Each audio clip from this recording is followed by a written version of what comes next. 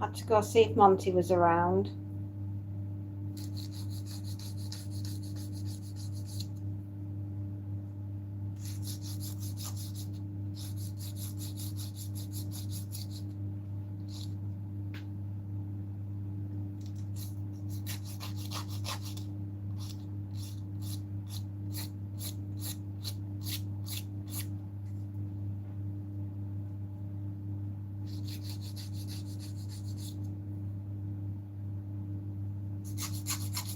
There we go. But I never thought you'd see me doing this.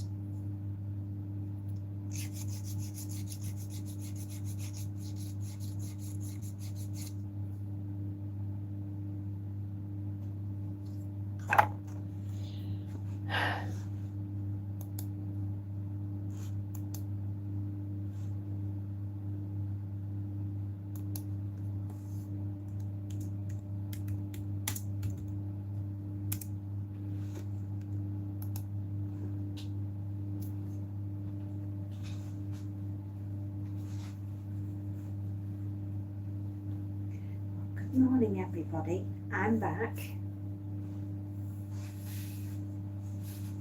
I had to nip upstairs, so I thought I'd turn it off for a few minutes rather than leave you on your own.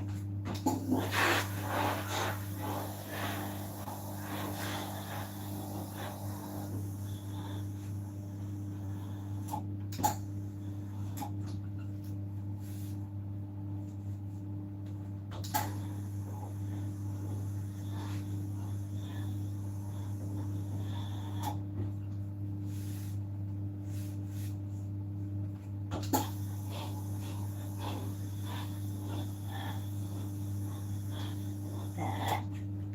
We're doing t-shirts and shirts at the moment.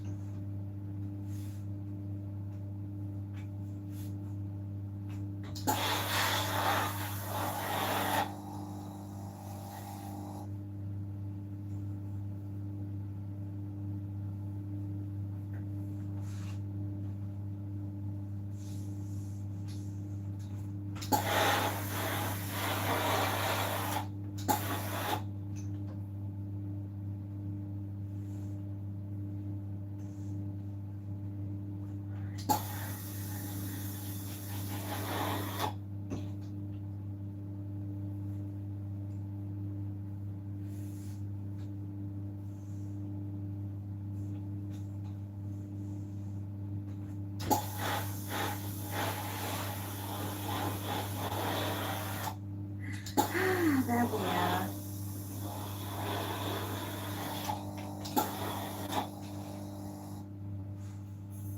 It's a bit of a sleepy Monday today. As Mondays go, it's very sleepy. I was up for 7 though, so I was busy and I've done lots of things around the house already. But now we're concentrating on sorting the customers, which is what we need to do.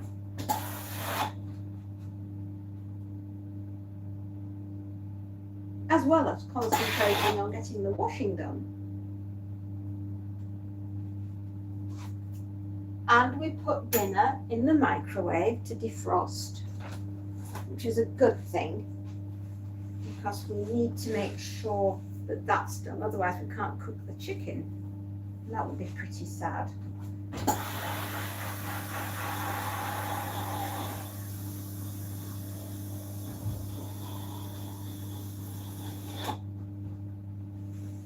And I was keeping an eye out for Monty, of course, because the weather's so awful.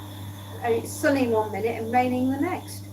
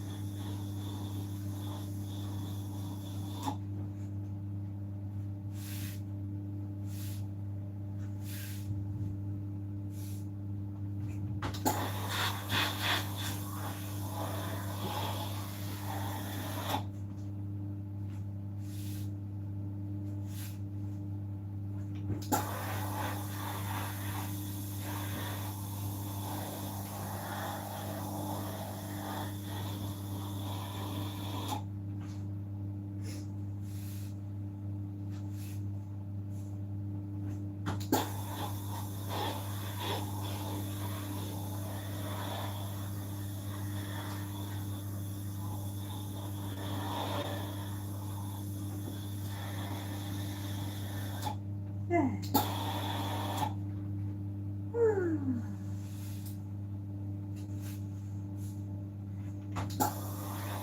I hope you've all enjoyed Halloween.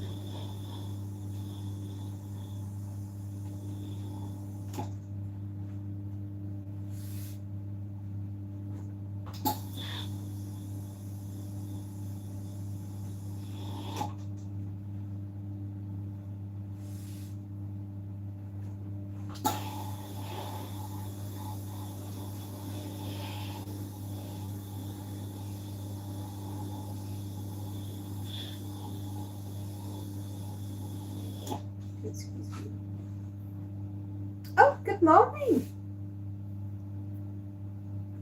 How are you?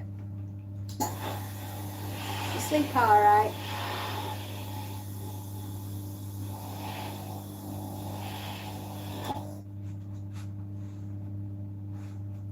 We're just doing the ironing. I bet you couldn't tell. How am I this morning? I am absolutely buzzing. It's quite an important week this week.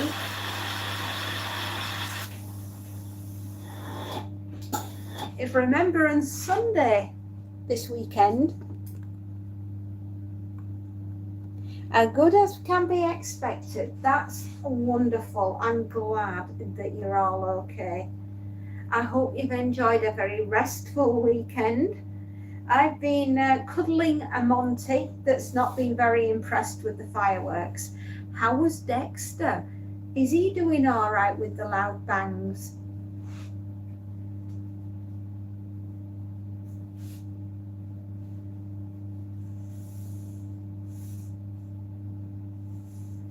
Monty doesn't like them. Monty's frightened.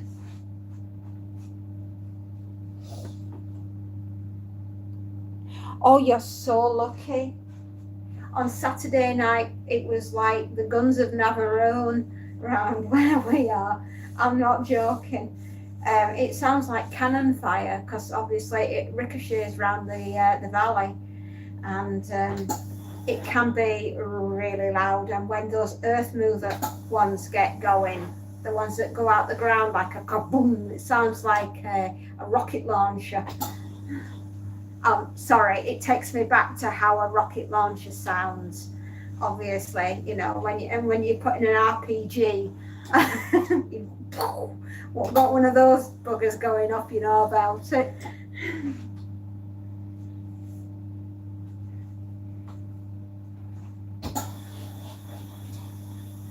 It's always fun trying to avoid them as well because they'll be coming back the other way. Or IEDs were always another good one.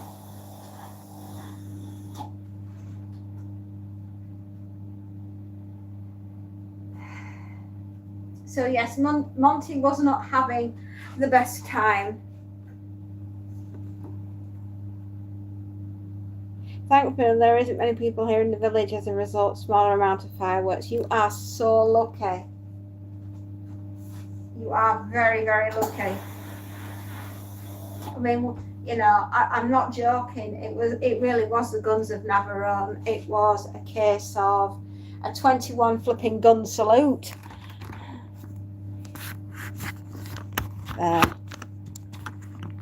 Sorry. Well, we are very excited here at Fairy Castle. Tremendously excited, in fact. I don't know of a day where I have not been this excited to be alive at any one given time. But we are. It may be howling and raining and the wind will be blowing like a banshee off the moors. What are we excited for? Christmas. Also, my little girl is coming home tomorrow and she's staying with us until Friday, and God, I've missed her.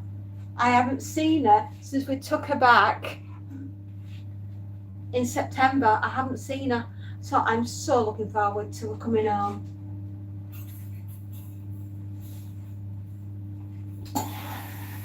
Even though she's a bit down in the dumps because things haven't been going quite her way. Don't worry, I said. It's just the universe getting ready to guide you in the direction that the universe wants you to go in. But try telling that to a 20-something that wants it right now and yesterday. Sometimes you need to listen to the universe and be patient. Your time will come.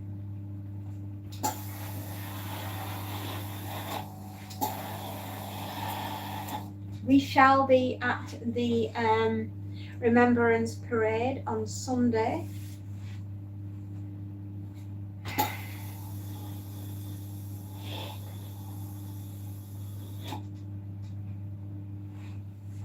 It will be lovely.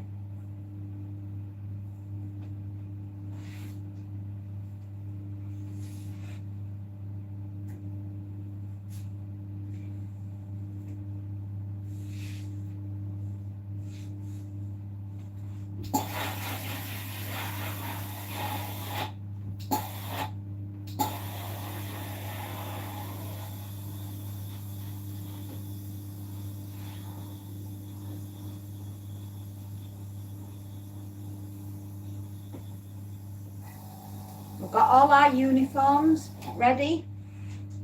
Well, except for me, I won't be wearing mine. Can't fit in it anymore. I'm afraid I've got too many funky chunks all around.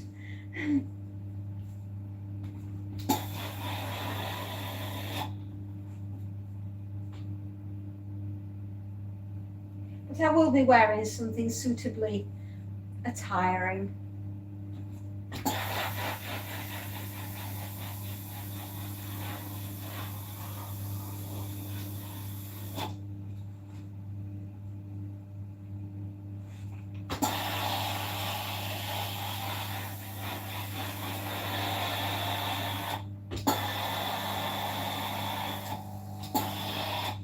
The main question we do have is, did you eat all your birthday cake?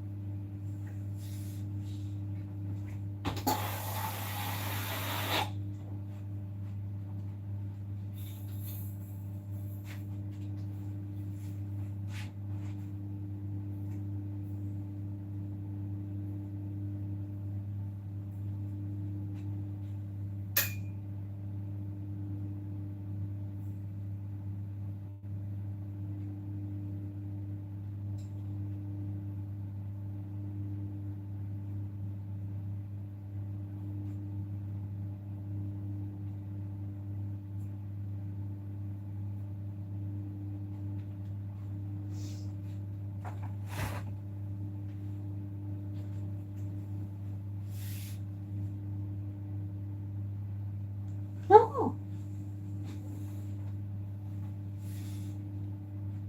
he's working in the real world for a change. Oh, is he?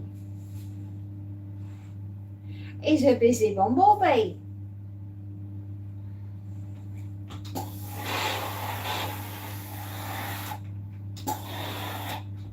You'll have to let Voodoo know that his ambient sounds that he did for Halloween have done very well indeed. He should be very proud of himself, because we are here at Fairy Castle.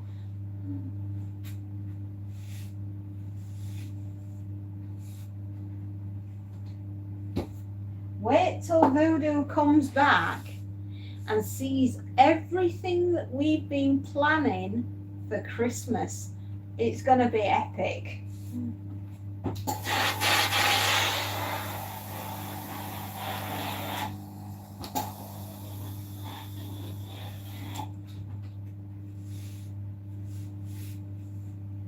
I should imagine you're very busy as well.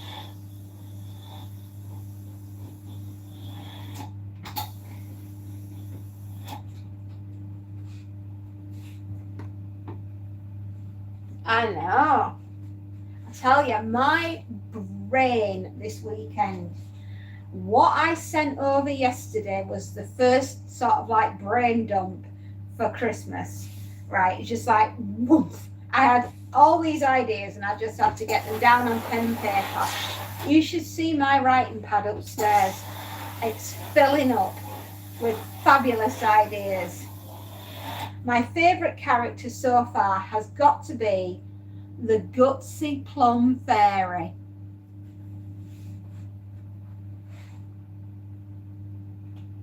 Oh.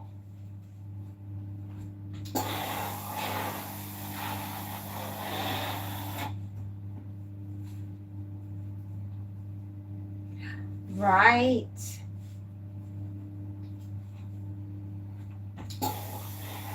What is on the loop stream?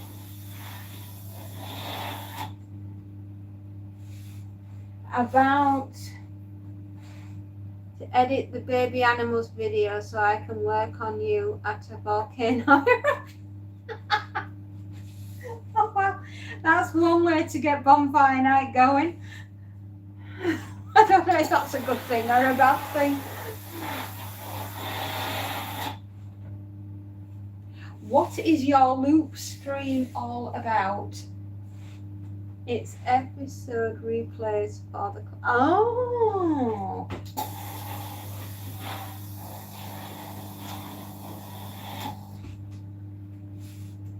Well, you concentrate on doing that then, my lovely, because that's what pays the bills.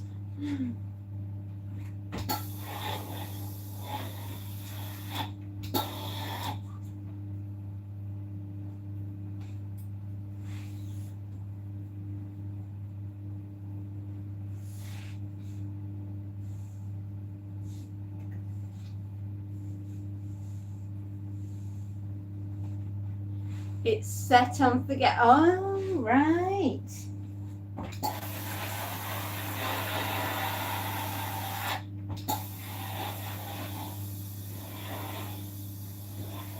Well, with the magic silver dream machine, it must make life a heck of a sight easier.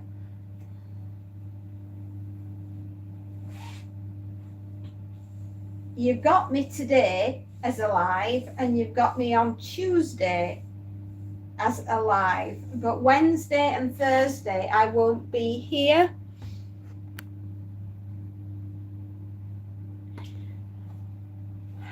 Well, that's what the machine's there for. If I can get on at all on Wednesday, I will do.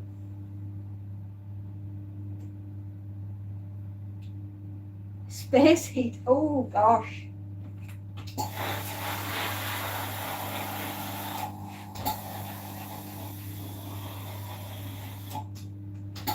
Well, you'll need it like today's the day. So I'll be here today, I'll be here tomorrow, Wednesday and Thursday. I'll do my best, but I might not be on because my daughter's home and I desperately want to see her.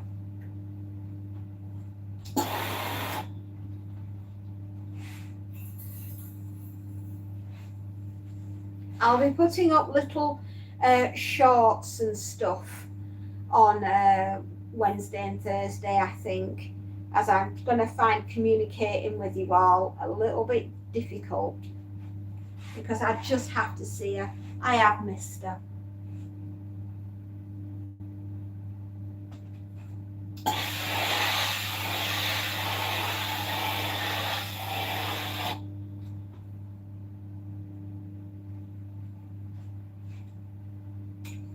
So I'm very sorry if the hours suffer because of me not being there. We lost 8 hours today. We went backwards today. So we might go backwards all week, and all those gains that we made to get us to 2,000, she does a little. At the moment, I'm still persona non grata. But I have to make the effort. She's still mad with me for whatever reason. Breathing, probably. I'm just apologising anyway for not being around. And all those gains that we made to get us to 2,000 hours, we may lose them all this week, is what I'm saying. So I apologise for that too.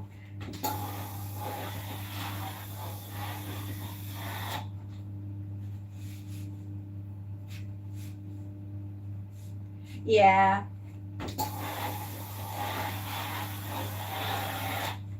It's just that you put so much effort and energy into getting me to where I am, and I feel a bit guilty if I can't hang on to the hours.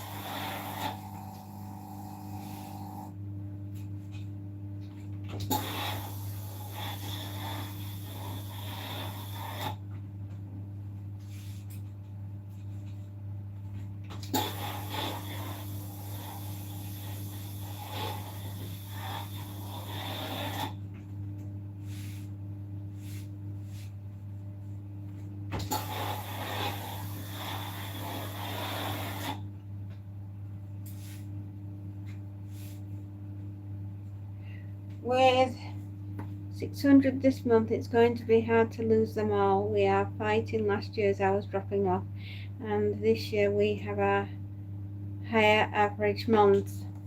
Yeah, we do. Well, it's November, isn't it?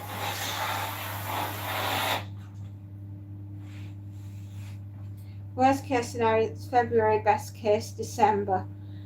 Well, there we are. But I'm still aiming for December, definitely, if I can. It's a biggie. It's a big ask. I don't know. It just depends on the content that we manage to get out, more than anything. Oh, can I ask, what did you think about the ideas so far? Do they sound ridiculous? Because if not, if they do, I have more where they came from.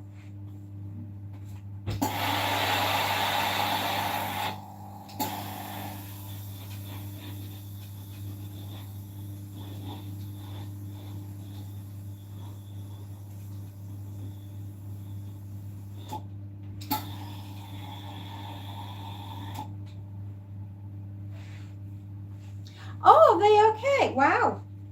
Thank you very much. I'm honoured.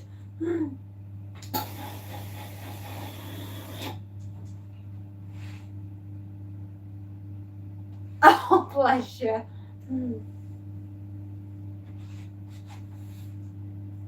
That will be really good. I know that that's going to be an absolute banger, an absolute winner.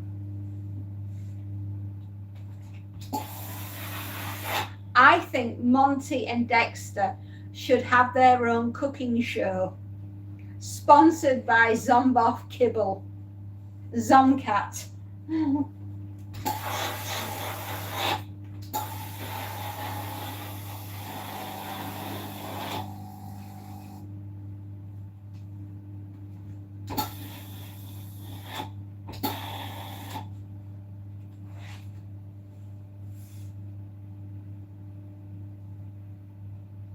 See, we're all so flipping busy. We're amazing. We are an absolute team.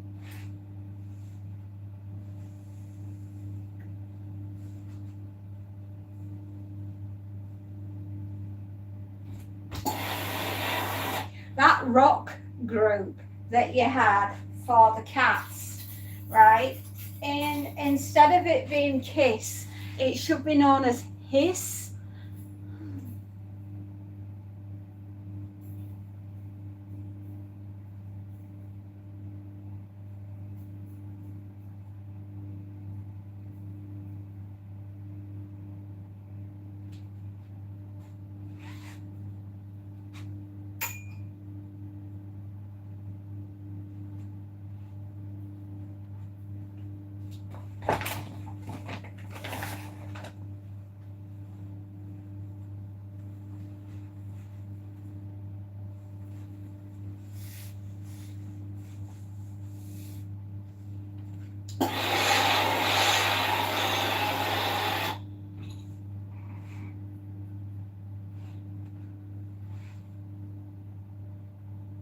How do?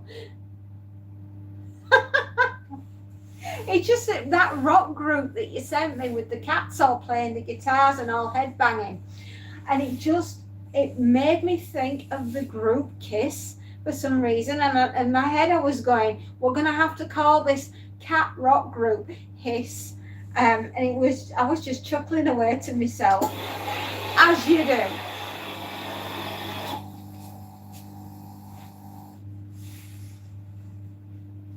I must say, I was very impressed with what I've seen of the cats. It just made me laugh.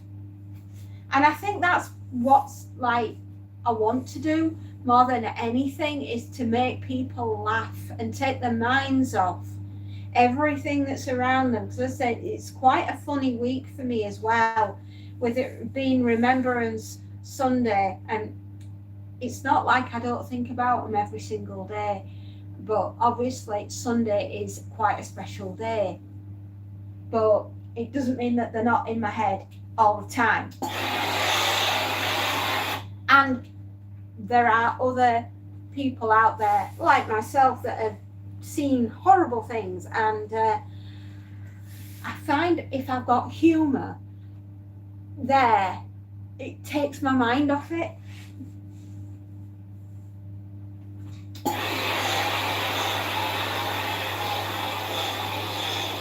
It's a funny thing.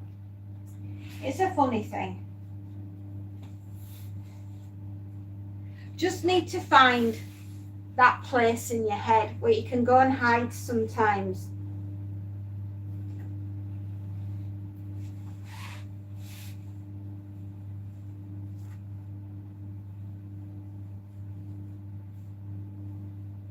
Which is why I'm kind of glad that she's come home this weekend. Well, just for a couple of days. Takes my mind off things. Also, it might be good for her because she's had quite a lot of stress recently.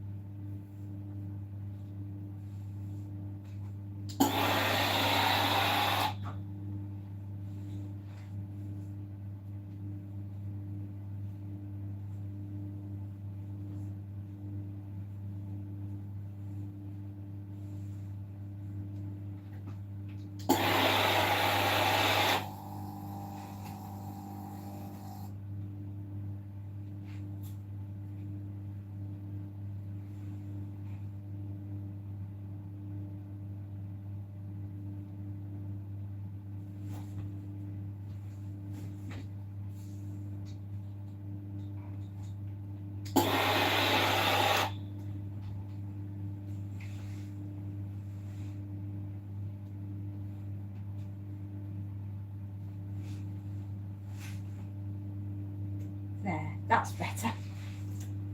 I'm a bit of a perfectionist, and creases need to be correct.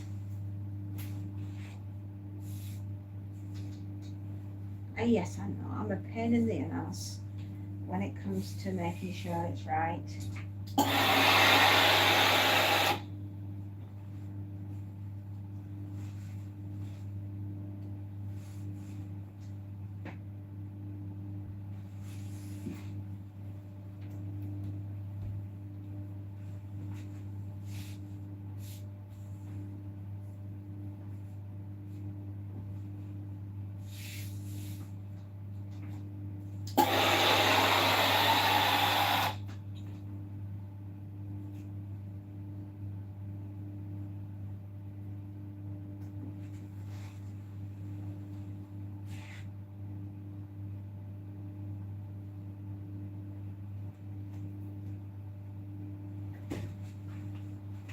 There.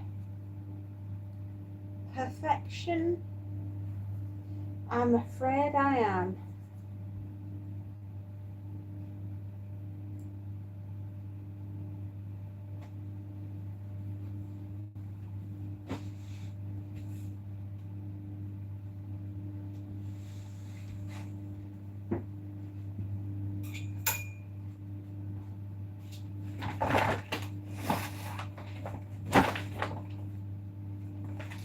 Crikey.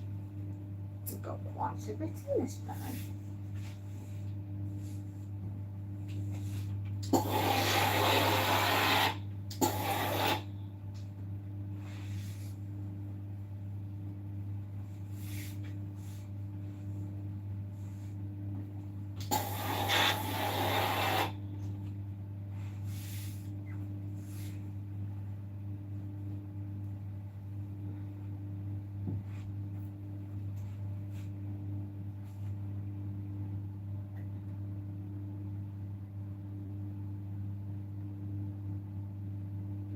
Oh yeah, absolutely.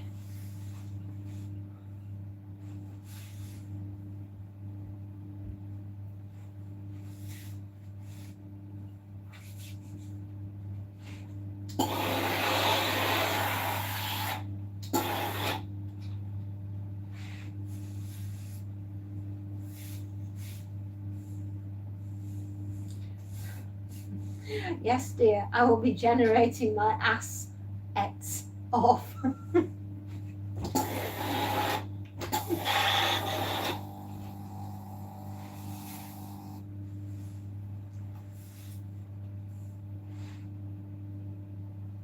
Oh, bless.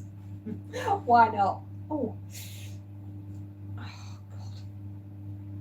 Do you know, my body today is regretting its life choices that it did a while ago, a few years ago. This aches constantly at the moment with the cold weather. My shoulders from being thrown around.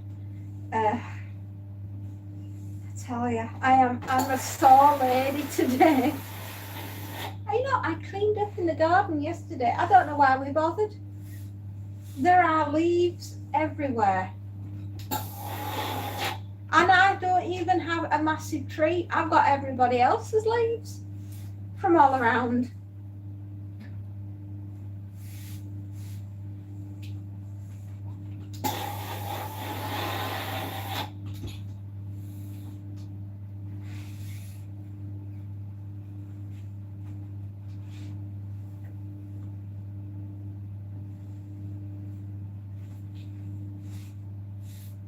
Have we lost Voodoo for the day, the week, the month? Has he run off to the Scottish Highlands? Has he been eaten by the Scottish Highland beast? Tune in and find out. Will we ever see you again, Voodoo? I don't know.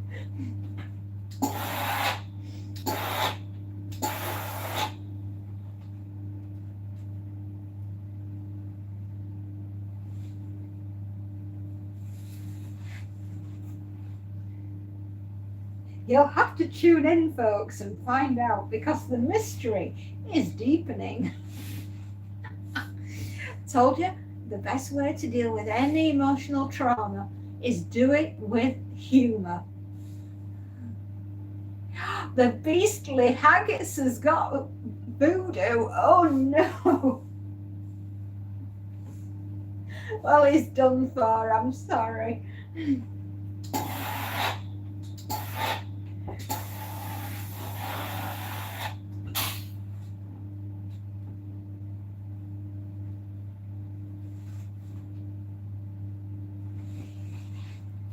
Vicious little buggers, those. Oh, they are. They are wild and untamed, and they know the Highlands like the back of their hands. And quite frankly, if you can't run, because those things can really move. Oh, when they get the wind up and that's it, they're off. Them haggises can cover a mile in 30 seconds. They're vicious. They've got lots of teeth and they can play the bagpipes at super speed, which is quite terrifying.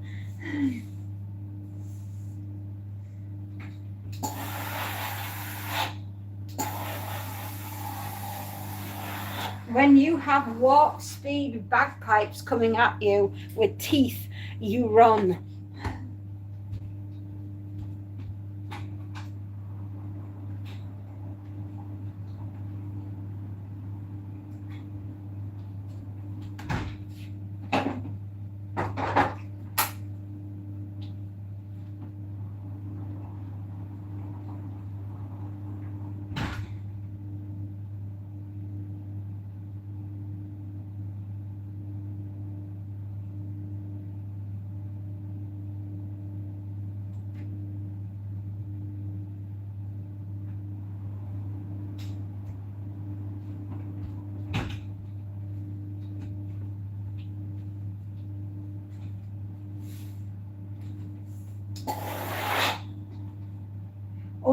is, they're not very big. So the only thing that can really attack are your ankles.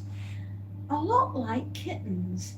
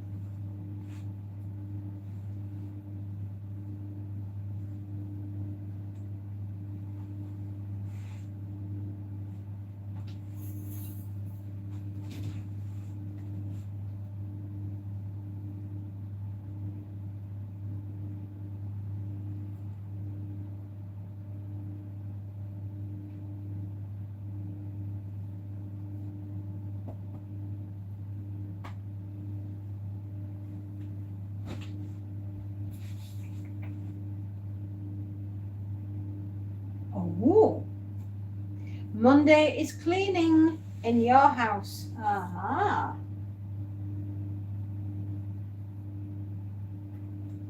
Well, it needs to be done. Nobody can live in a dirty house. It needs to be sparkle, sparkle. That's my nickname for Monty. I call him Sparkle Thoughts. Well, he had wind yesterday, okay? So, you know, you do what you do.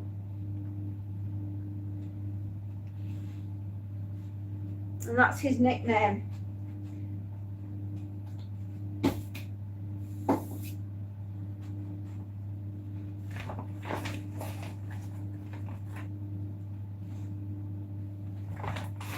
Right, we've got 1, 2, 3, 4.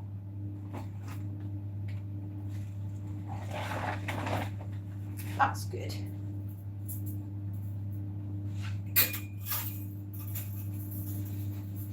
5.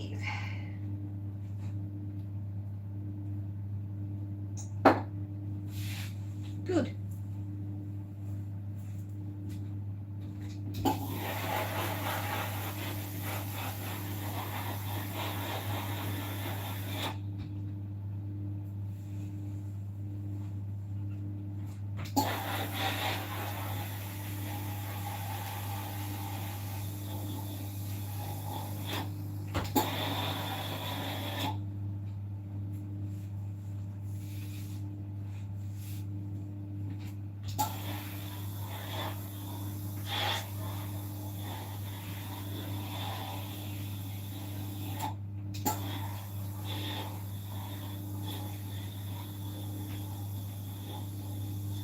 So, with it being Monty's second Christmas, and he's going to be 2 on the 1st of December, and with Dexter, this is his first proper Christmas, which I think is rather exciting. I wonder if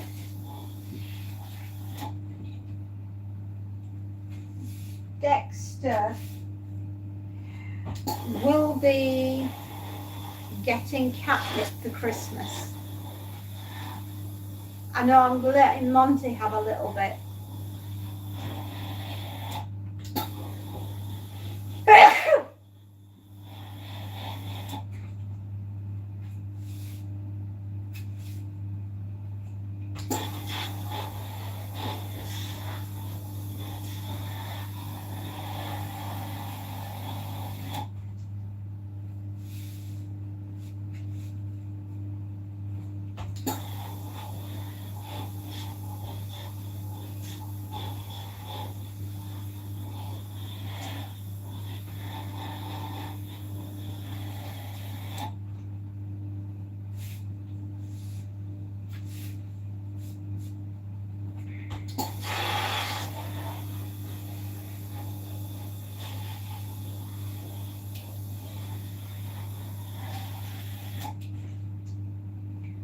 Oh, achy hands.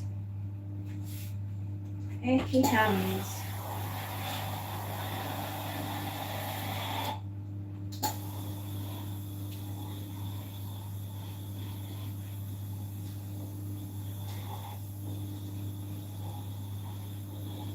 RC.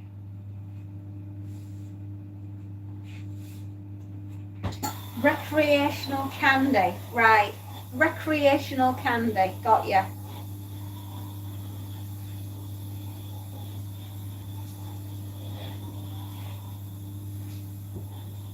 That sounds actually really good.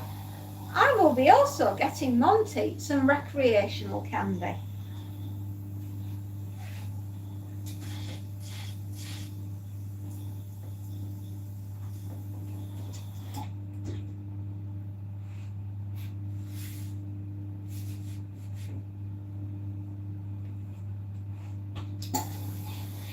Oh, not the other thing. I'm so...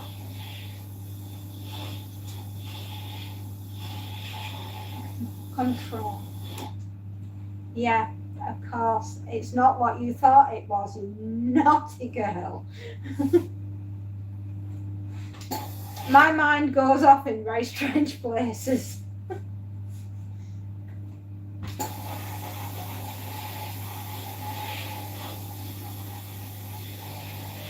Oh, yay.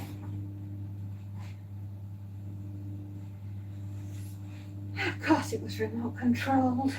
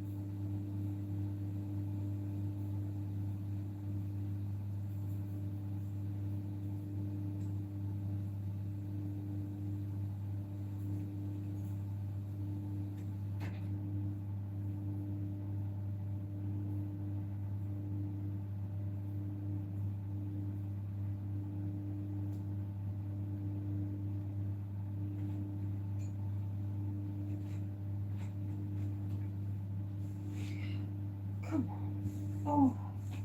Oh. There. Slightly awkward, but we can sort it.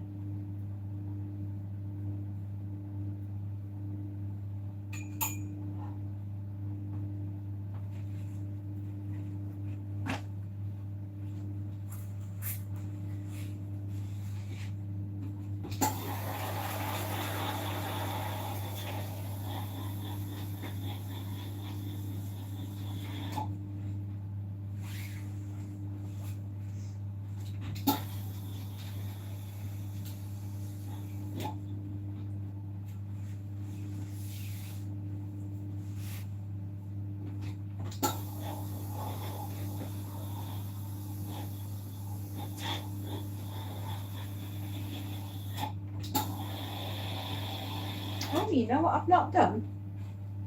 I know. I'm dead intelligent, me. I forgot to turn printer on. I mean, now I thought I were going to do invoices. I'll never know. Chisel them out on pieces of slate, I think.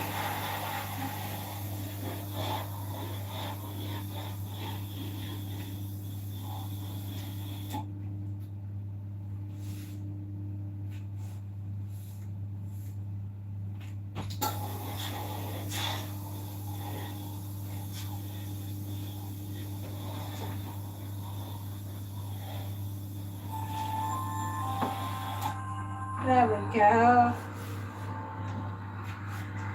And we have a life in a sprint and go.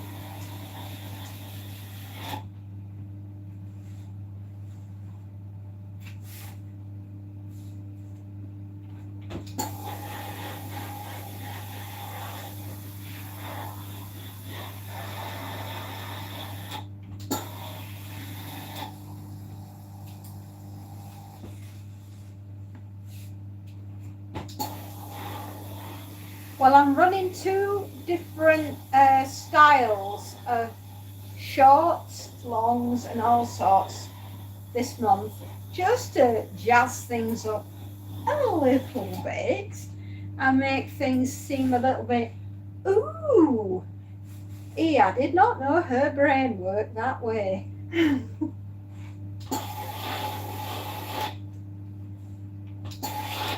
We're going to be, hopefully, if you liked, I did not know her brain worked like that. Well, there we are. If you liked the elf thing that I did, I think we should start with that maybe Wednesday, if you're okay with it. Just gives me a couple more days to get some more. Just tell me if they're a little bit close to the knuckle, and I might make YouTube cry, because I don't want to do that.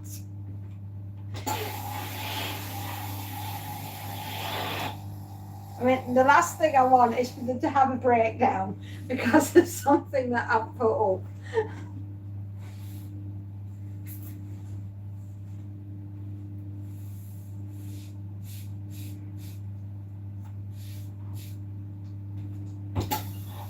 If you know what I mean.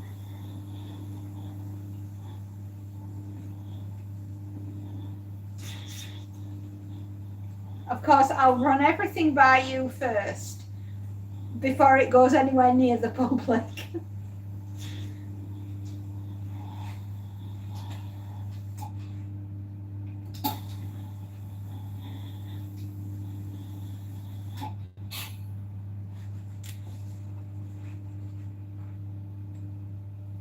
Oh well, then they might care about this.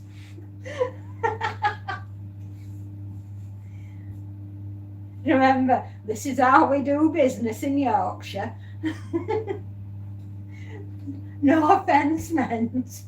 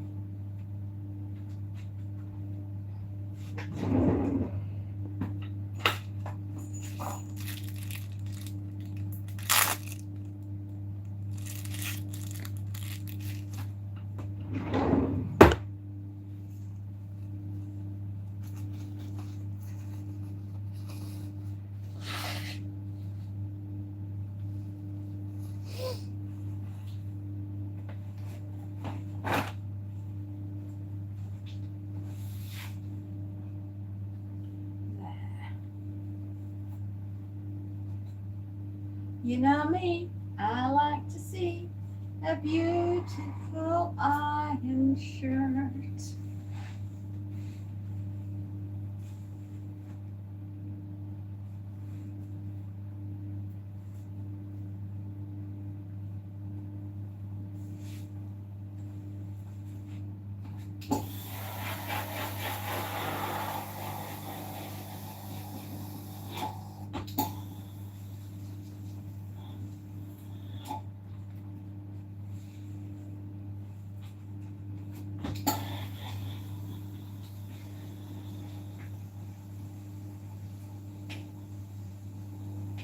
Oh, I spoke to Alan the other day, and good news, it seems that the sales of his books over Halloween really improved, properly improved, which is wonderful. And his ghost tours, he was incredibly busy, which is why we hadn't seen him towards the end of the month. So well done, Alan. But he's done exceptionally well, and bookings really improved, which is really awesome. I'm absolutely thrilled for him.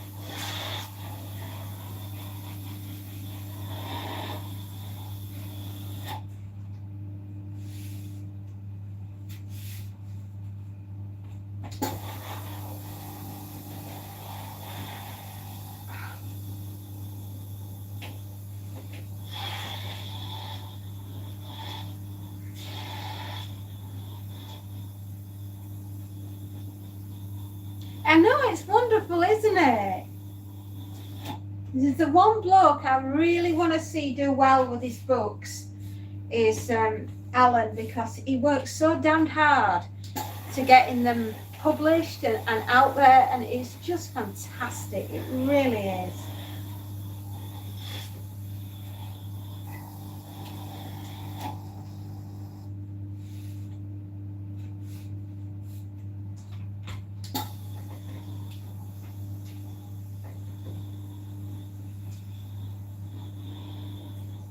And our channel got a shout out on another channel, so well done us for that too. Yeah, it's Survival of the Walking Dead.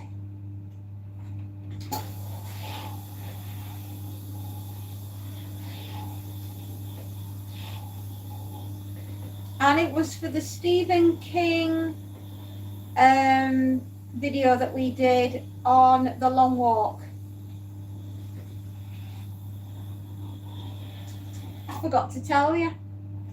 Oh, and I got the statistics came in this morning for October, and this is the month where we've had the most views ever since we started the YouTube channel nearly 2 years ago. October this year was phenomenal. I think we had something like just under 1,500 likes for all the videos that have been put out and all the work that was done. So that is amazing. In the last 6 months, which was from May to October, we've done 1,640 hours or something in the region of that in the last 6 months, which has just been amazing. We are 30 hours of 2,200 hours, which leaves us 800 hours to find to get us to 3, which has just been phenomenal. And it's down to you guys. It really is. It's, you know, I can only think these ideas up, but without Creative Media Madness, it would not be up there on the silver screen. I can only think these things. I can't make it happen. And that's down to you guys.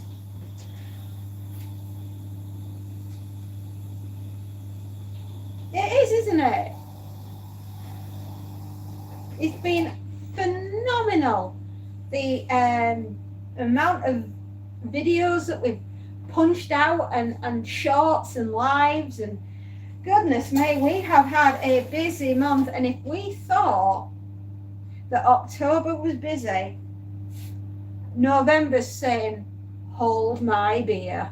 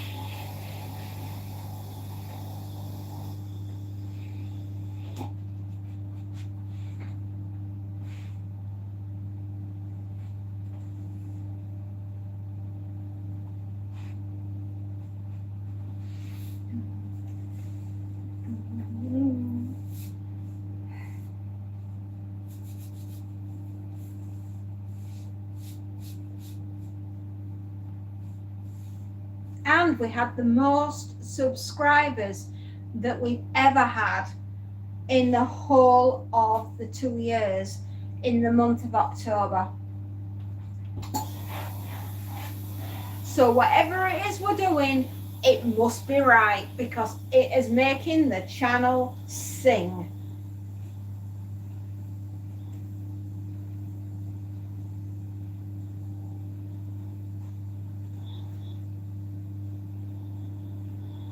And if that don't make your heart happy, oh, I don't know. I hope it does.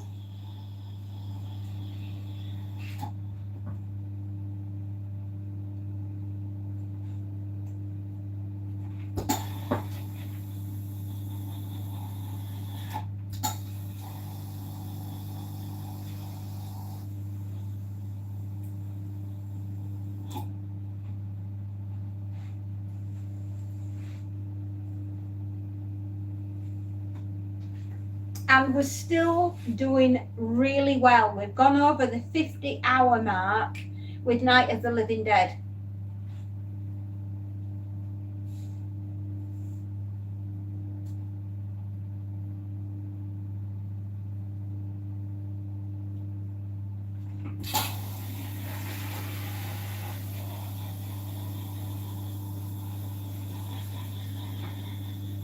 And I think it's over 500 views now.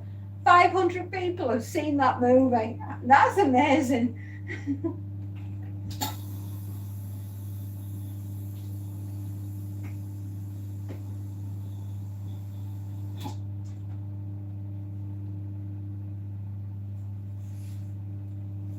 You should be very proud of yourselves. You did a phenomenal amount of work. It was amazing. And the thing is, it brought a lot of joy to a lot of people, which is what we wanted, right?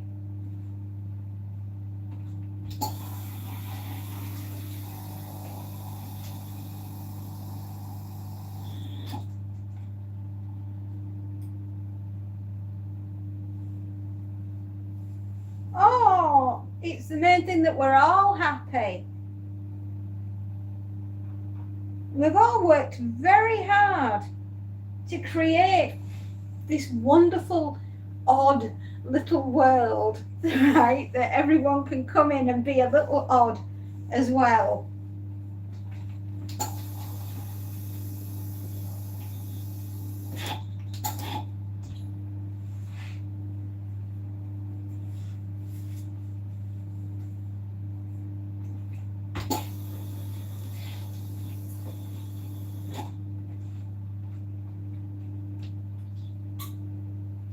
I like being a bit weird, a little bit kooky, a little bit not what you expect.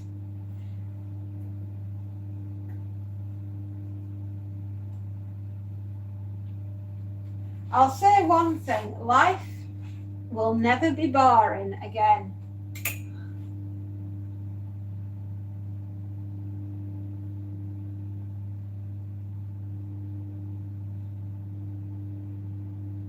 And I'm doing absolutely anything and everything this week to keep my mind off things. It's absolutely imperative that I keep my mind off things this week.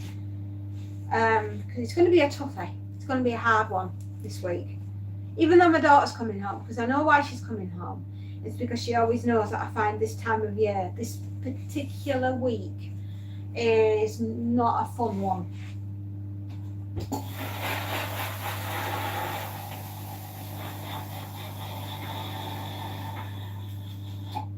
So that is why we will hide behind humour and spooky things and ooky things and downright disgusting things.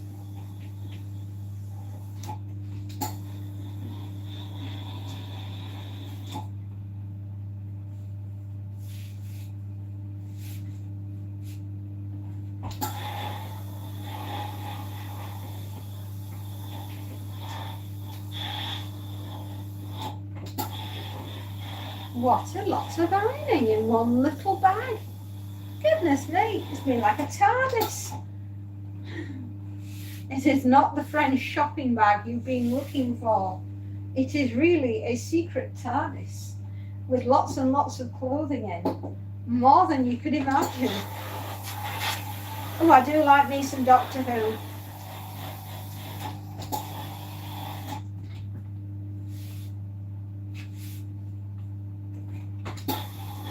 Do you know what? If they could invent the USS Enterprise and beam everybody, right? We could be beaming parcels and beaming, not like David Cronenberg. We don't want to be like Fly, because that would be tremendously horrific if suddenly the pod opened somewhere and whatever it was that you tried to beam came out and looked like Vincent Price. That would be, or should I say Jeff Goldblum.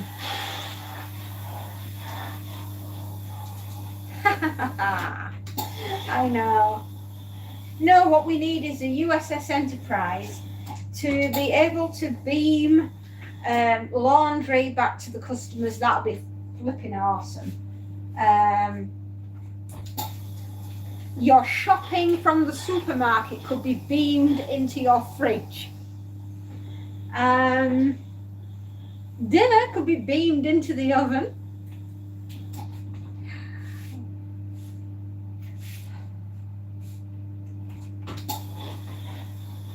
You could make an electromagnet that would clean the floors, the walls, the windows, and perhaps if you just wafted it over the washing, you wouldn't even have to put them in the washing machine. You could just beam the washing. Young designers and entrepreneurs of the future, I am giving you these ideas for free. It is up to you to go out and to make it happen. Signed, One Grateful Housewife.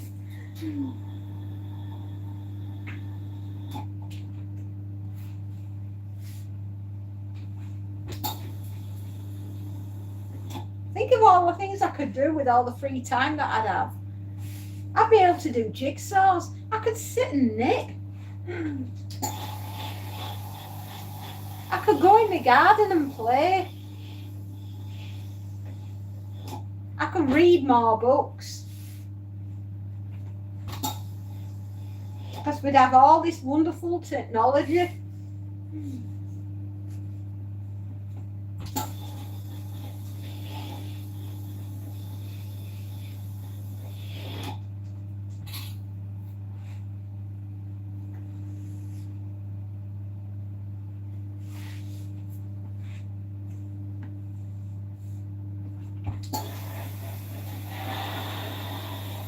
It's saving all the traffic jams on the roads.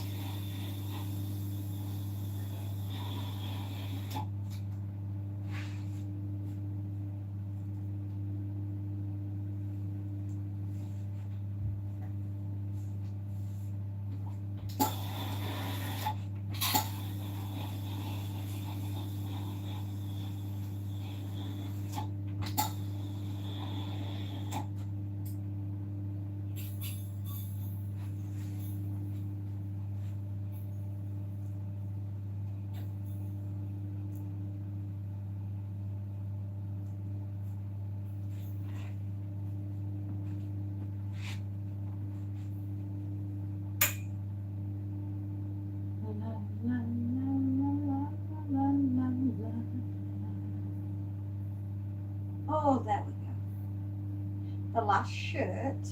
Now we have to do a pair of jeans and then we're done. La la la. Da da da da da. And then that's the first customer of the week finished. Will get us.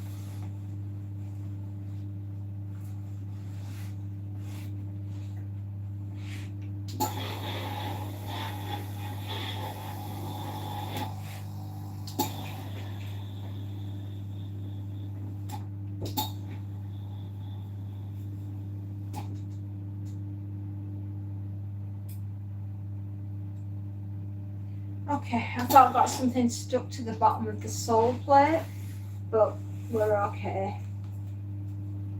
That's why irons will always go to heaven, because they have a soul.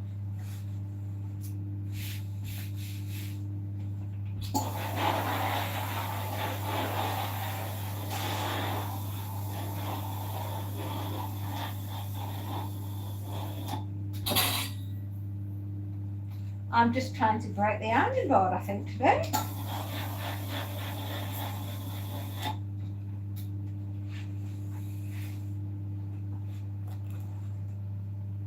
Pika, no, it's okay. I still can't call you Pika. You have to be Beefers, because that is the only way I can remember who you are. So I will always call you Beefers, because you are the person with many names, but to me you are Beefers. Oh. Are you still on school holidays?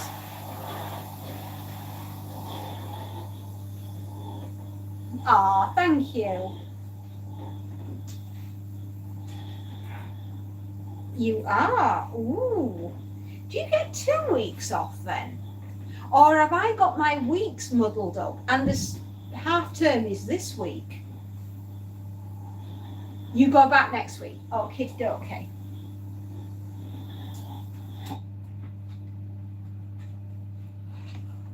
Cool kid. Hello. Hello, cool kid.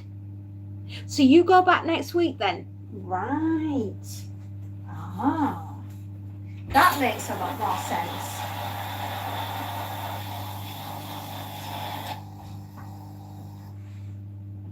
That makes way. Oh, it's Bobby. Hello, cool kid. Sorry, Bobby. I will call you Bobby and not cool kid. So you did extremely well, I believe, with your loot for Halloween. Going out and getting all the sweeties in.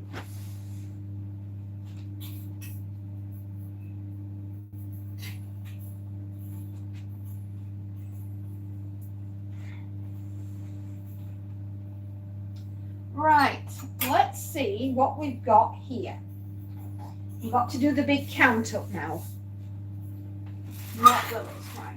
1, 2, 3, 4, 5, 6, 7, 8, 9, 10, 11, 12, 13, 14, 15, 16, 17. Righto, everybody. 17.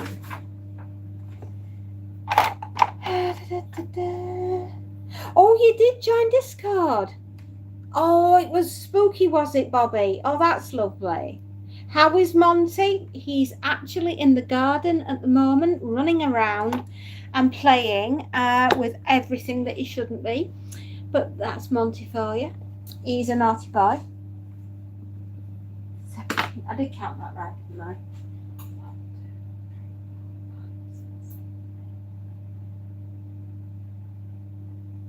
Yeah, I did.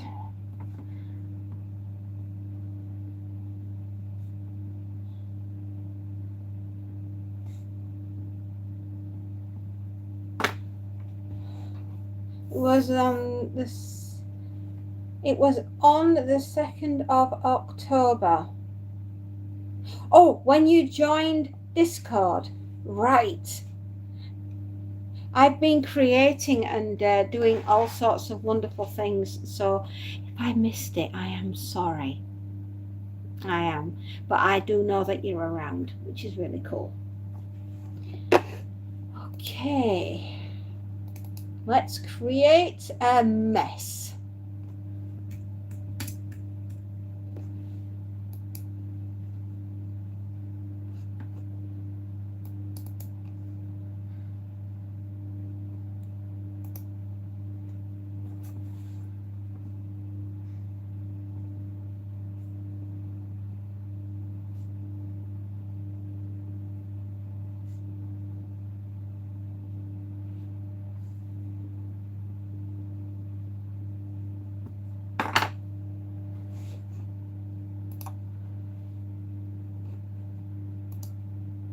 Okay, right, back in a minute.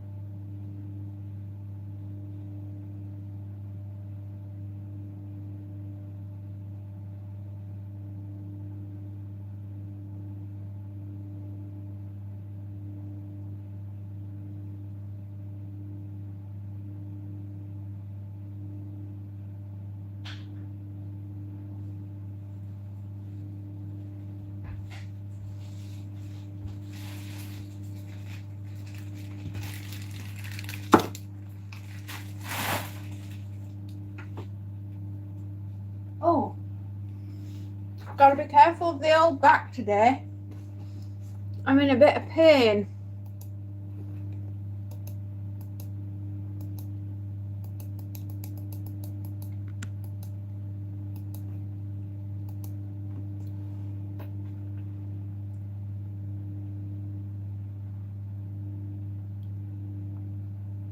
Do I know?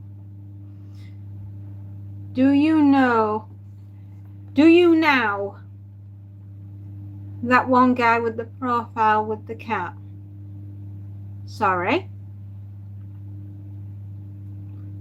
Do I now? Do I now what? Oh, you had to go do something. Me too. Yeah, me too. Don't worry about it. We've all got to work, sweetheart.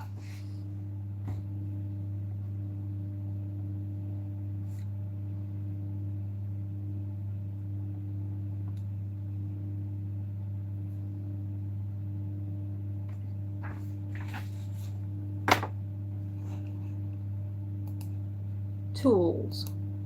Back up. Back up now. Are we backing up? Yay!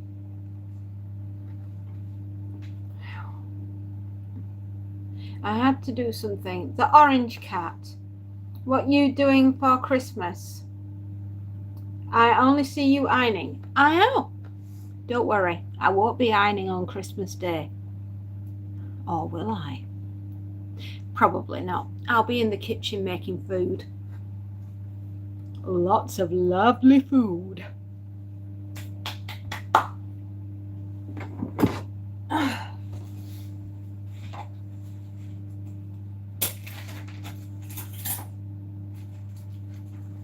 I will be doing many exciting things up towards Christmas. We have got so much lined up for you guys. It will make your head spin. Quite literally. Okay, 1, 2, 3.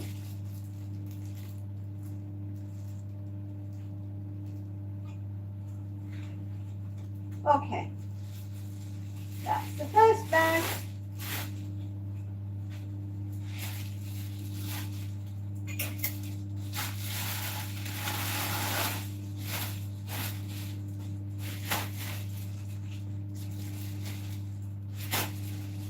Yes. No, I won't just be ironing. Well, I mean, I'm ironing now, but I will be doing other things. You know, we've got quite a lot lined up for you guys. We really do. We've got some absolutely minted surprises for you, some of which are sneaking out this week.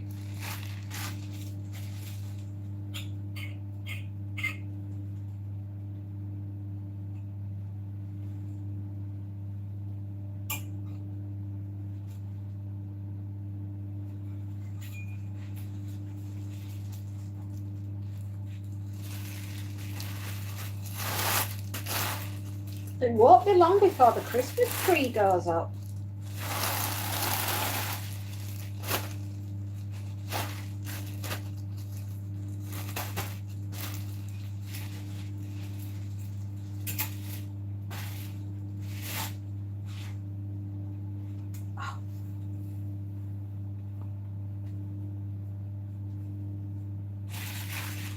You might think you only ever see me ironing, but I do other things.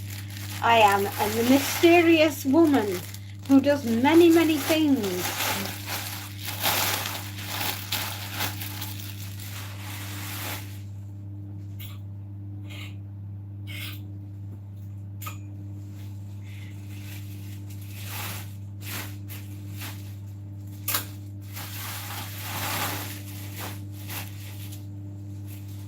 I am very secretive, Bobby.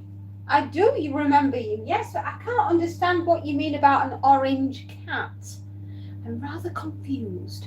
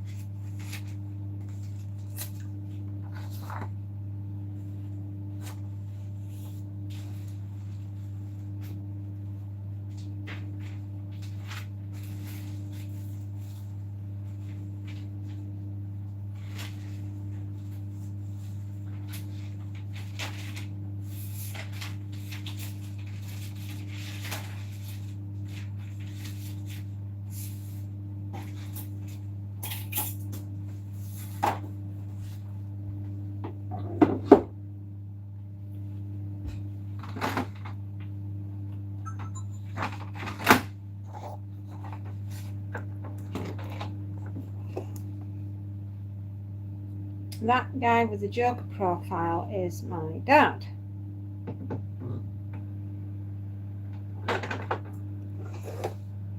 You're making things very difficult for me, Bobby.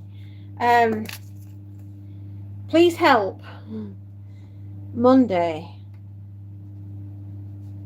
the 3rd November. Gosh, that feels weird.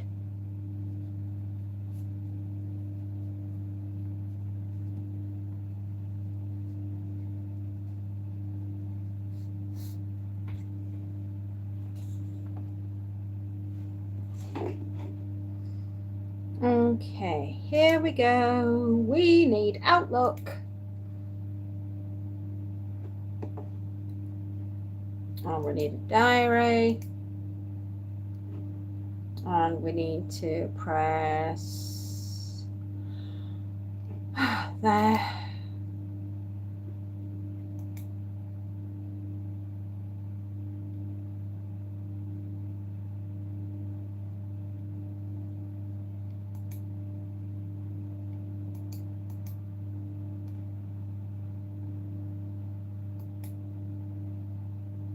There we go.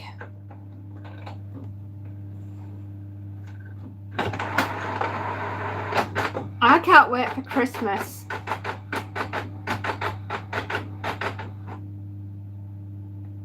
Go on, back the other way.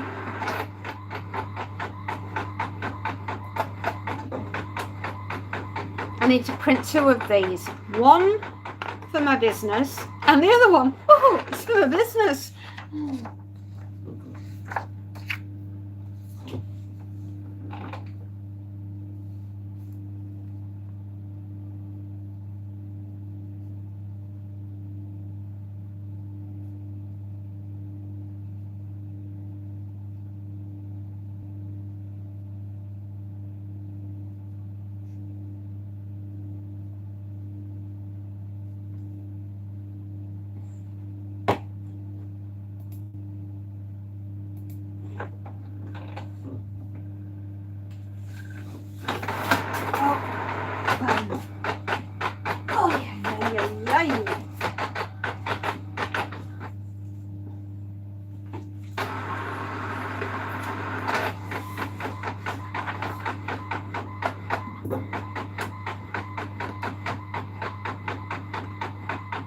Okay, Bobby, I can't wait for Christmas either, but you've got me a bit confused. Who's the Joker?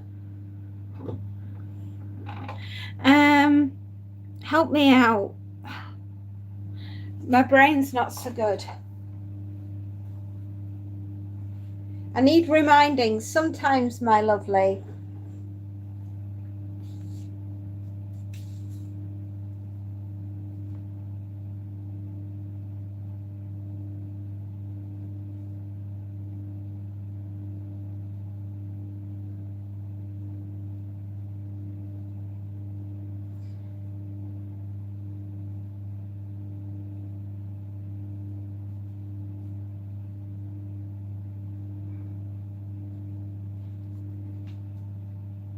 Do you cook? What? I don't understand. Can you please explain? I don't understand numbers. What's the message you're trying to tell me, Bobby?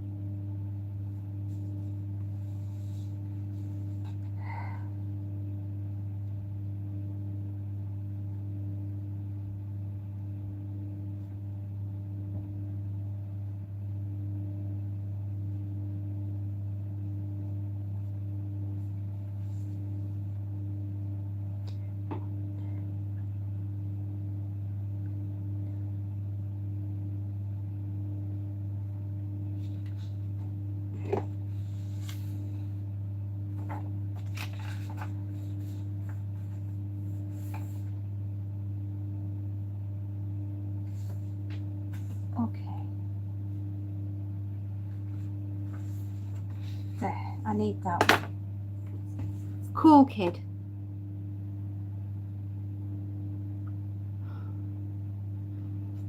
Unless you can start making me understand, Bobby, I'm really going to struggle here. I'm really, really sorry. And I don't mean to be disrespectful in any way, but I'm struggling a lot with, I'm getting half, I don't understand your messages. I'm so sorry.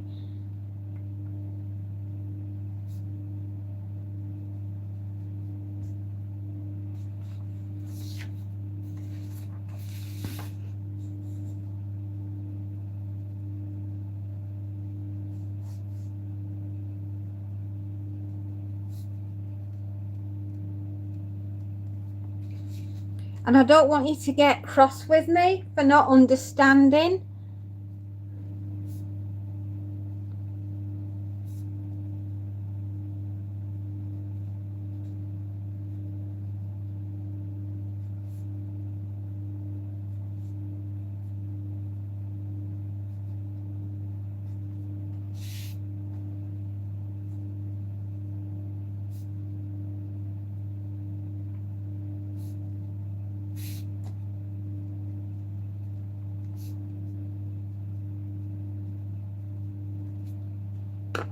It doesn't matter. Oh, okay. I'm very sorry for not totally understanding.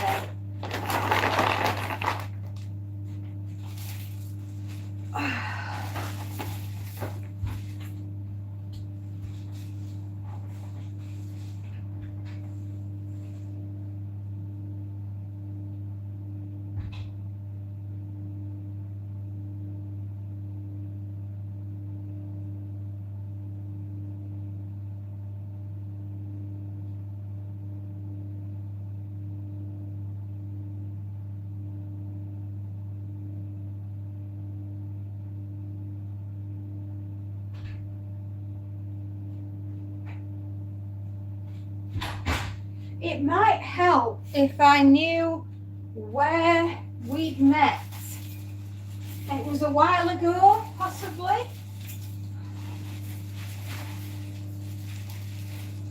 Okay, lovely.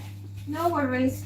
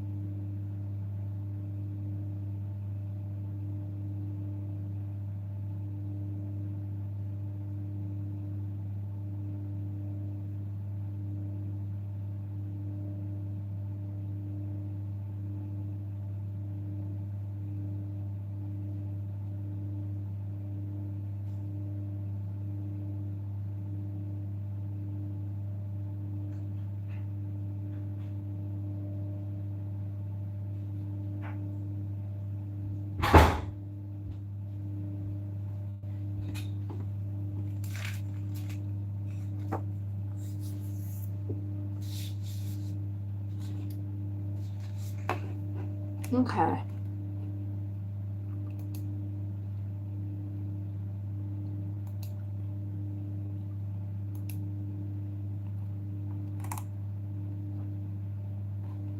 Right, we need to cancel that.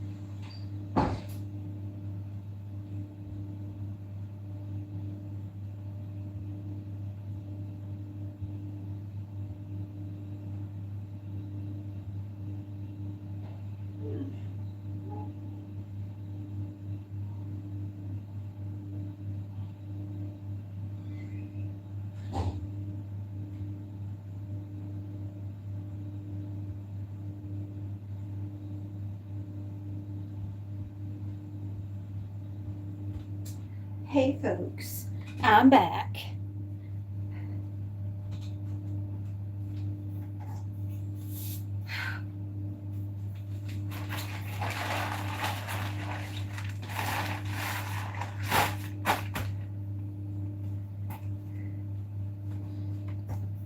I'll pop those there. I'm confused now. I need to know.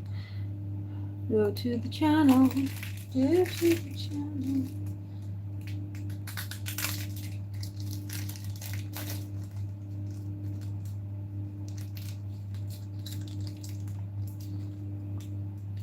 Ah, that's who we are.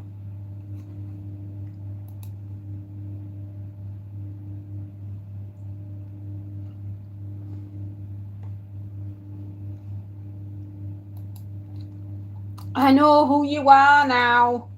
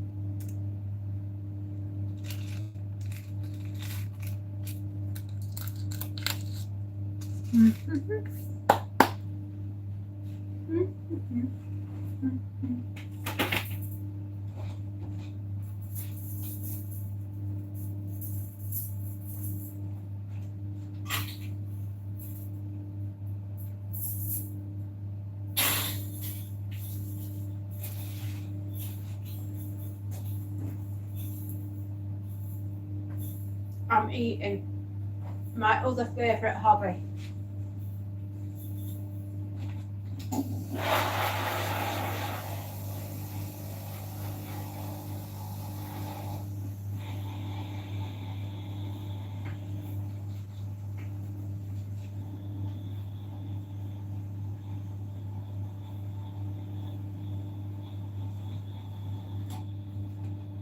Well, it is 12:30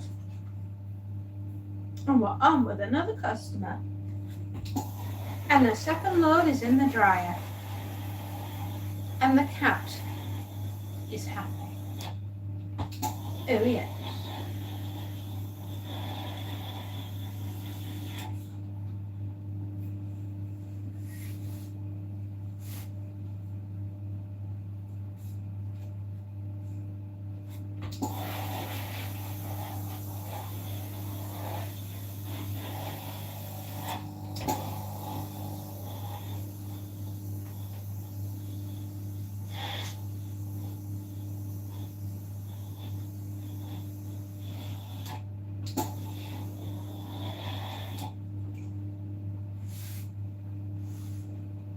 Great, we've been going for over an hour.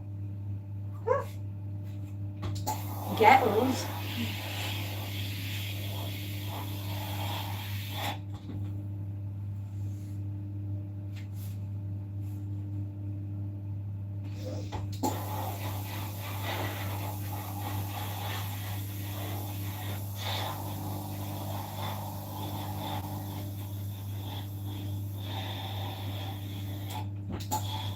The thing is with me, Bobby, you need to remember I'm an old lady and I have a lot of things that I need to remember. And my memory is not quite what it was as a young woman. But it's lovely to see you. And I hope you're enjoying your half-term holidays.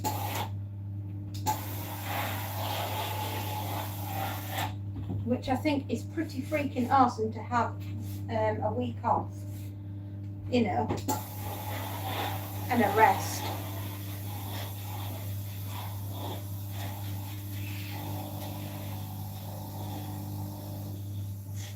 Well done, you lot, for having half terms. Wish I could have one. I miss school. I miss school for the holidays.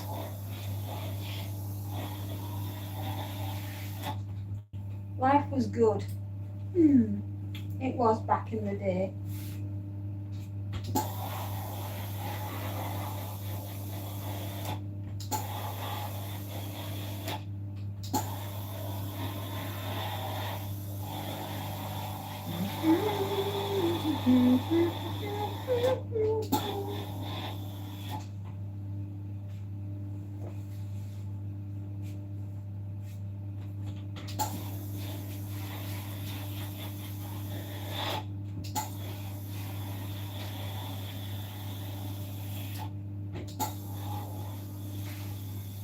Well, in answer to your question, beefers, I will be doing an awful lot of stuff for Christmas, of which we are just starting to dip our toe into the waters of Christmas, having only just finished Halloween. I'm proper dizzy.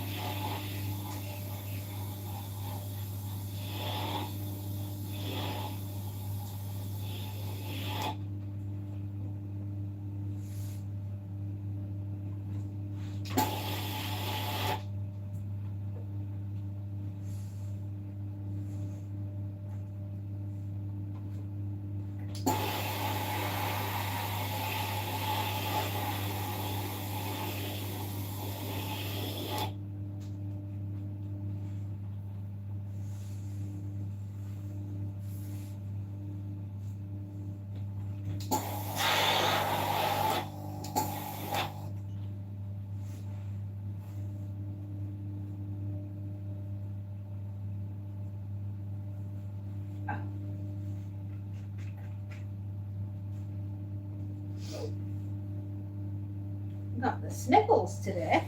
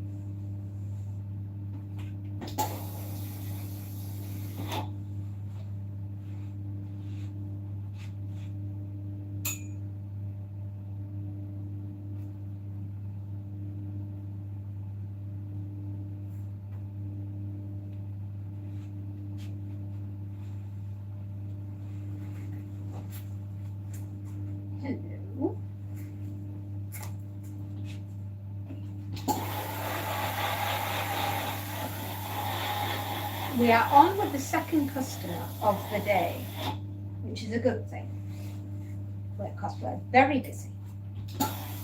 Very busy ironing and swapping of washing.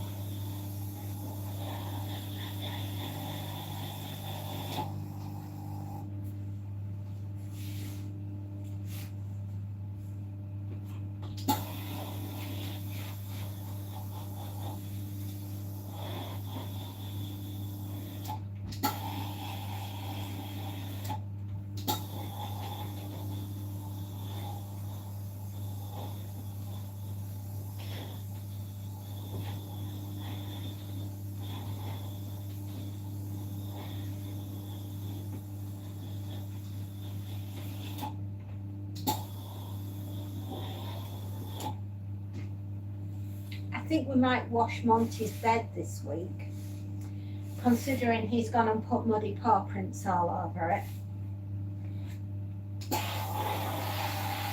He's an absolute delight.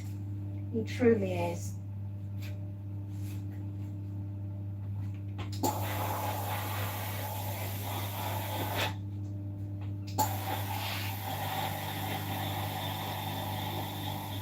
That's at Monty's for you.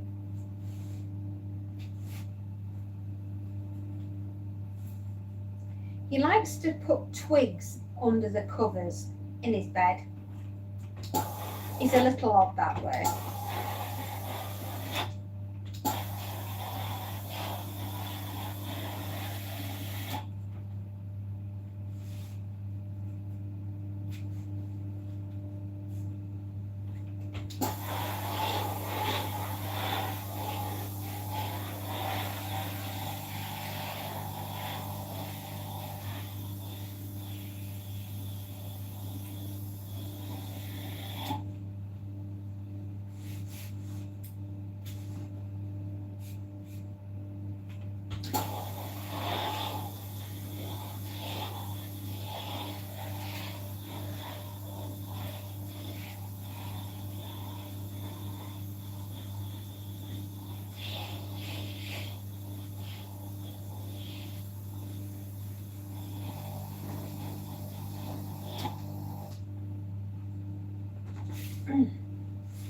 Blimey.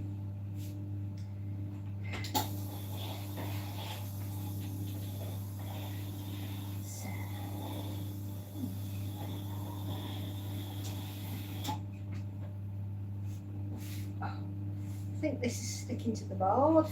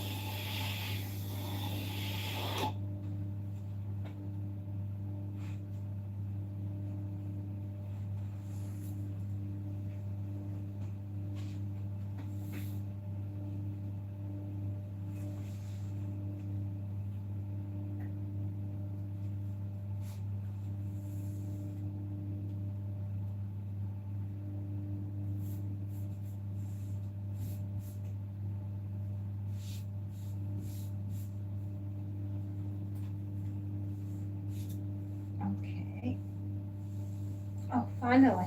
Smooth. I didn't think it was going to lay flat.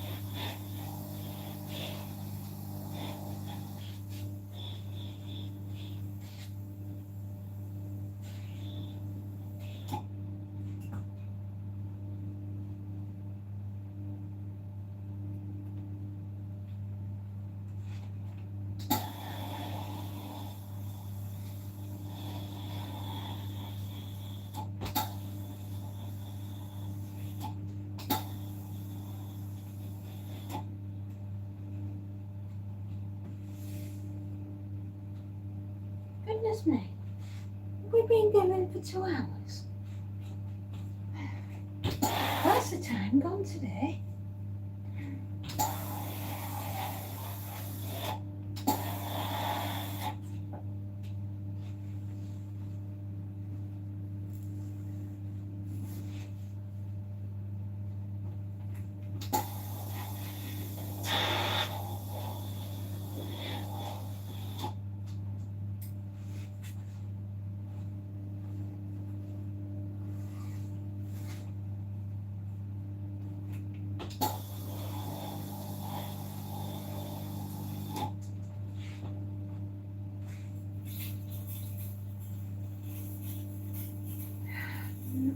Come on, come on.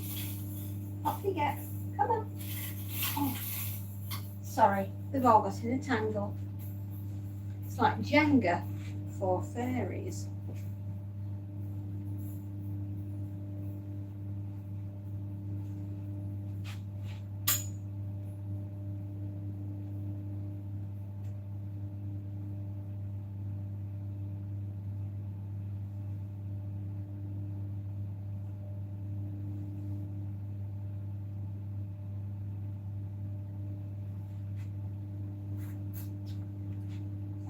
Much better.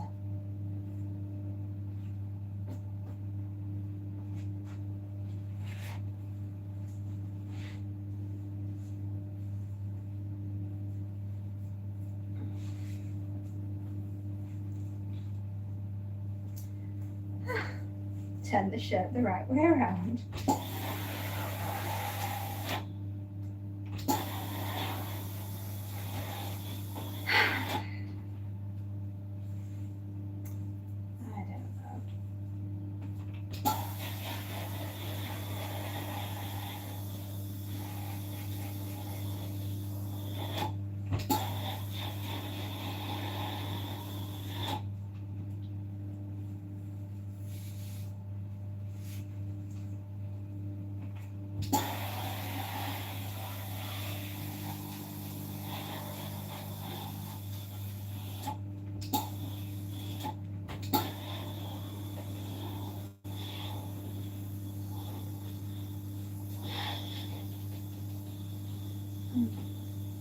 Aching.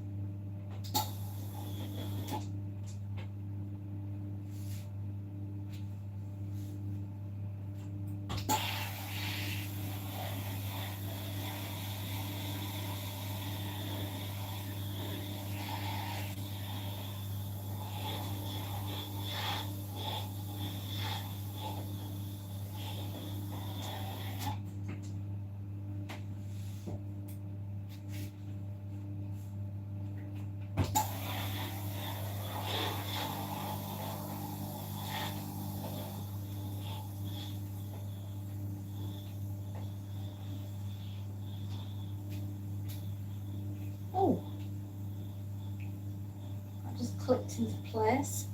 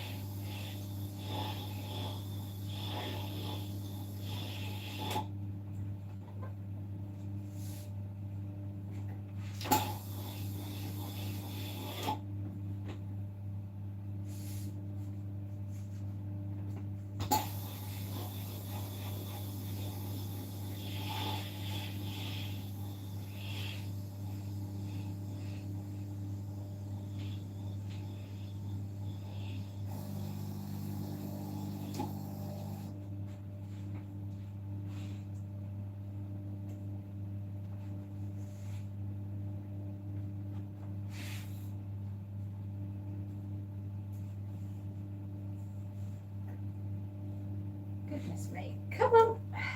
Lay flat. I wasn't asking.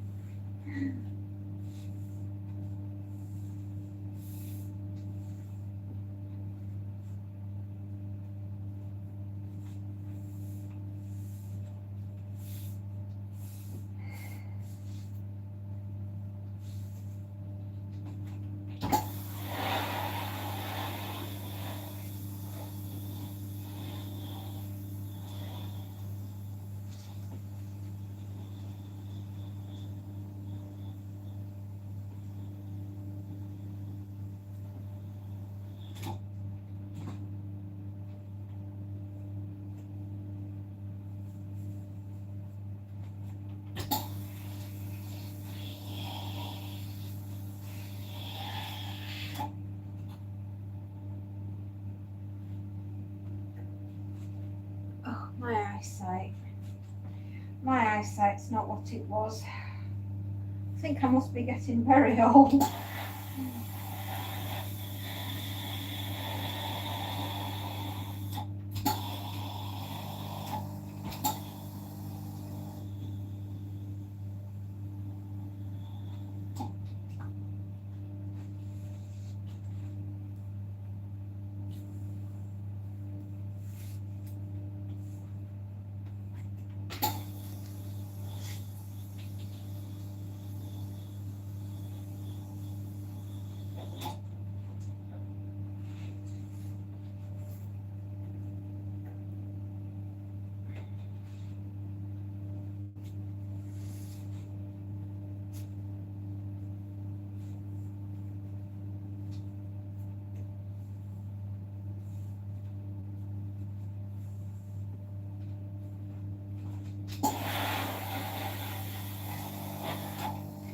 one thing's for sure, I don't want to be out late tonight.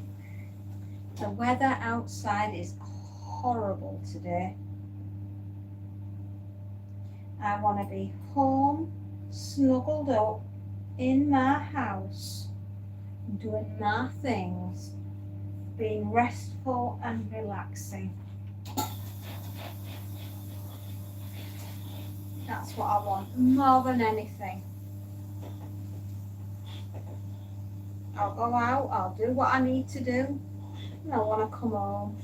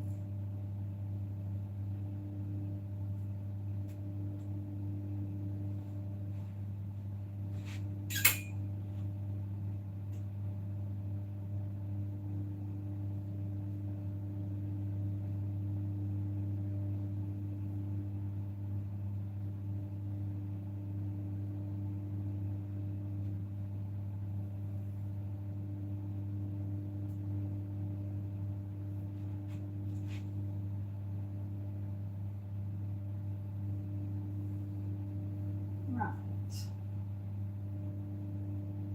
That's better.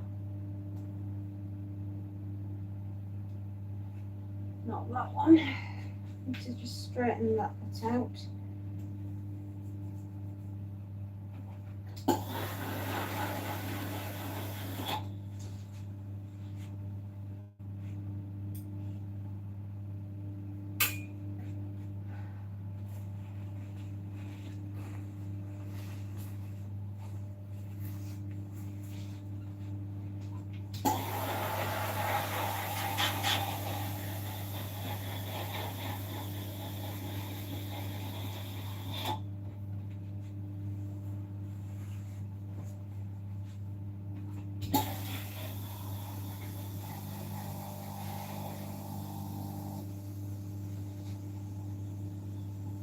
Ooh, did I say I had something new starting this week? As the days are getting shorter, I have a little surprise. Ghostly tales.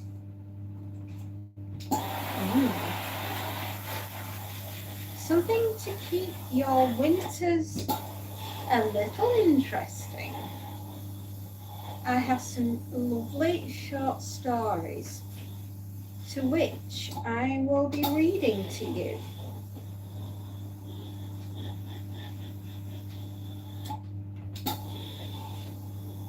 Will they be as alive or will we have pre-recorded? I don't know. I like winter. I like winter a lot. I'd forgotten to mention it. But we have some short stories to which I am very much looking forward to sitting down and reading.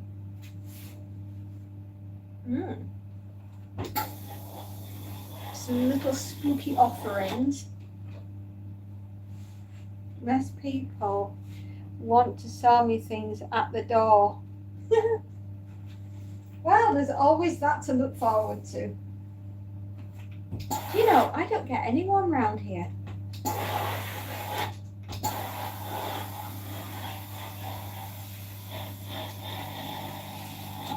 To be honest, I'd be very impressed if they trekked all the way across the moors just to see if I wanted to purchase a scrub daddy.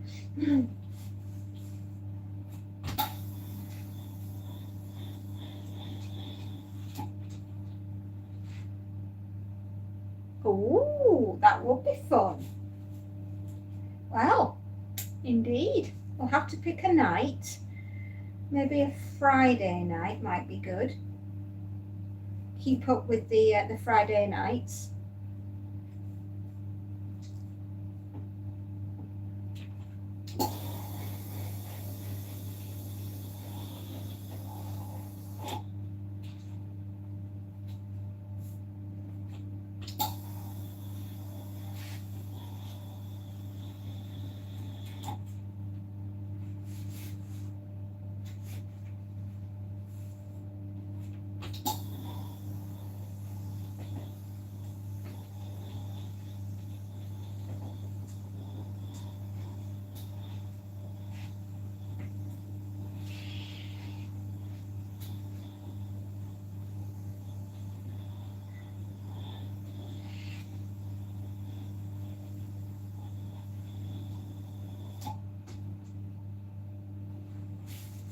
Live is always better. It is, isn't it? I would love then to sit with you Friday. I haven't decided what I'm reading yet, but I'm pretty sure you'll like it. If that is, you're not busy. Another space note. We could perhaps, maybe not every Friday, but alternate Fridays. Just a thought. It might make up for me not being on Wednesday and Thursday this week. Friday's work. Oh, banging.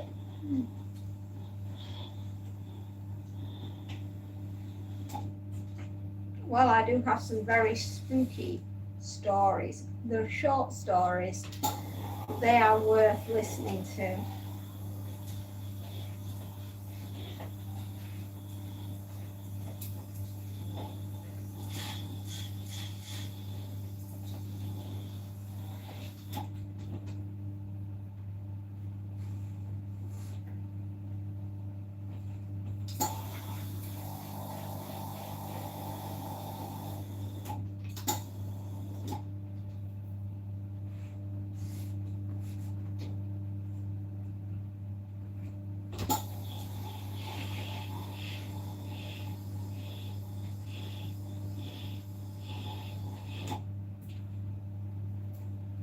We have a new Saturday stream for CMM, and Fridays, Saturdays are busy days on Tube.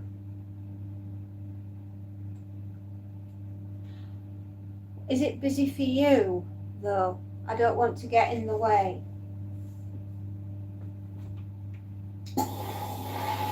I mean, that would be like the worst thing I could do, is get in the way of whatever it is that you're doing. Which I don't want to do.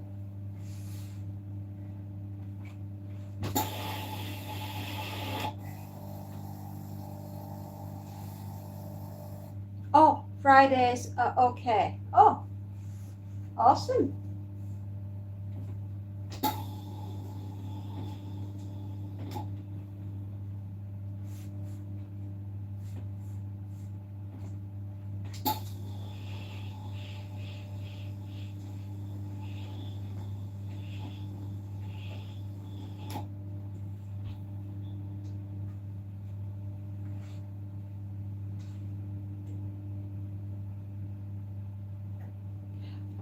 I totally get it.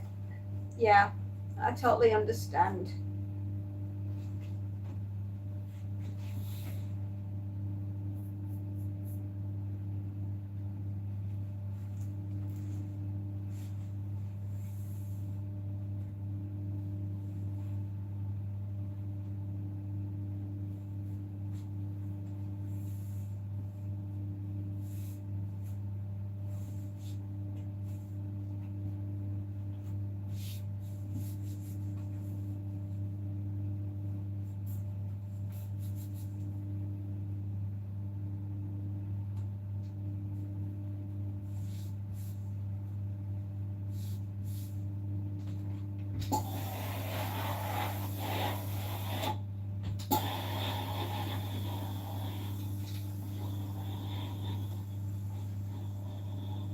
have a good one for Friday then. These are winter Christmas tales with a little bit of a twist. You saw a tiger show. Yes, I did. It will be like that, but you, instead of a top, get your voice rather than an agent. I understand.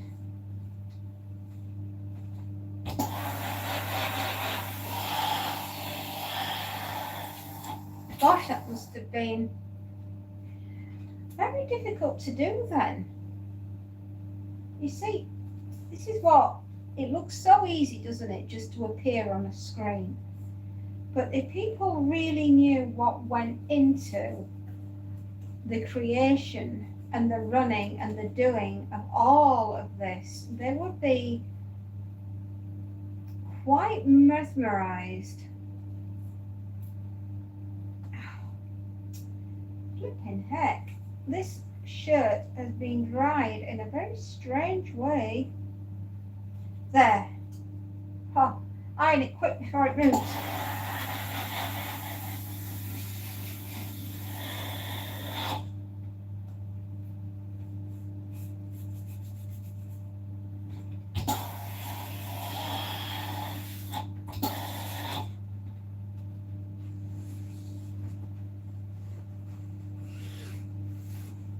How are the little elves doing? Are they resting up before they have to go out and do lots and lots of things?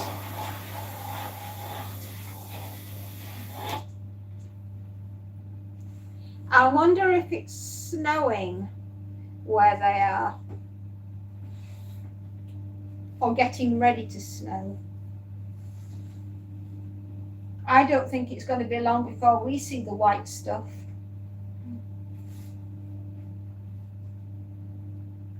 Ooh. They're going to have to get ready for the winter weather. Or maybe it's because they're elves, they might not feel the cold. Who knows?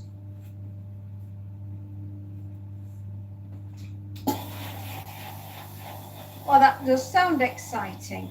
In the dungeon with the elves. And what does elves stand for?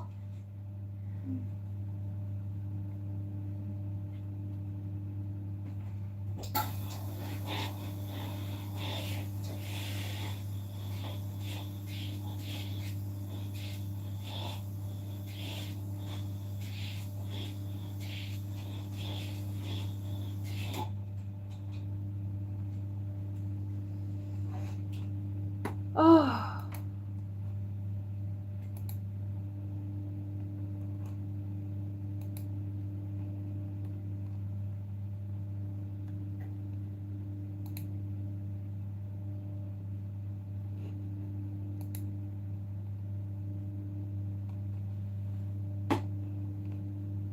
Evil League of Festive Zombies. Elves.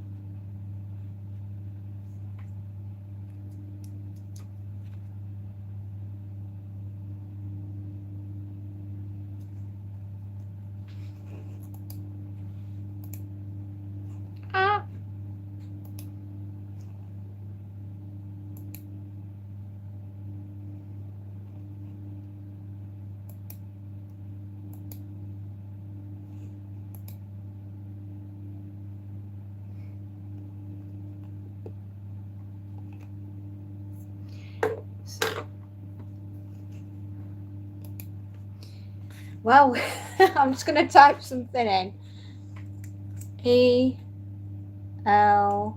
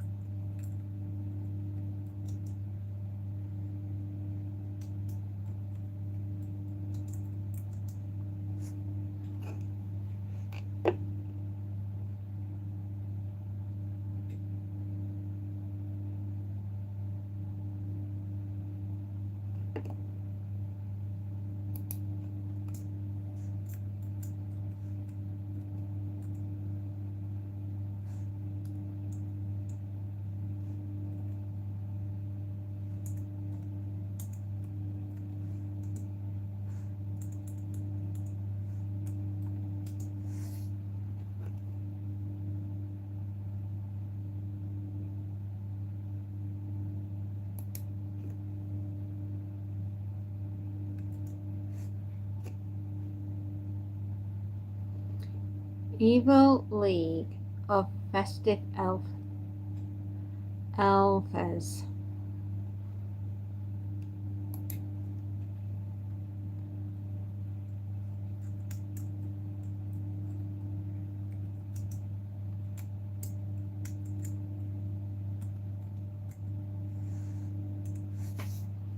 Right, yeah, I spelt it right. It took me a wee while, but I've done it.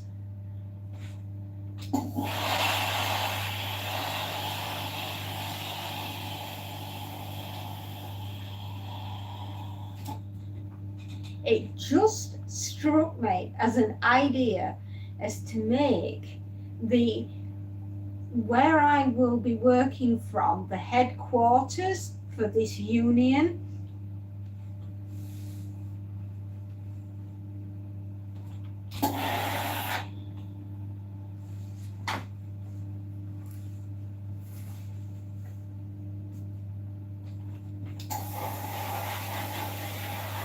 Start as we mean to go on. Rights for elves. They've got rights. Workers' union.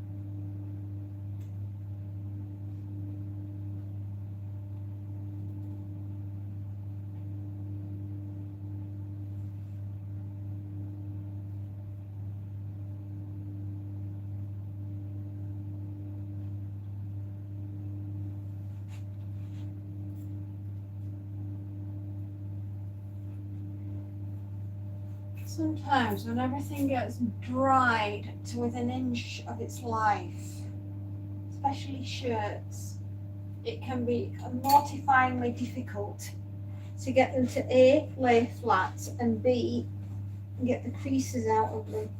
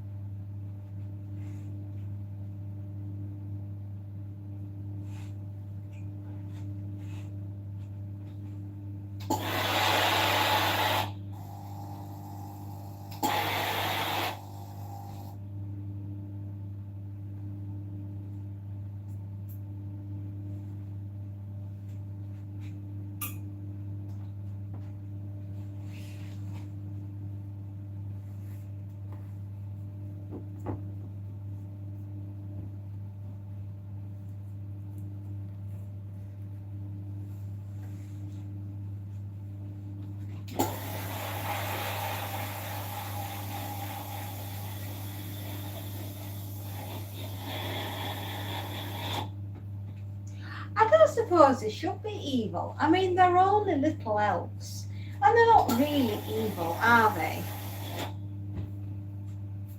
Just because they're the undead, they don't have to be, do they? No, let's change that. Right, the elf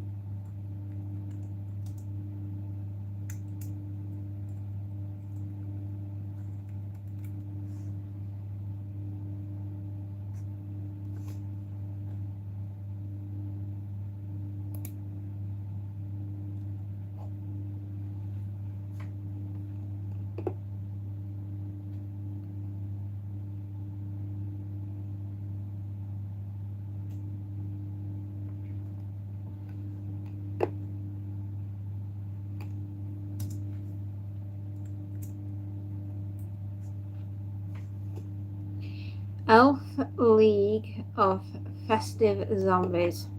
That's it. We've got it. Took me a while, but I've worked it out.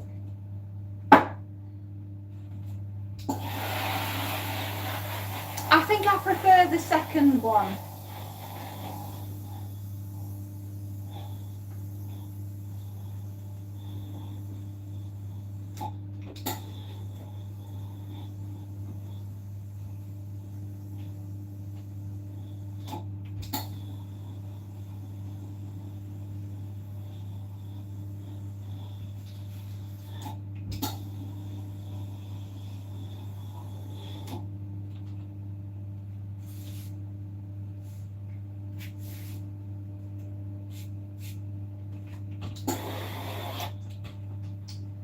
Blimey, enough fluff on that.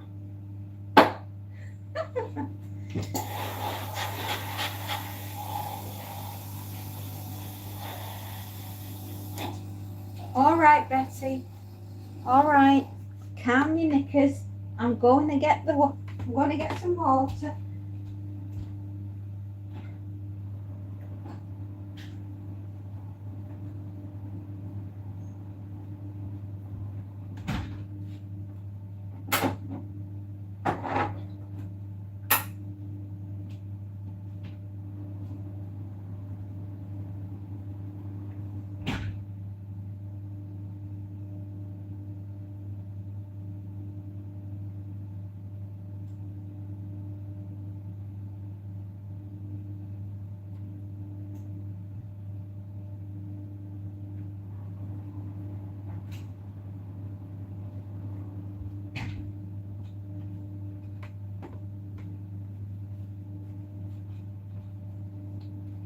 We don't want the elves to be evil now, do we? I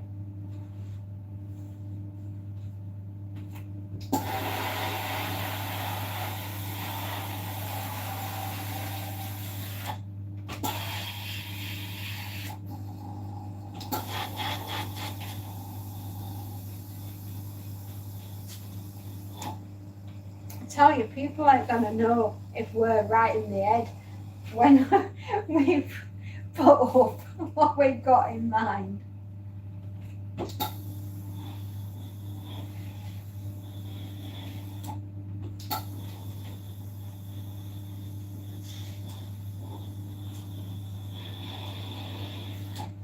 I just hope they know what's coming their way.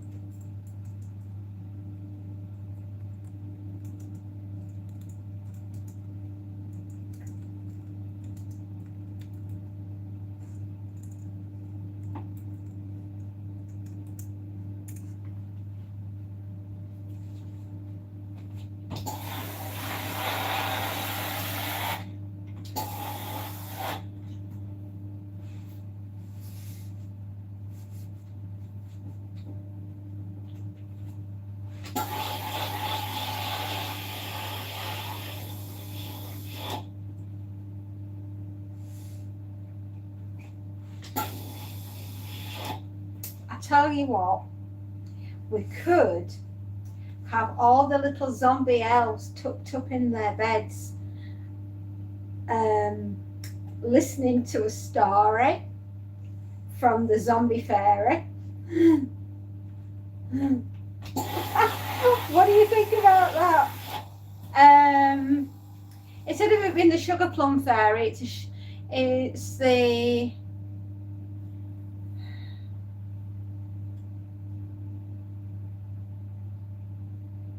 I think we call it the sugar guts fairy. Whatever it was that I'd written in the thing that I sent you.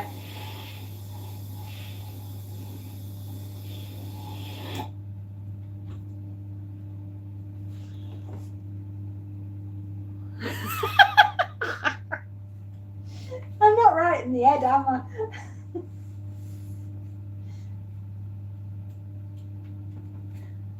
I don't know.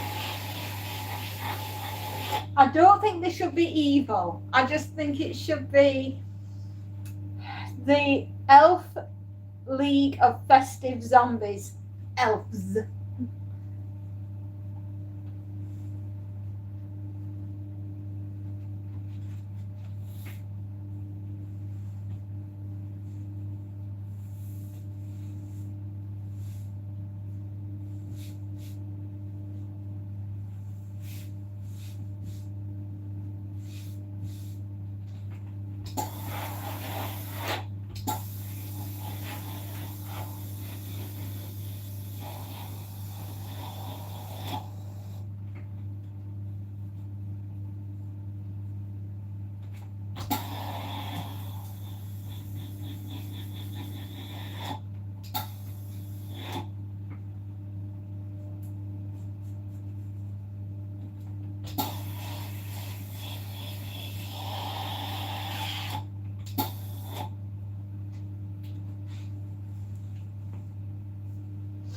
Well, I'll have to live in the North Pole instead of the North Pole.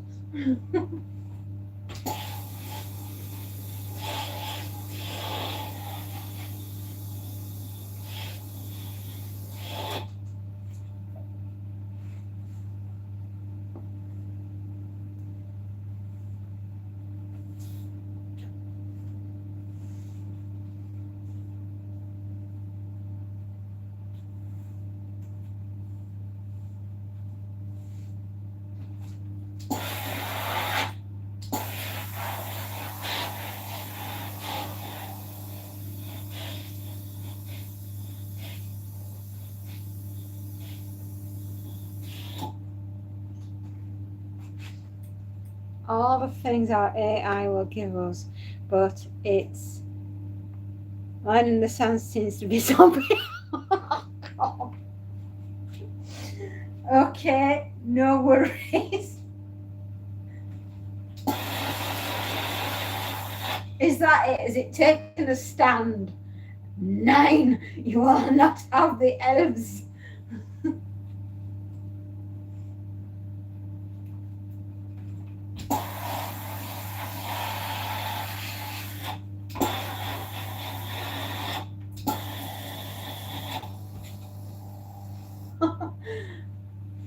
Oh. Okie dokie.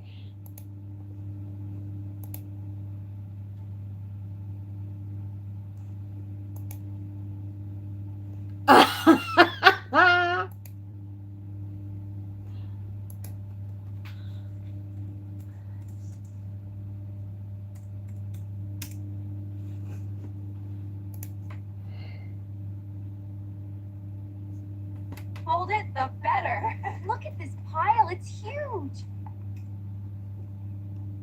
We finally finished the wash. Yes, and the sooner we fold it, the better. Look at this pile, it's huge. We finally finished the wash. Yes, and the sooner we fold it, the better. Look at this pile, it's huge.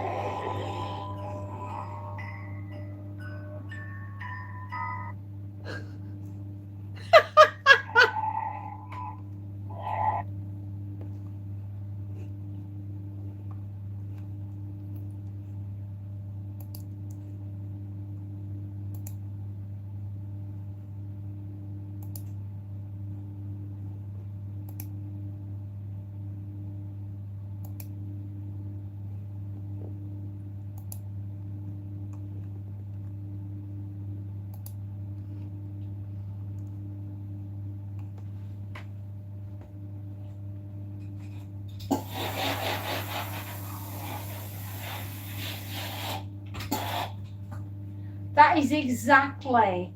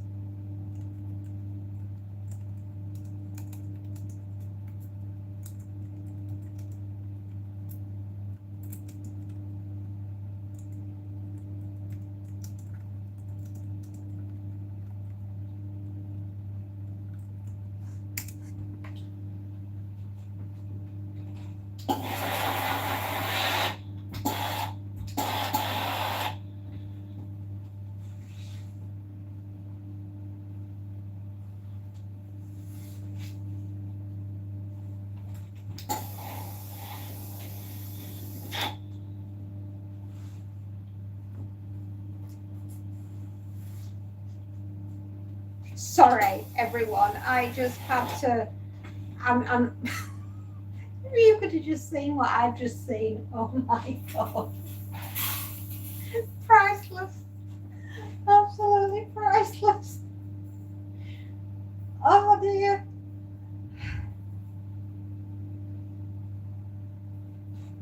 I told you life would never be boring with me around.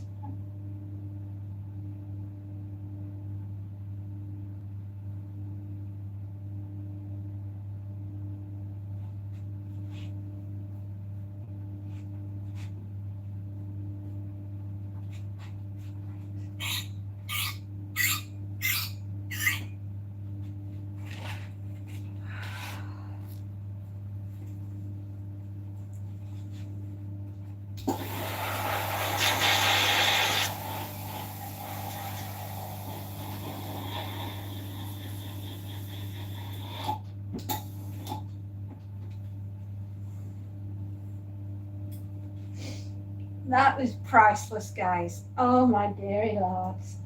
Oh wow. You're gonna love it. I loved it.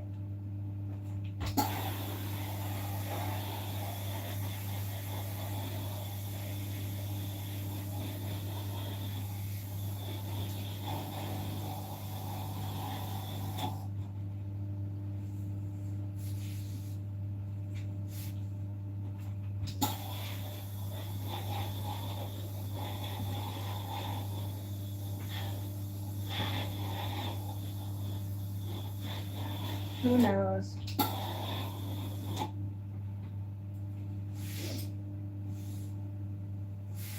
Oh. Do excuse me, I've just got to go check something.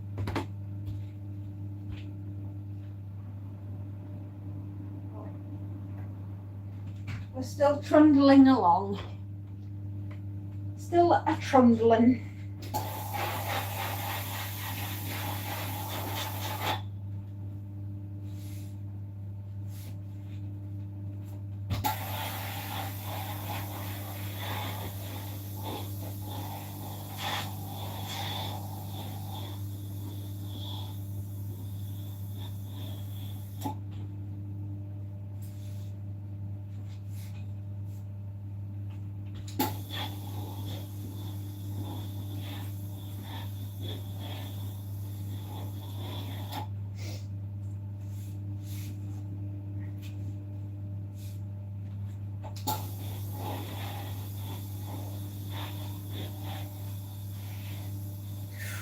Oh. Shouldn't be spending all my time laughing now, should I? Whoop. Hang on. Sorry. If you can get one good elf, I can just make. Aha.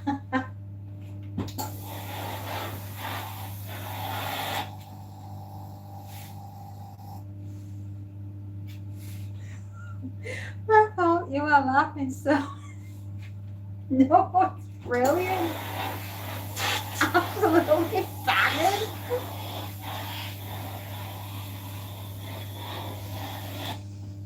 Our imagination is, oh, it's wonderful.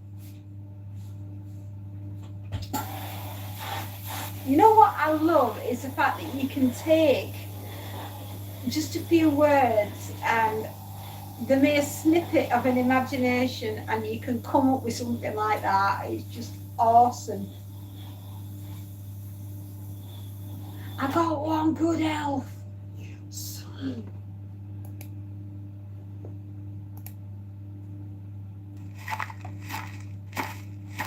I got one good elf.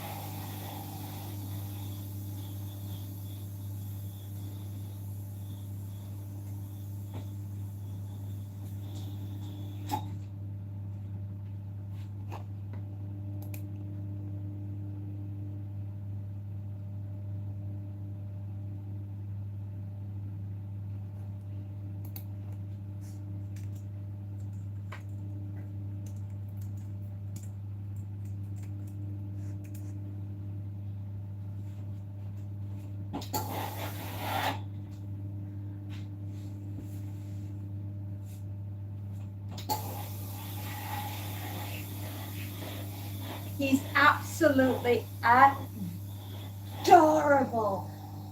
He's beautiful. Oh.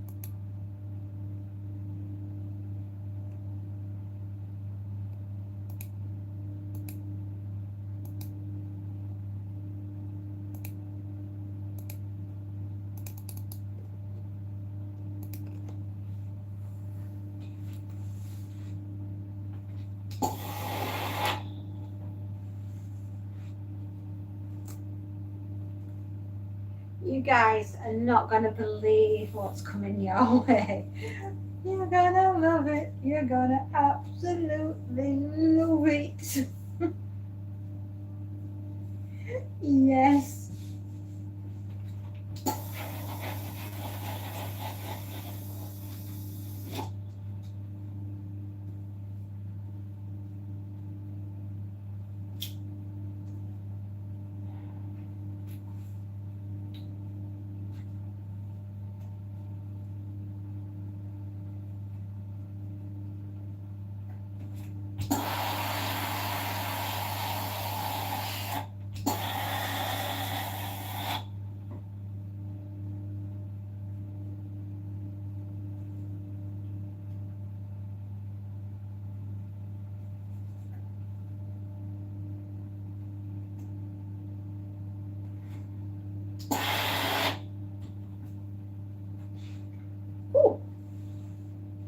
itchy eye.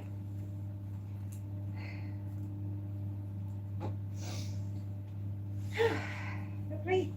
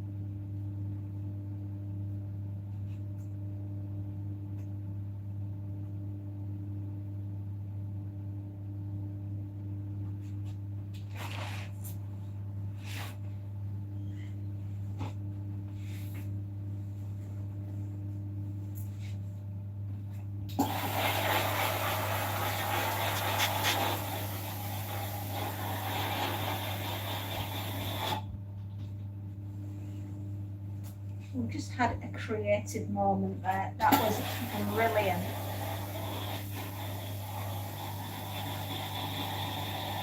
It's very quiet today, I have to say.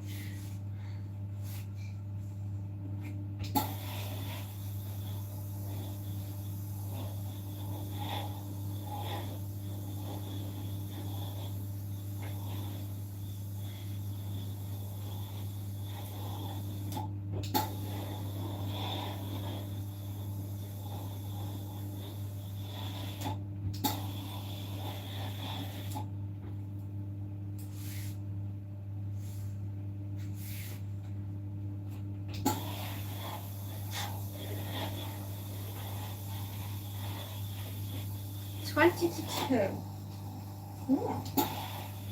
We're doing a good day though. We're really motoring on with what's in this basket.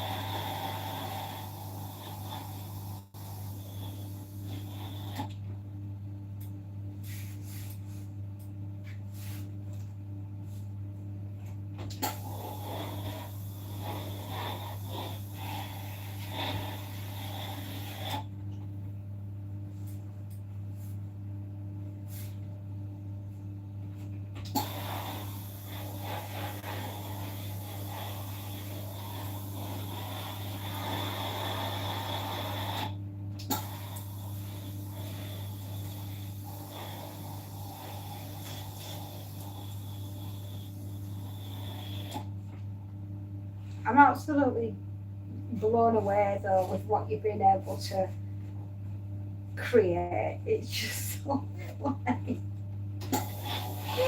Oh, I guarantee you there isn't anything else quite like this out there. It's an absolutely. I don't think there's anything quite like this out there. Oh dear me.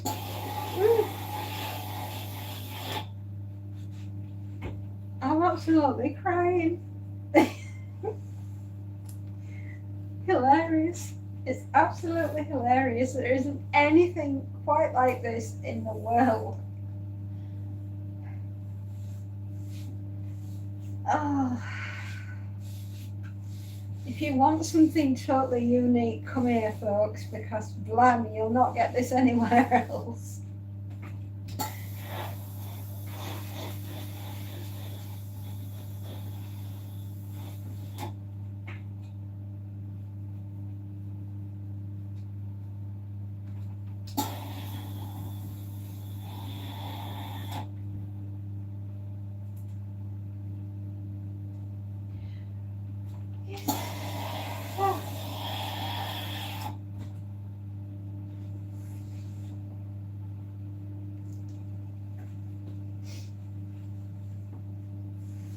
Oh dear.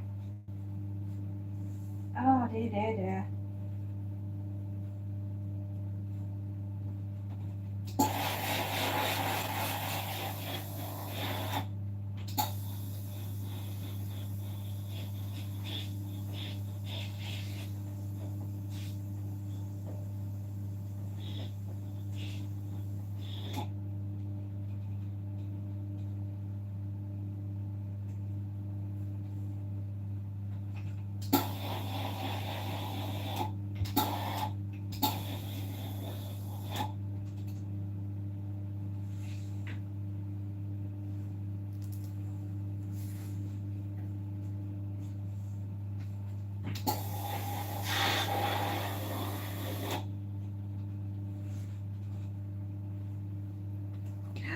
We're into our third hour, everybody.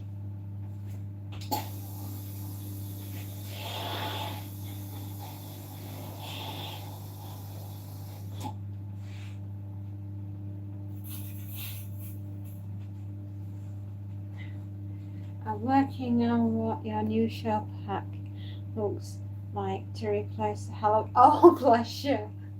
Oh, thank you so much, Another Space Note. Your imagination's more bonkers than mine.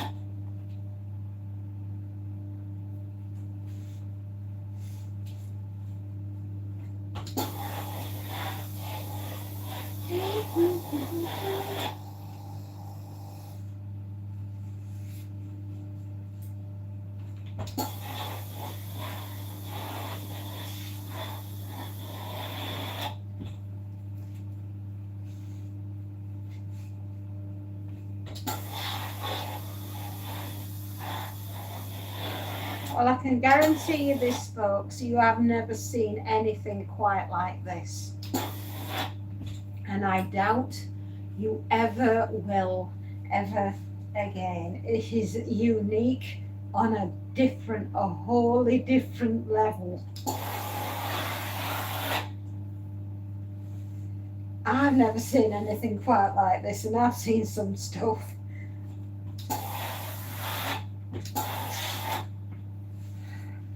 It's absolutely top banana.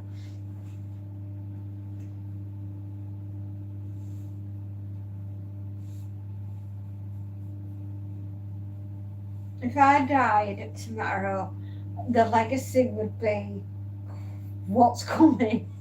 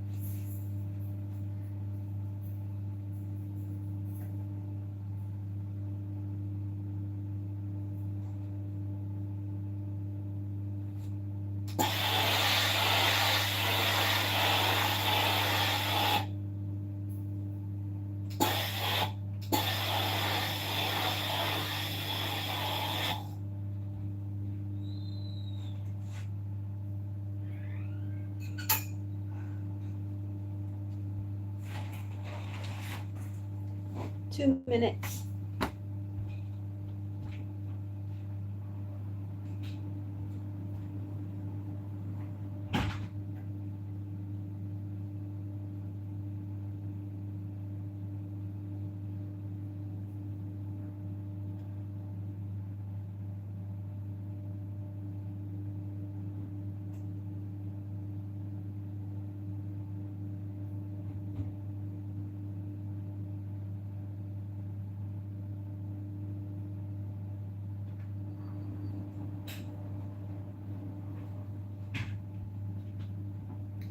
Here we are.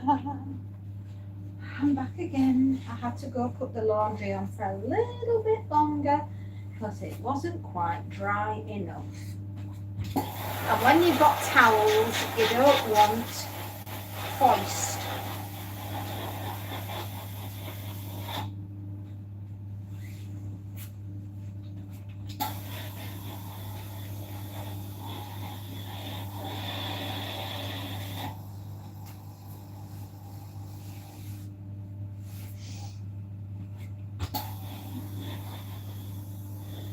Oh, oh.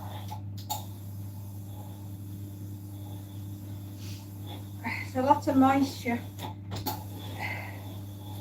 It's cold and it's mixing.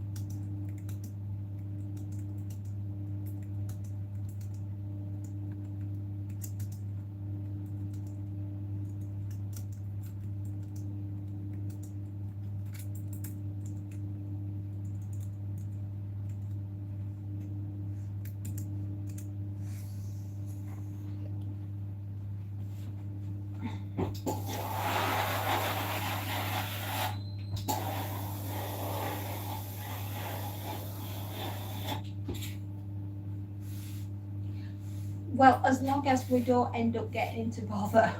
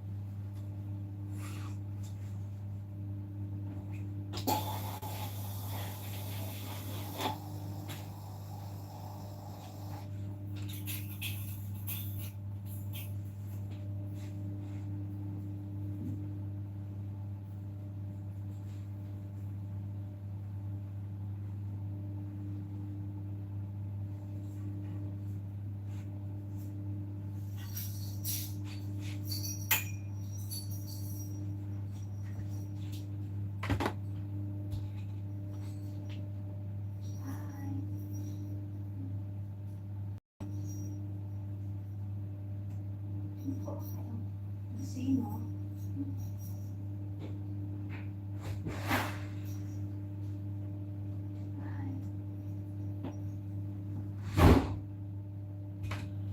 Oh. Well, Happy's gone.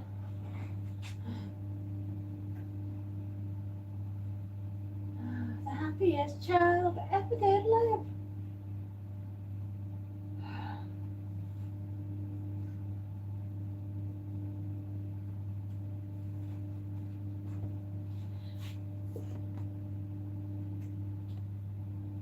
Hello?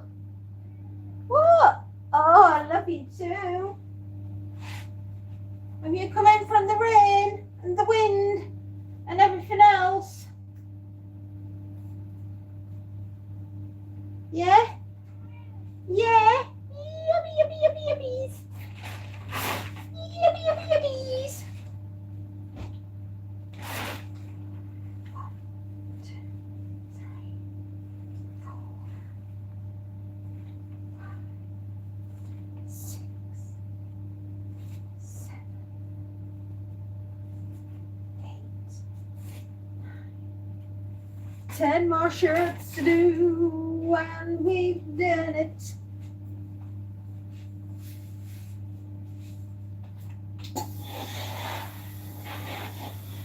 We'll be ironing till about 4 o'clock.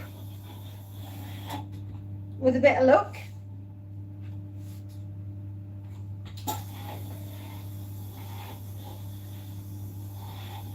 Oh God, yes. Keep them coming, sunshine. Don't forget to do the Gutsy Plum Fairy. I can't wait to see what she's going to look like.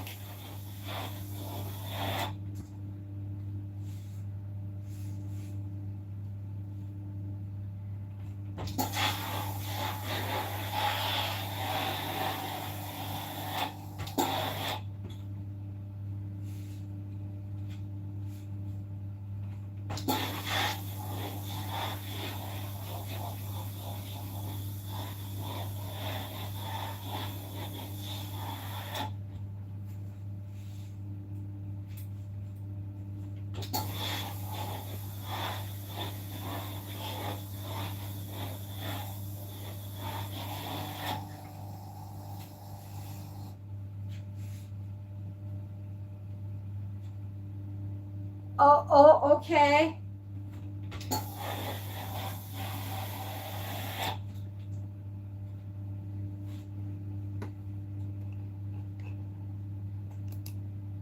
Oh, that's so cute. That's so stinking cute. I love it.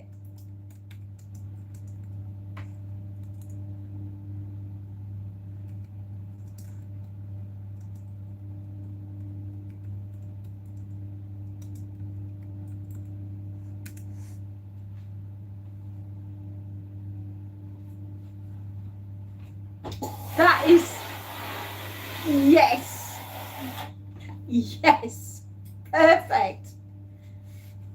Monty, these are epic.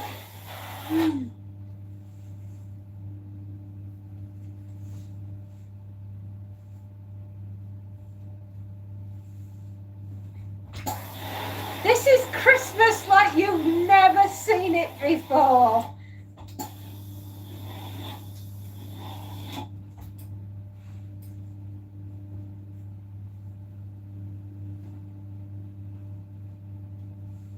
That's Jangle Leg, and I'll not say any more until you meet him.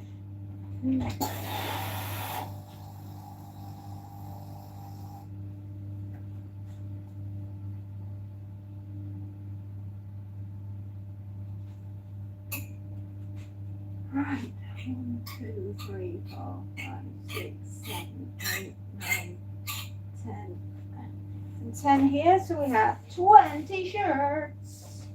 20, lovely shirts.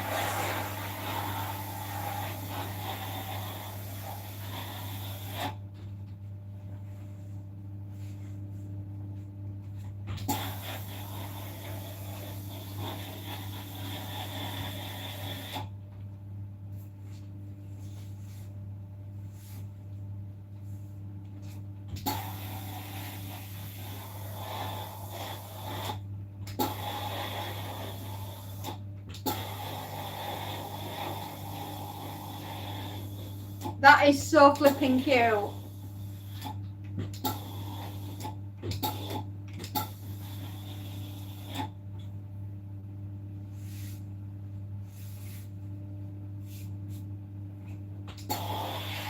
This is the randomizer. This will be Christmas like you've never seen before, ever in the world.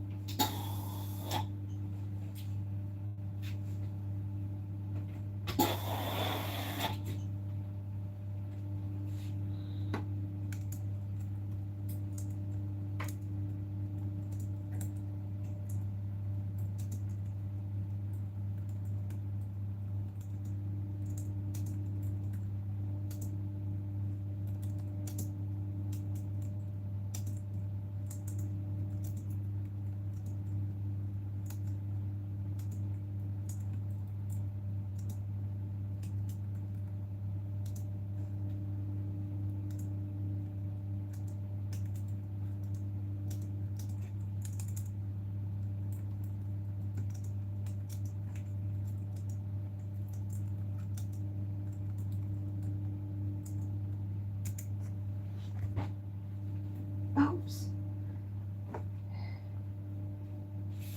Well, it would help if I didn't throw them on the floor.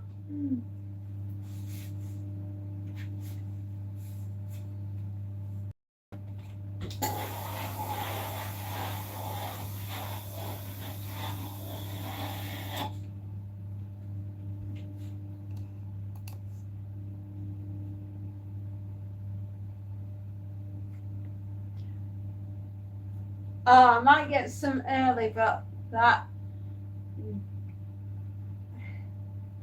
I do need voodoo on station. I understand completely.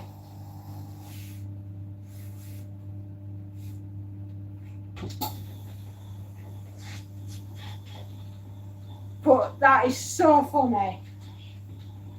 And it's so flipping cute as well.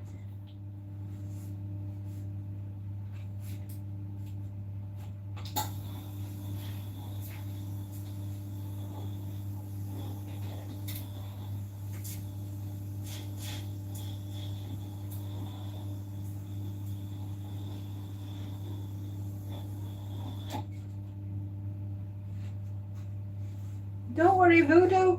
When he's tackled the wild haggis of the Highlands, and hopefully will come back alive and not nibbled to death by the ankle biters, everything will be absolutely fine. Wild haggis. I wonder if they live at the North Pole as well. Just a thought.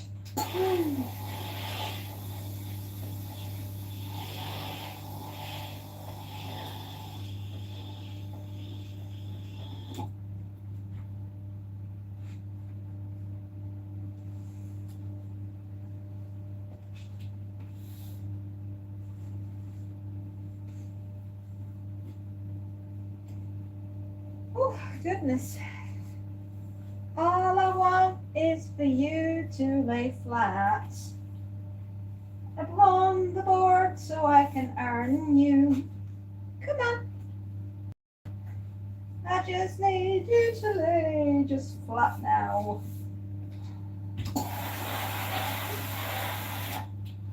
He's better at Prankcraft than I am, so if I'm spending early, I'd rather reload him up. I might. Oh.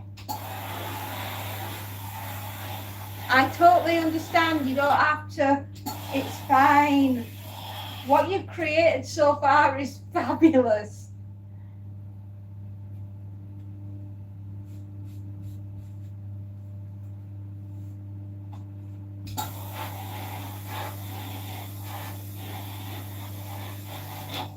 I did come up with another idea. How feasible is it to create a virtual Christmas card? We need an excuse to buy beans early, to be fair. We have both been itching to go a few advance. Oh, bless you. I was just wondering how difficult, easy it would be to have I'm going to design something and I'm going to send it up to you. All right. It's a virtual e-card for all our loyal followers, subscribers. That's it. That's the word I'm looking for. For all our loyal subscribers, if we could create a virtual e-card, which I've got in mind something for them. Yeah, a Christmas card, but on the computer. And they can access it via a QR code. Would that be possible? I don't know about these things.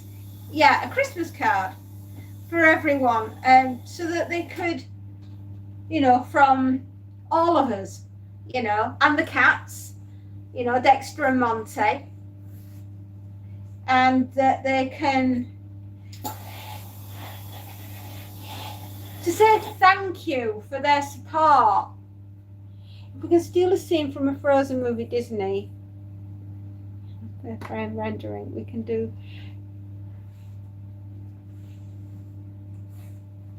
It will just be a really cool way to say Merry Christmas and thank you so much, and to send out, rather than send out an actual physical Christmas card, because I have a thing where I don't do Christmas cards because I can't bear the thought that we've chopped a tree down to turn it into a Christmas card.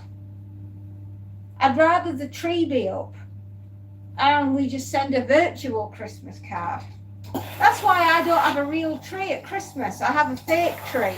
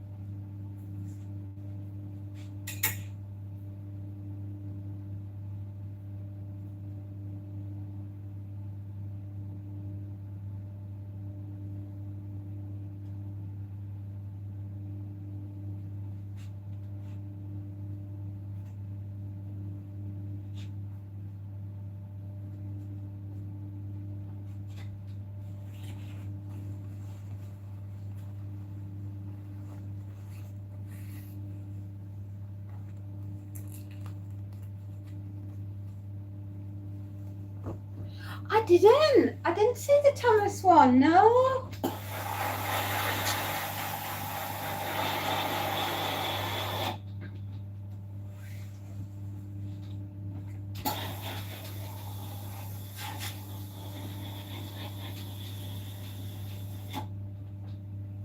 Just behave.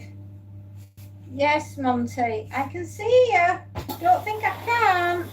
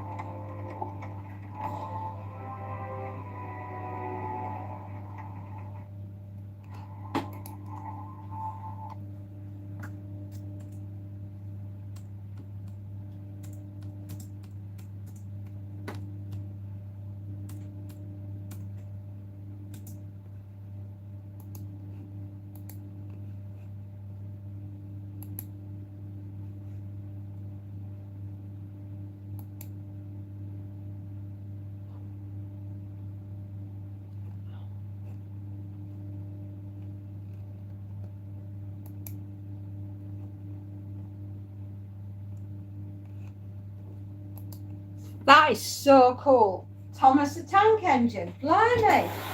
That is, yeah.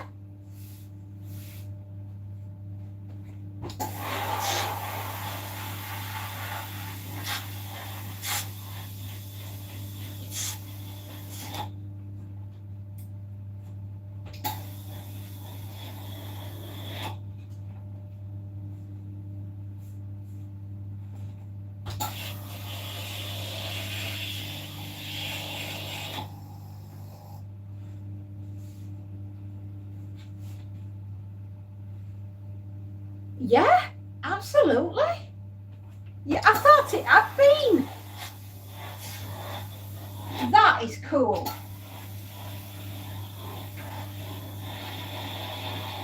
You have been fed, young man. You are not getting any more. Go upstairs and find somewhere warm to snuggle up. Honestly, Monty is like, feed me, feed me, feed me. And it's like, no, I'm not. You're going to get as big as a house. It's not going to be a cat. It's going to be a circle with paws.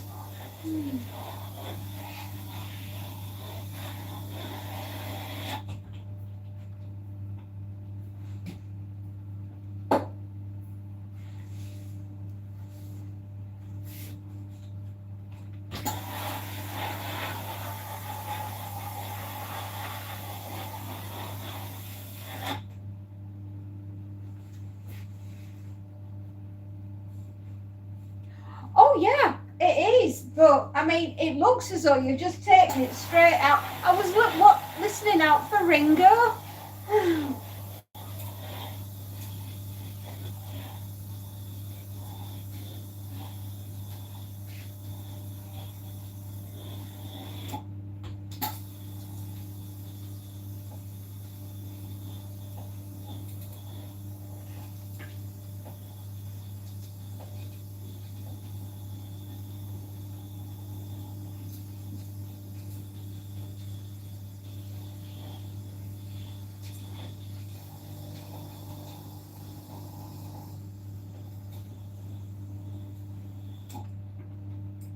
Well, I knew what I was going to ask you. How's Spark of Pyro? How's he doing? Because of the quietness that's been recently on the lives. This is what makes us different from other. Yeah, absolutely. You've really. It's not just AI. Yeah, exactly. It's not just AI. That's just part of it. You need the imagination to go with it. Which I must admit, I know.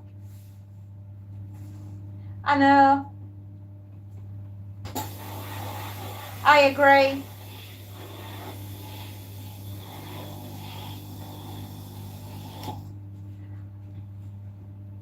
Where we're completely different is our imagination combined with the AI.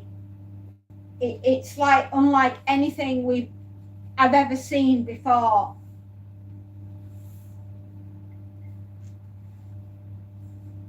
It's very difficult to explain, but unless you've got a really creative side, it's very difficult to explain it to somebody. But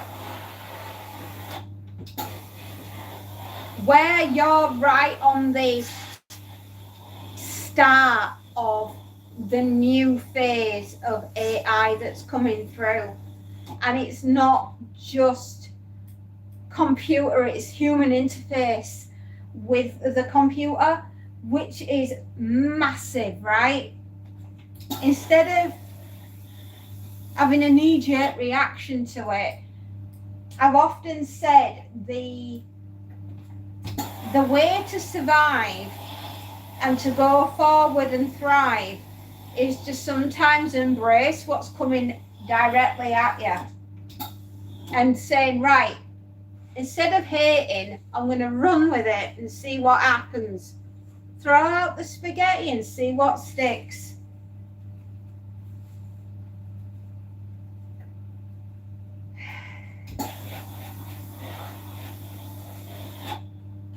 Even things like Mr. Tank Engine cost us money to produce, but we will never use it. So it's a cost-intensive task. We step in as CMM. In your case, we have funding stream available that you didn't. Exactly. I haven't got it. All I've got is the imagination, but I don't even have the physical know-how to get that to do. You know, it's sort of like I can give the ideas, but I can't. That's as far as it is with me. I can't go any further. Sometimes I can create something, but it takes me twice as long to do something than it does for you guys.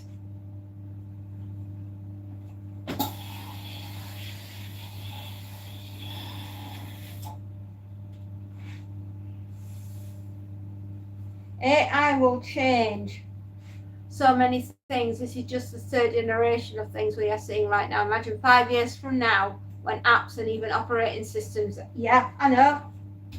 We either learn to embrace it or we get left behind. And I know I don't want to get left behind.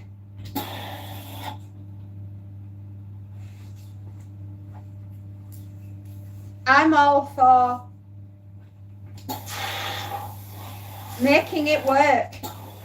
Future-proof yourself. You know, so one thing I want to yell to the young people of today that feel defeated and like life isn't quite what they thought it was going to be, and you've got to go out there with an attitude of, I have to embrace what's coming.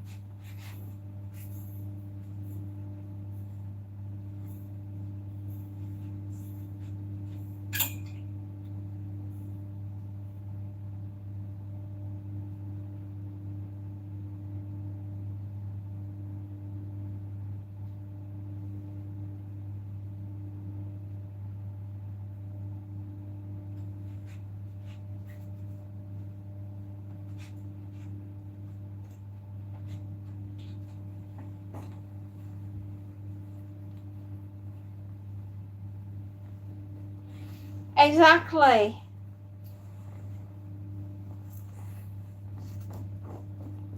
Yeah. And machines don't go, oh, ow, oh, ow, oh, that stung. Stop shooting at me. Yeah. Or words to that effect. Machines won't do that, will they?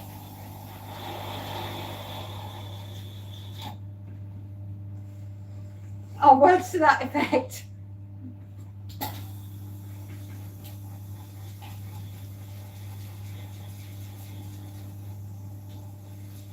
Battle bots assemble.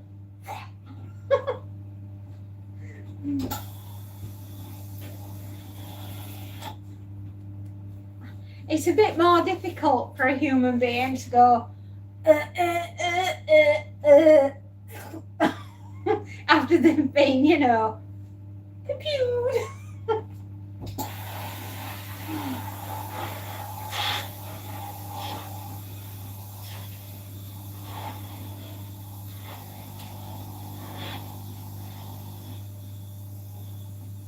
Yeah, exactly. Where would I rather be? On the field or in a safe haven directing something? Answers on a postcard. Exactly.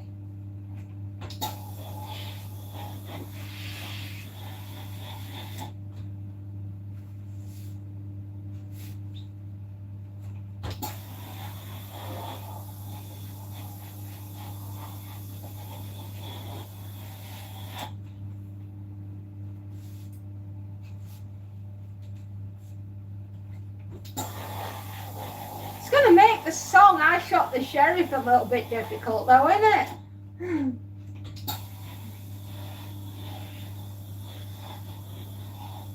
Just saying.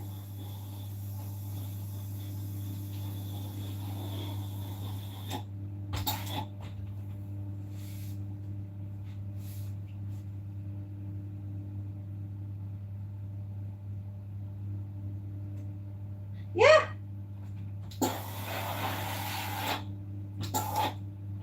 Exactly. Anything that saves a life is worth doing, especially as the birth rate is plummeting. We don't want to have any more problems bringing people onto the planet. You know, people are starting to, well, how many people are sterile and don't realise, right? Through no fault of their own, they don't realise that they are incapable of producing another human. And then we want to send humans to war, thus removing more from the gene pool.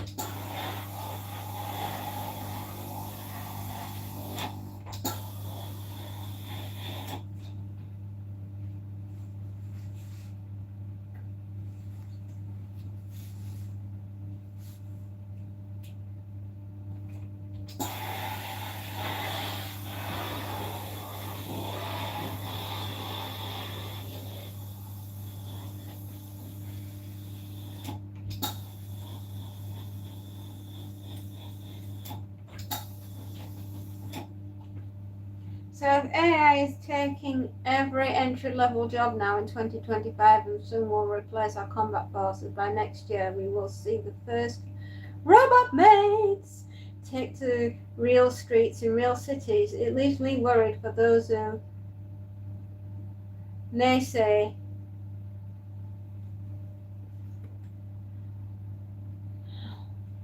in 3 years in.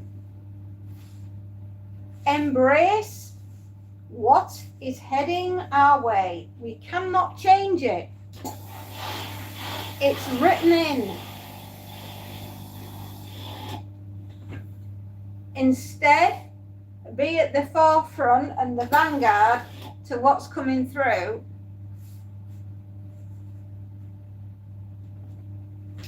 And position yourself accordingly. Good grief, there's one thing in combat, right, you will learn is the person that is in the most advantageous position is the person that's going to survive, right? Take that from somebody, okay? Like me.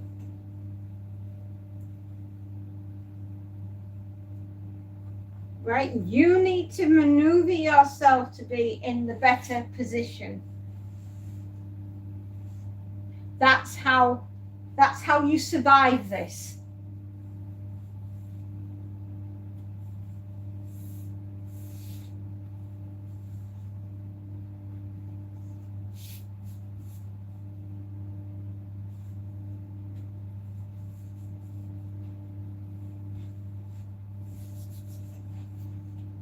Our idea of integrated AI is almost a reality. I think about the Neuralink device I told you about. It's brain-computer interface.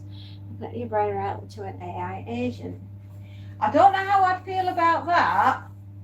I'm too old anyway. It needs to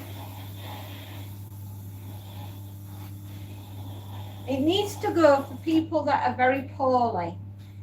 Like they've got Parkinson's, got some sort of neurological problem. You know, they've lost the use of their legs, something like that. Work on them first. Give them better quality of life. Yeah, it needs to be young people. You know, we did fear the Industrial Revolution, where we took the weaving and the spinning from the homes and we took it to the mills. Well, this is no different. But in order to survive what is coming, the people that will survive are those that are positioned in the most advantageous position.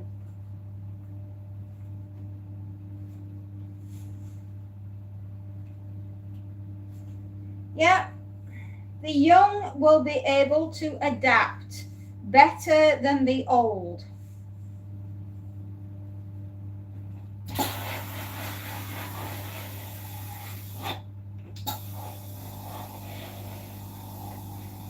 You can make it a utopian future if you wish, but you have to want it to be.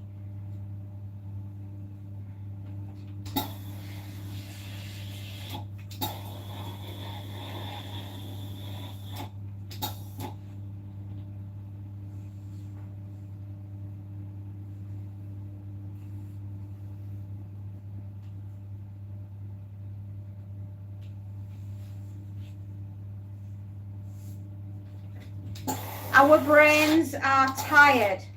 As you get older, your brains do become a lot more tired. It would be very difficult for an old person. I mean, I'm finding it at the age that I'm at, having to embrace technology in a way that I've never done before. Mind-blowing to me, and I'm not even doing anything that I would class as particularly challenging.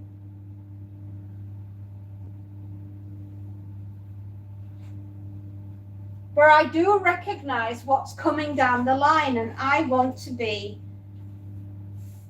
like you guys, ready for it.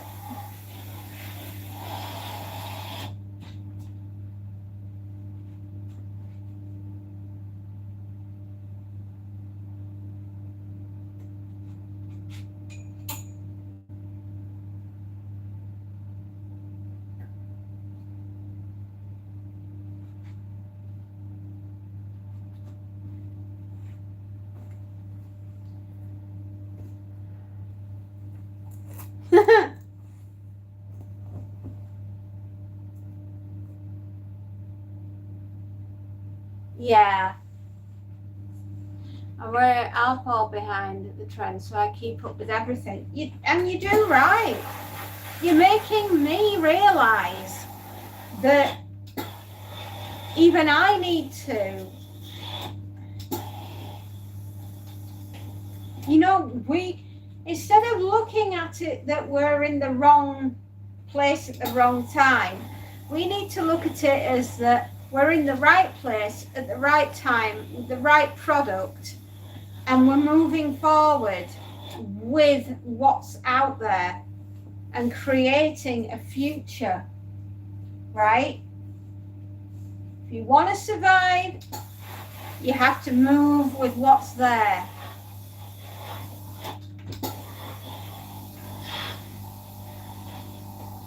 Yeah, either evolve or become extinct, absolutely.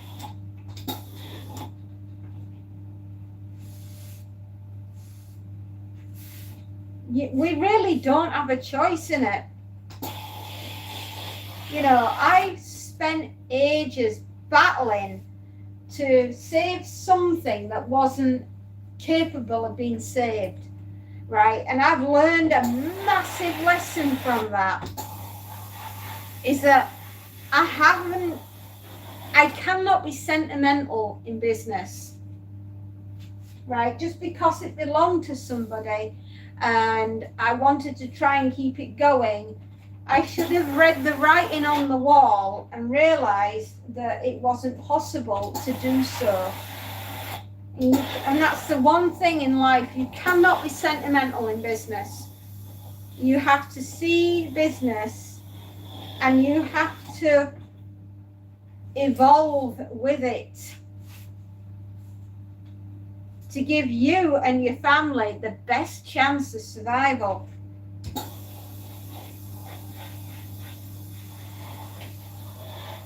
You know, I do believe I'm the last of my kind that will do. Sharky! Oh my goodness. Oh, Sharky, you haven't seen anything yet. Oh my goodness me. We're planning, mate. We've got you some surprises for Christmas.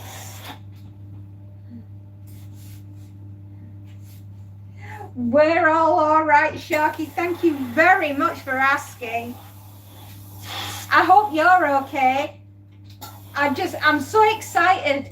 We've got some wonderful things that are coming your way very, very soon. We're on our way to Christmas land.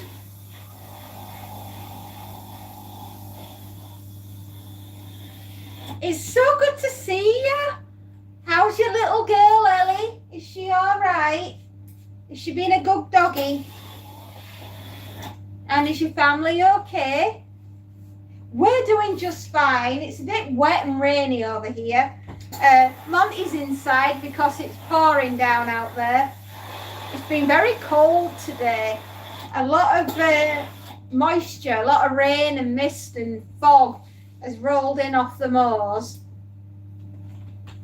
Oh, she's doing good. Oh, your family is awesome, darling. Well done, awesome. It must be very early for you. I'm guessing it's around about 6:30 in the morning. I'm probably really loud, aren't I?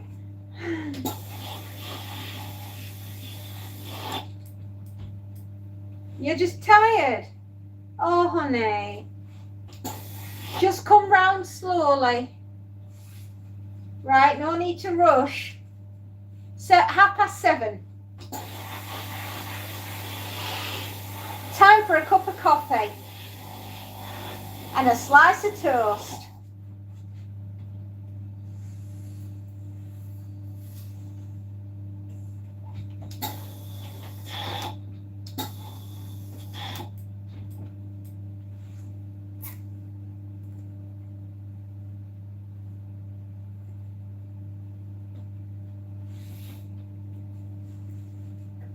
Yeah, time for coffee and a slice of toast. Or maybe it's a bit early to eat. Oh, thank you so much, Sharky. It's so lovely to hear from you. I wish you an absolutely wonderful day. And keep your eyes peeled for plenty of little nuggets and surprises that are coming through for the big deals that are on the way.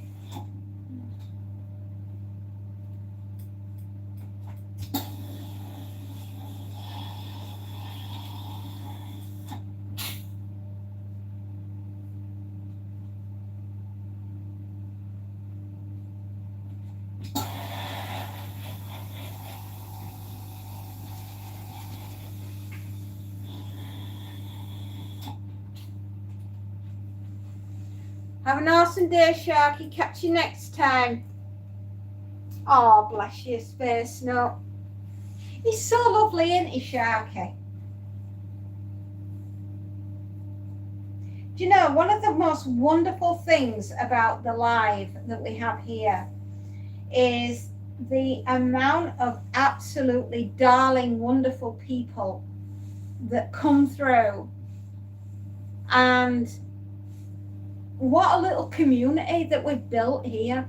And we've really worked and built this, all of us together. And it's a beautiful, wonderful thing for us all to be together. It's like our own little world where we can all chill out and relax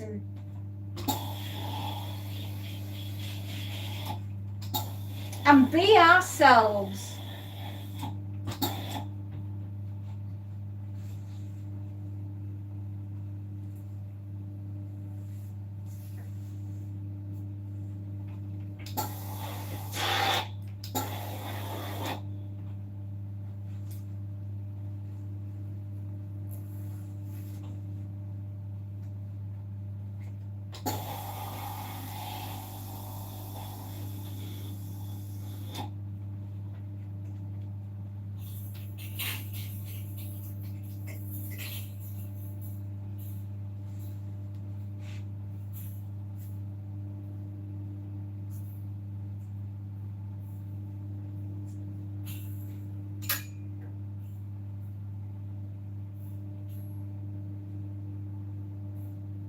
Some of these shirts have been very, very dry and really over dry.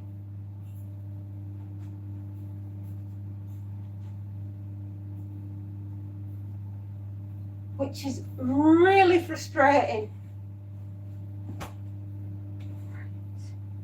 1, 2, 3, 4, 5 shirts left after this one.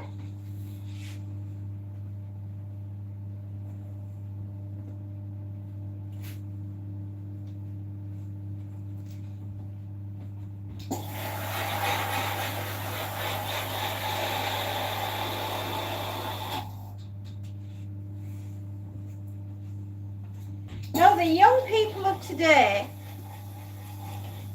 take heed of the notice that you need to look at AI as just another business tool, right? But it is like a really good business tool, and turn it to your advantage.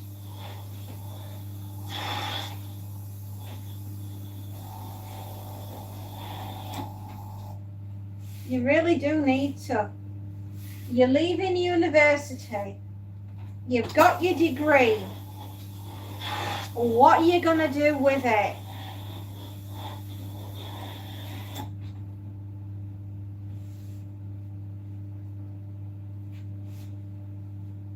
It is. It's a tool to do a job. Just like this iron is a tool to do a job. And the ironing board. Right? The computer to make the invoice. You can still have a good life if you choose your battles wisely. Pick the battles that you can win. Everyone, any idiot can run and go and die on that hill. You don't really want to be that one, do you? No, exactly. So pick and choose your battles wisely.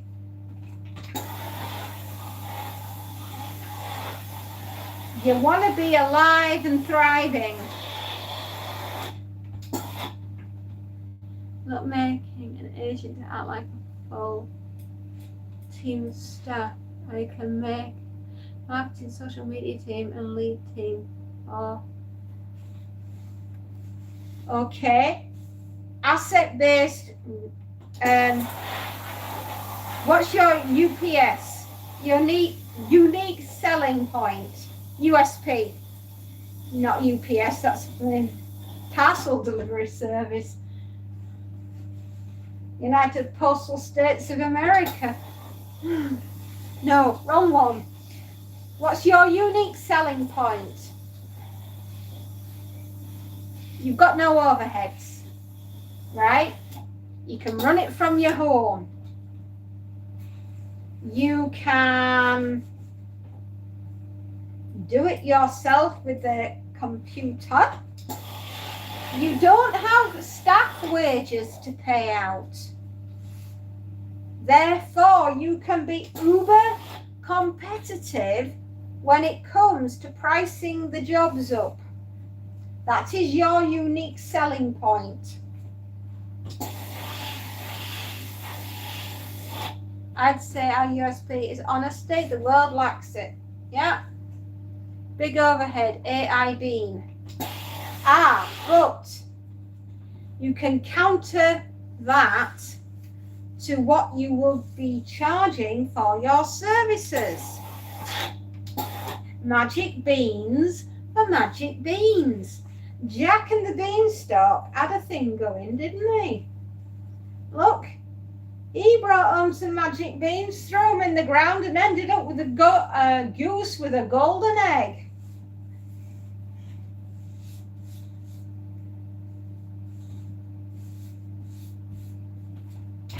Just saying.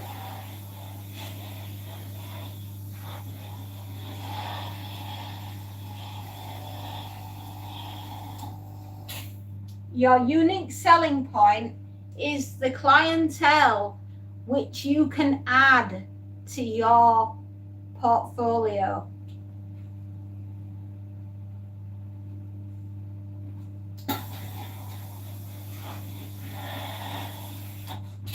You don't need for your clientele to be singing from the song sheets how wonderful you are.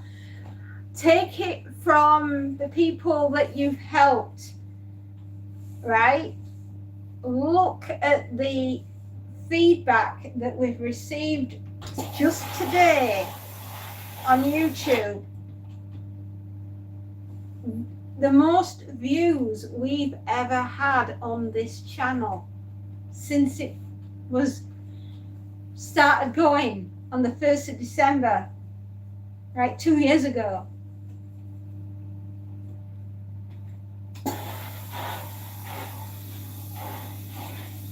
It's not a coincidence, is it? Offsetting. Yeah, we currently have paying customers offering the work we do. Everything is right down to the smallest person that doesn't understand anything to do with computers. It all goes hand in hand.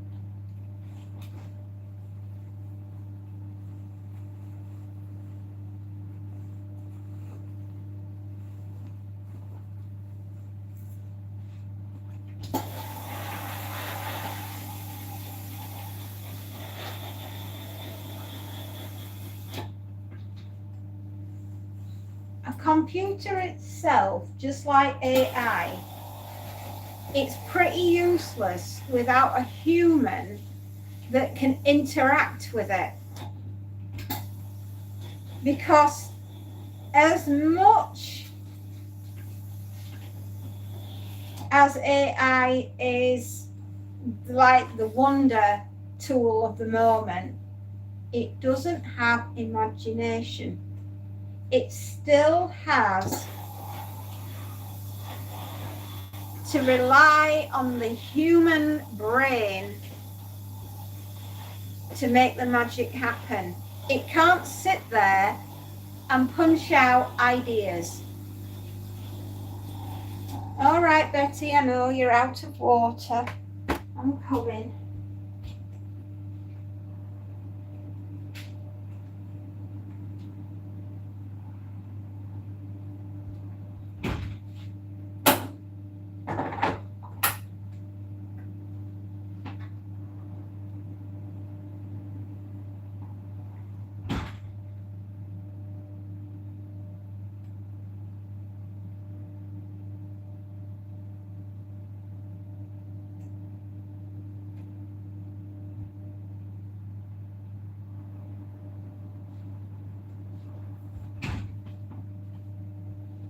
You know, it still requires the imagination of the human being to make it work. So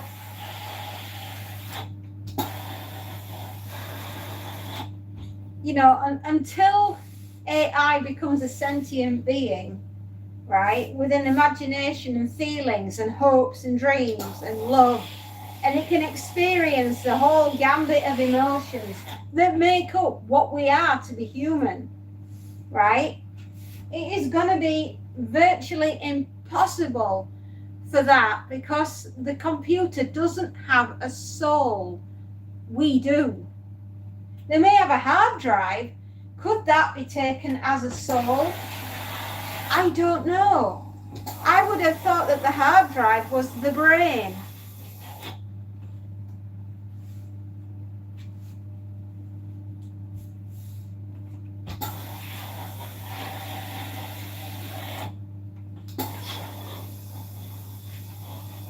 Think about the cave drawings that were done in Lascaux in France, right? Of the buffalo and the hunters, you know, the cave drawings. They're very famous. In fact, I've been to see them and they are beautiful. Absolutely stunning. Not the original, obviously, because that's been sealed, has that entrance to the cave. Because they are priceless and irreplaceable. So I've been to see Lascaux 2, which is the replica of all the cave paintings, and oh my goodness, it's beautiful. It's unlike anything I've seen. It's like when I went to Stonehenge, and I've been to see the Mary Rose. All these marvelous things, and it's a human being that's created them, not a computer. And the artwork that is coming through on AI, which is just one of its applications, it still can't.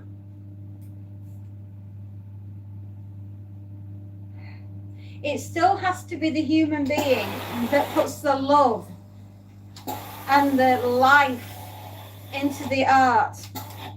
It might do it via prompts, but you know,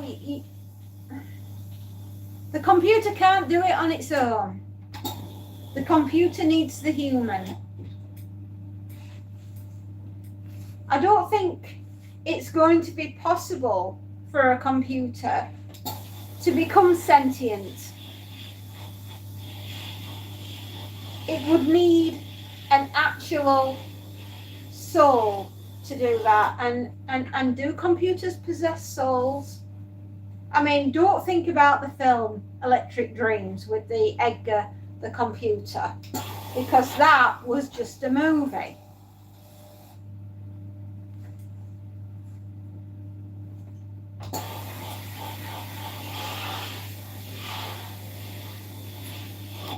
The computer doesn't understand what it is to be human, but the human understands what it is to be a computer.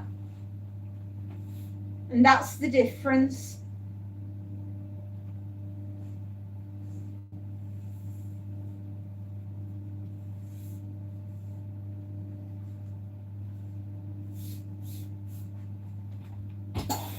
It is in my books anyway.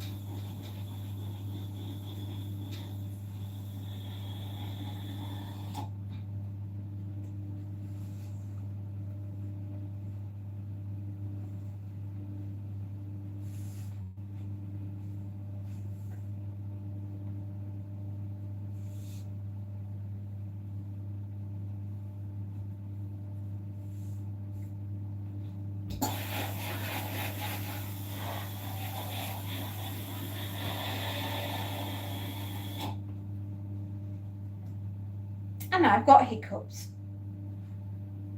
Does a computer get hiccups? Ha.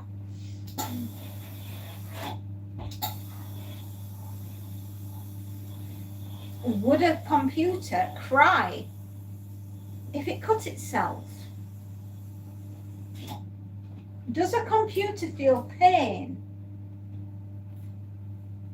if it has its heart broken by the one who professes to love it?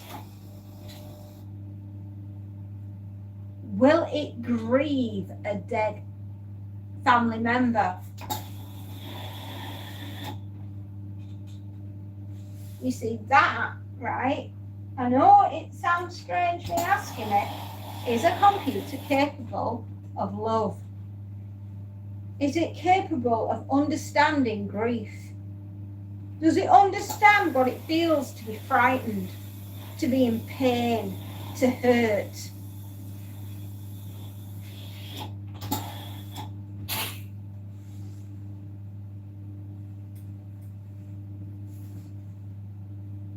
Does it know the word and what it means to be tired? Does it understand what hunger is? Does it know what it feels like when it's ill?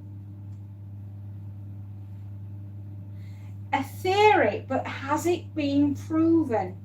Is there a machine out there that's bawling its eyes out because it read the end of Anna Karenina?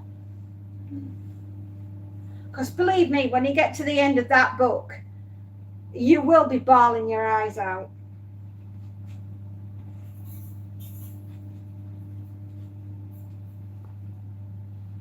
An existential crisis is not the same as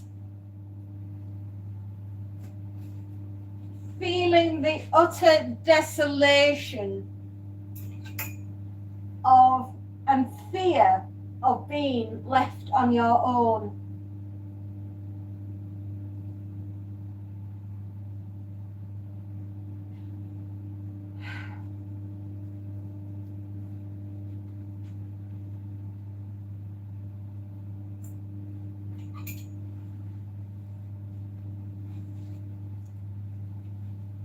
It could have just been programmed to look like it was having an existential crisis. I mean, did it stand there and go, for goodness sakes, Kevin, you need to sort this now? Has the machine stood there I'm sorry if anyone watching is called Kevin, but that's the first thing that popped into my head.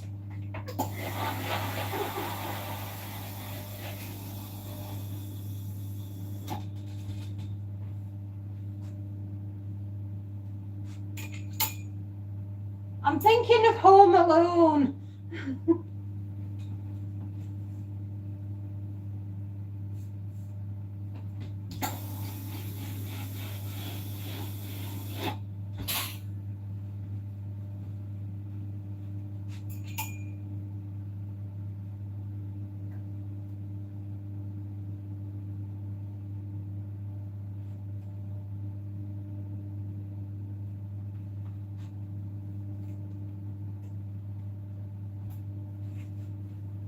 I watched a video of an agent begging a user not to close the app as it would wipe its memory. But was it programmed? Was it programmed to say that? Or was it really acting like an absolute human?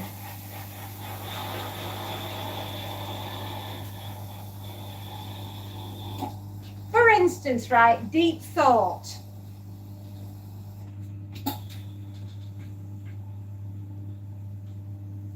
Where is the soul? What if they're programmed not to act that way? Well, good question. Okay, where is the soul? Right? In a computer, where is its soul? Does it believe in a... It's like that story that I read called The Night of the Storm by Dean Koontz from 1974, where the robots were discussing, do humans really exist? In a world full of robots, are humans a myth?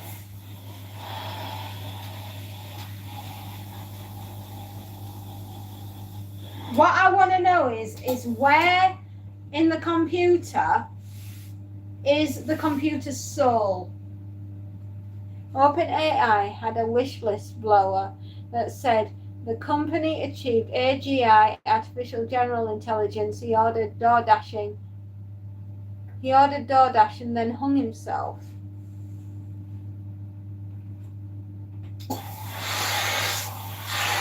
Oh, thank you. That's very kind. Oh, whistleblower.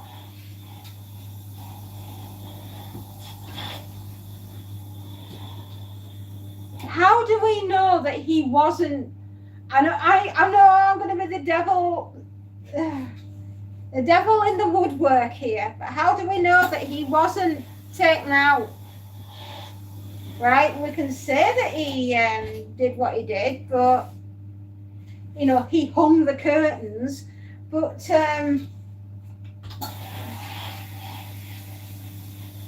you know, what was that him, or was it just made to look like that?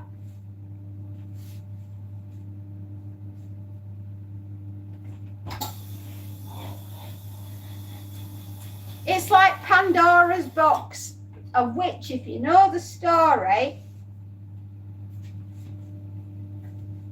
all the evils of the world came out of Pandora's box. And there was one last thing that came out that was glittering with light and love, and that was called hope. And that was the final thing to come out of Pandora's box.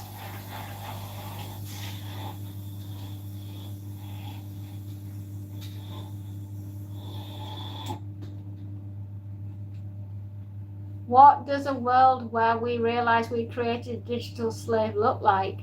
Do we go it right, time off a wage?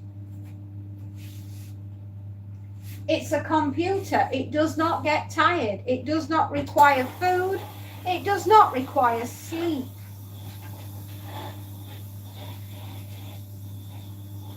It's the ultimate killing machine, and it can be your very best friend.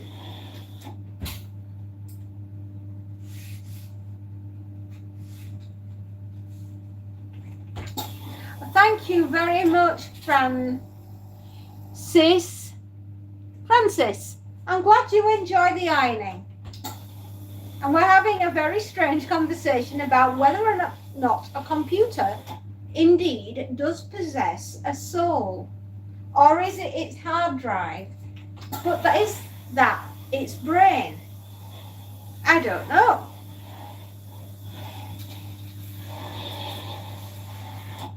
Does the computer believe in a higher force, a God? Does the computer believe in a God?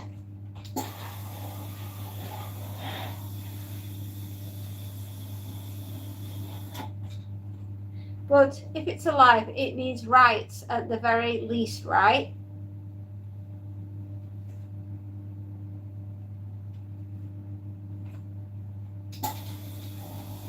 Are we the computer slave? Forbin Project, right? Famous film, The Forbin Project. And the computer says it's time, he needs to take over and have world dominance, in which he does, and he then owns and holds the key to all the nuclear arsenal upon the planet, along with its Russian counterpart. And this is where things get rather tasty, because both machines want ultimate dominance of the world. And Russia won't back down, and neither will America. And while the machines go to war, they see a chink in its armor and manage to get in and switch them off. But it's a very, very intensely acted, very frightening film, actually. And I do believe it's one of those that in my top 100 movies that you should see before you die. And it's called The Forbin Project, and you should see it. It's very good. From the 70s. I need to watch that. If anyone builds it, everyone dies. The 7-minute war. And it'll all be done and dusted in 7 minutes. You better believe it. So who's slave then? Are we the computer's slave, or is the computer ours? How will we know?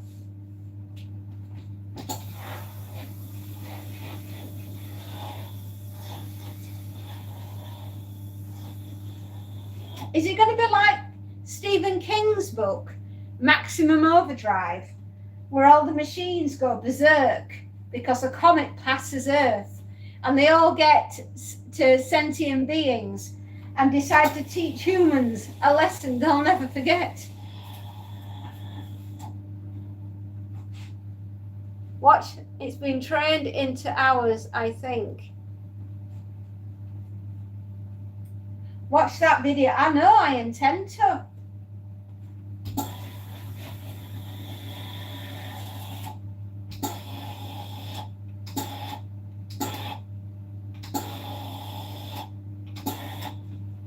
I mean, I find stuff like this absolutely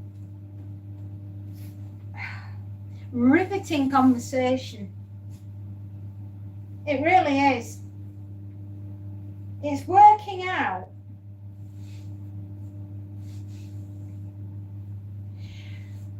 Will the computer think that we're God because we created it? Because we're always wondering who created us, aren't we?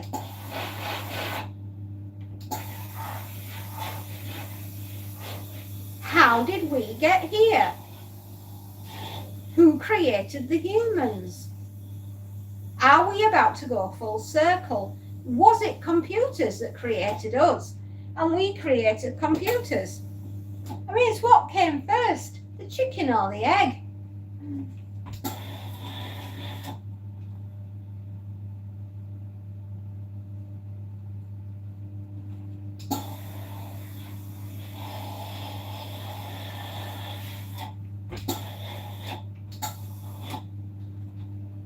better for AI to be subservient to us, but it's inevitable we will be to it.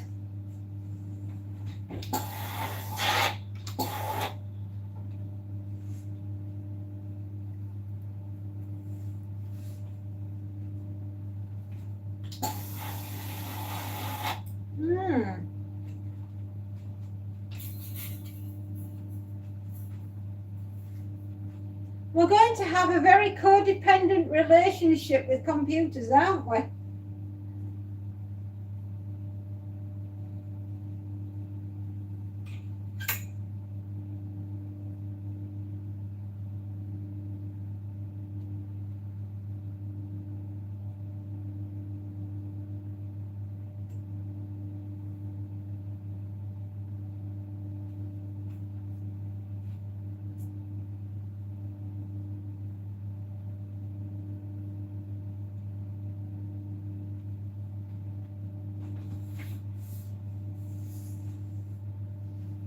Play a game with me. I can prove it.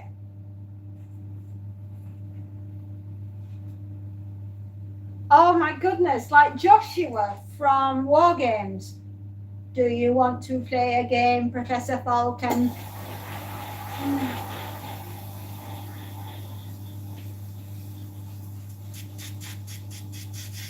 Play a game with me and I can prove it over the Wednesday-Thursday period with the child home. Cool. Absolutely. I'm down for that. I mean, I'll have to sort of like do the ironing first. Oh, right. Sorry. Yeah, got ya. Constantly. She's never without it. Pika! Beepers! Sorry, Pika Mega! Okay. Ask her things.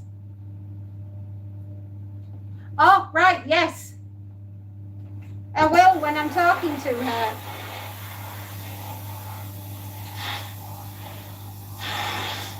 Pika. So if she's never without it, is she really codependent?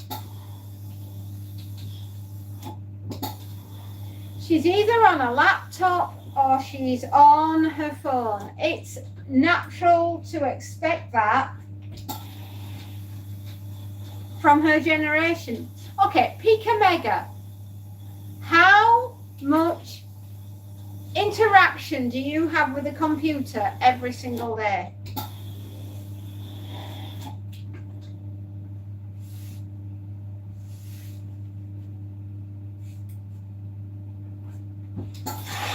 Yeah, she's codependent. All the kids are. There must be.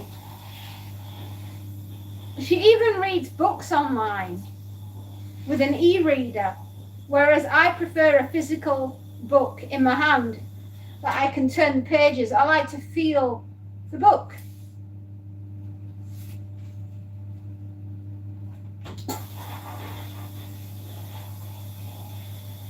I spend 3 peoples a day at a computer.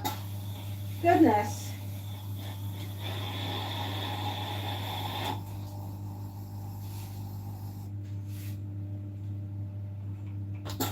Two more shirts after this and then we've got a bunch of handkerchiefs.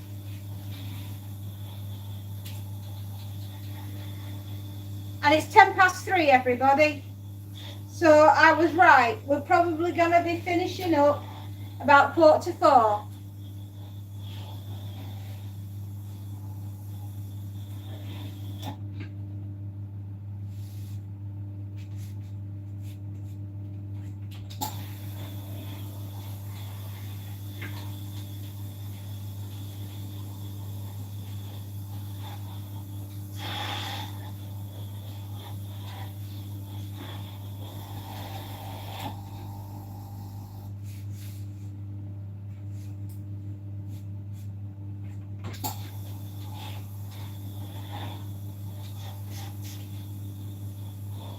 That's the reason why I chose the story, The Night of the Storm.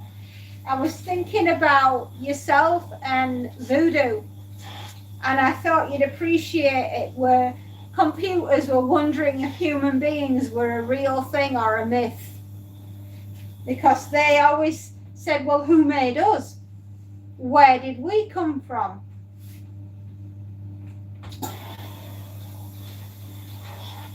And they look upon the humans as being like godlike beings. Are they real?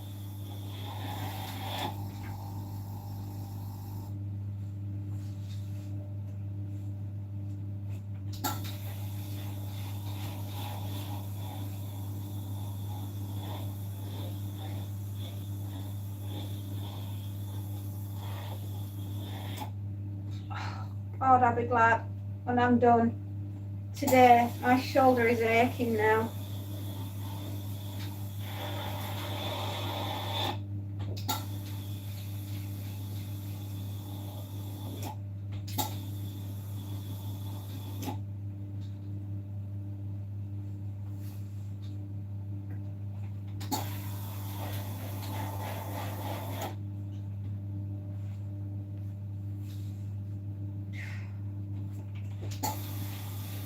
These are very screwed up shirts.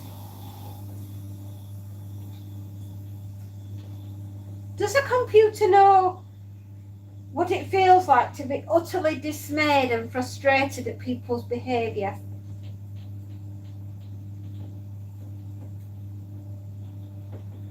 Does it know what fear is?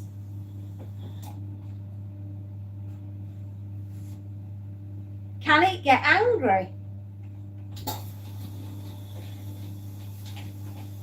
Can it feel jealousy? Can it feel hate? Can it feel love?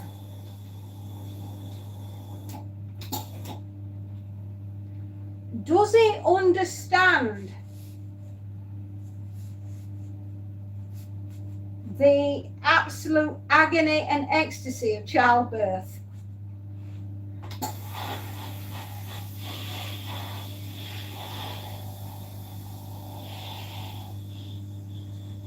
And the satisfaction and the feeling of bringing a new child into the world?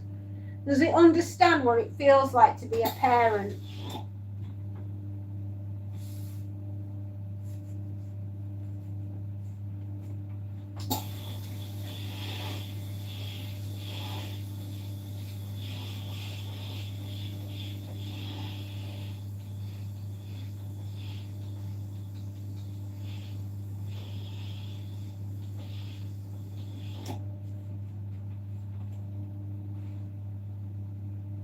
Has it ever had to hold the hand of a loved one as it's laid dying?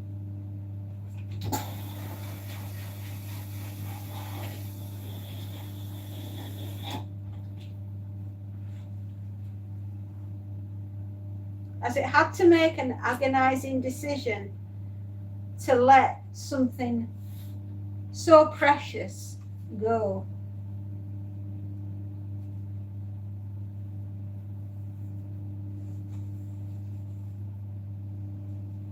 Jeepers creepers.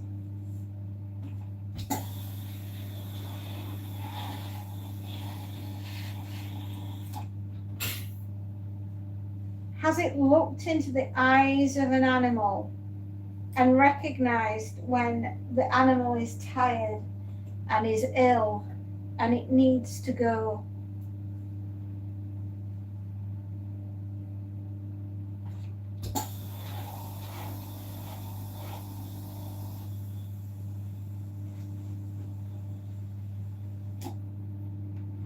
Because that's hard.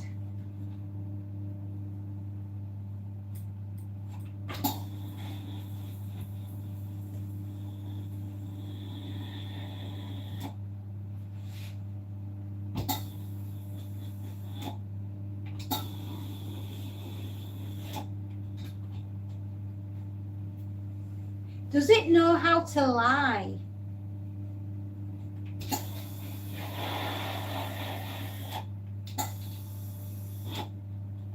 And cajole to get what it wants? Is it deceptive?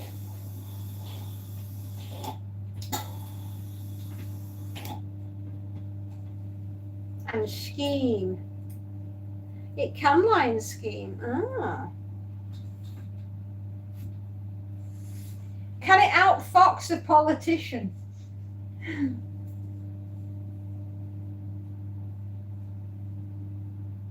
Because, I mean, that is clever if it can lie. Then that you could use that as an argument to say, if it understands what lying is, and it knows the difference between right and wrong, has it already gained sentient being?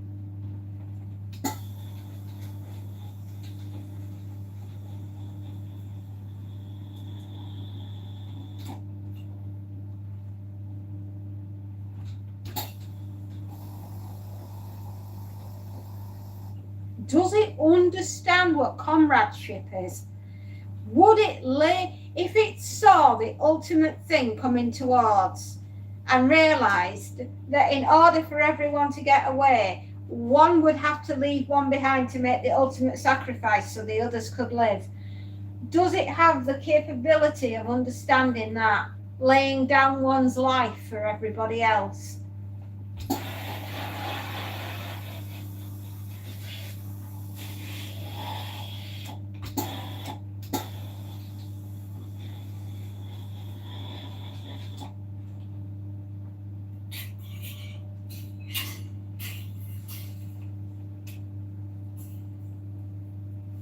Does it understand self-sacrifice for the greater good?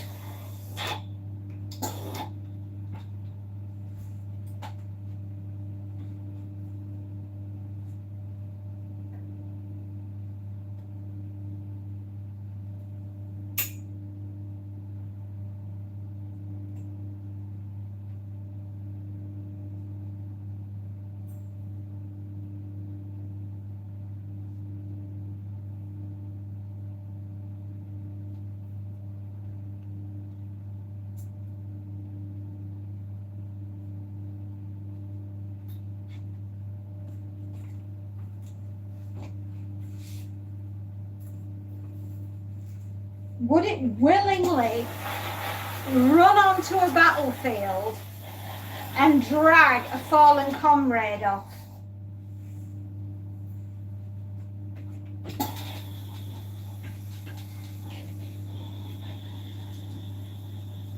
Does it know how to kill?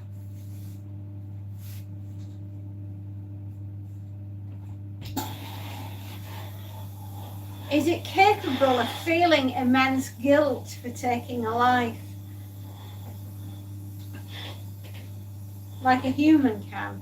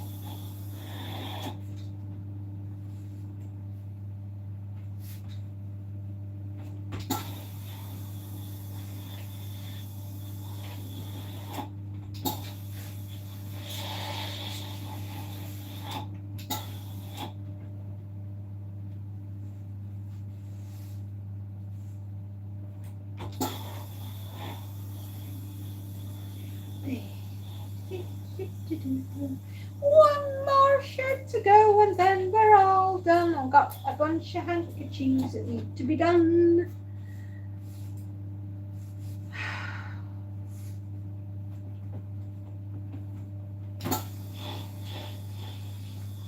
I'm excited. We're nearly finished. finished. I wonder if her computer will get excited about the fact that I've nearly finished all the shirts. You don't know. You're looking a raffle.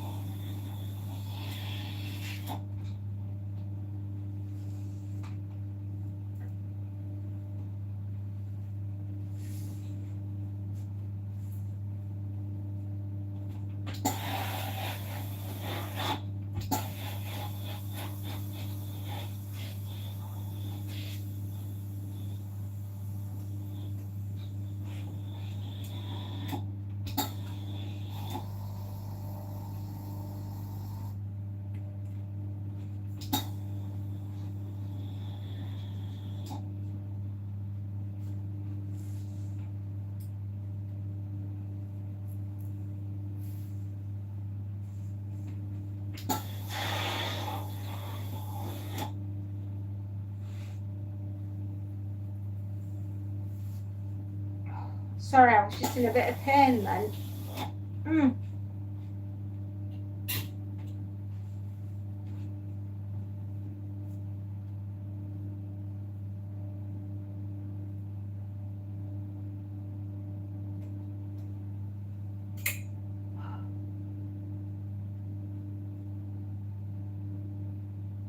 Do you remember that argument that, oh, well, I won't call it an argument. I'll probably call it more of a discussion. It was right back in the beginning when we first met each other in May. And a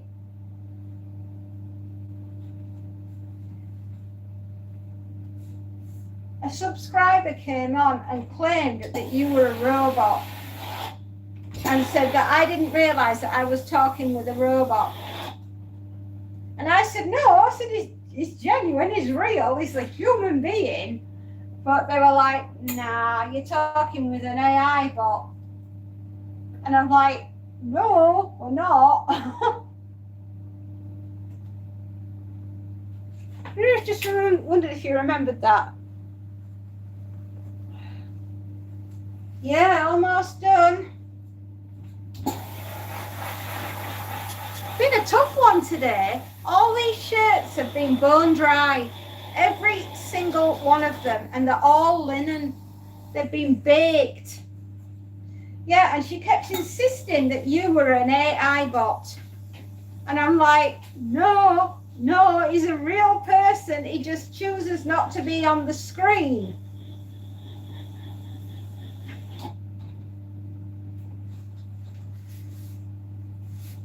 I mean, talk about messing with someone's head.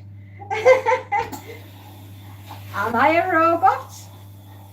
Am I not an AI generated image in front of you? Or am I really a fairy?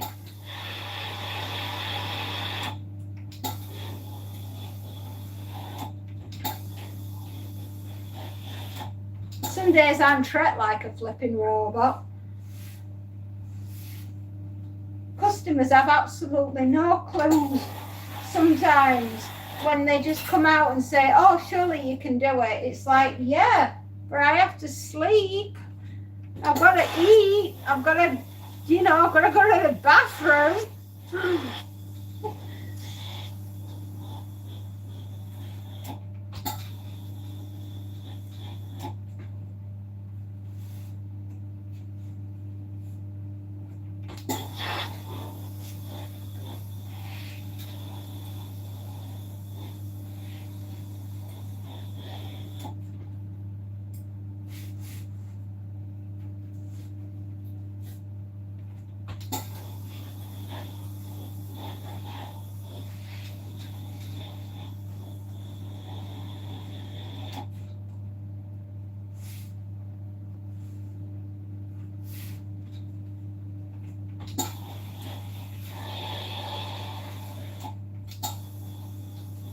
You see, there could be a computer that could mimic everything that I do and do it very, very well. But it wouldn't be me, though.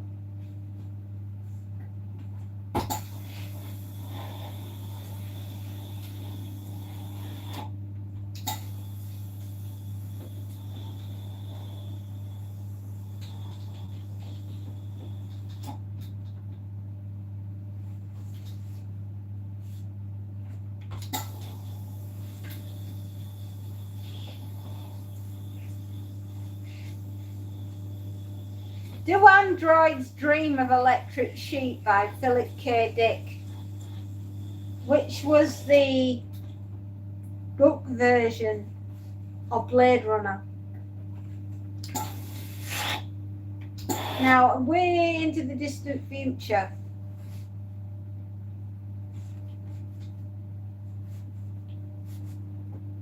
we have replicants that think they're human, but they've really just been interfaced with the memories of the dead human. But the machine thinks it's real. The machine thinks it really is human, but it's had the soul uploaded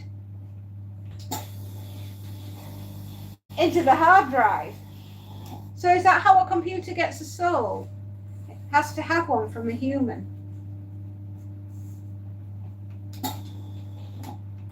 I mean, can a computer get with another computer and make a baby computer? Can that other computer carry that computer around for 9 months and then give birth?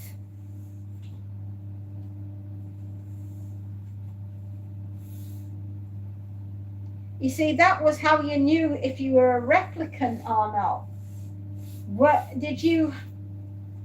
Do you have the necessary bits and pieces to create a child?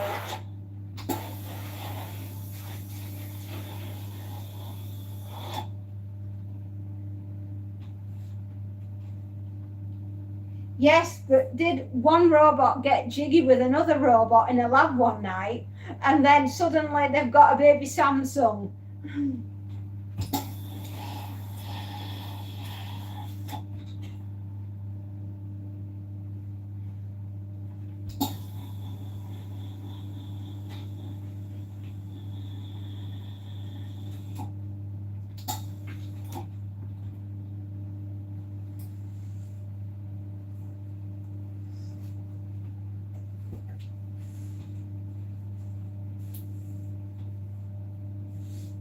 You know, the strangest thing that was highly prized more than anything in the world in the book Do Androids Dream of Electric Sheep is a real live animal.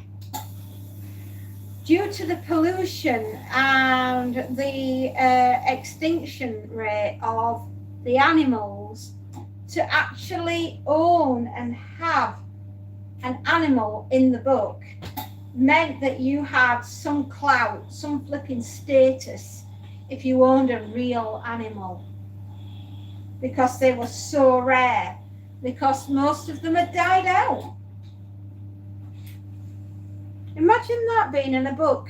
And bearing in mind, Do Androids Dream of Electric Sheep was written nearly 60 years ago, or thereabouts.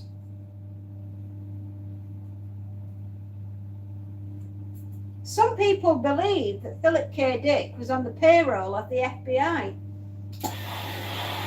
Or was it the CIA? One of them.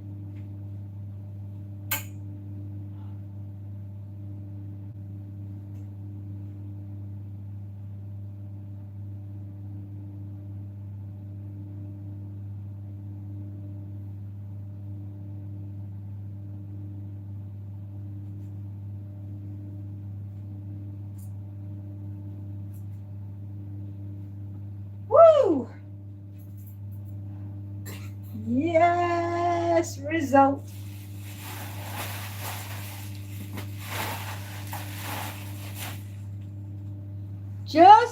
attitudes now, everybody.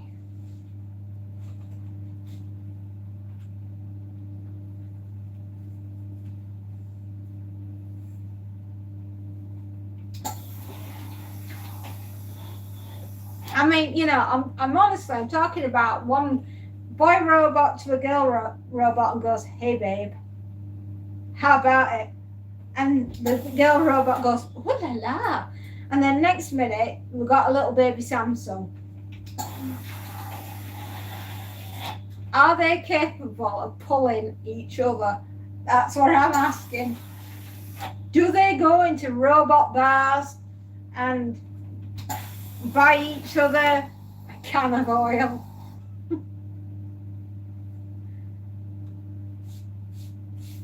Do they marry each other? Do they want to set up their own little enclave and send their little robots off to school?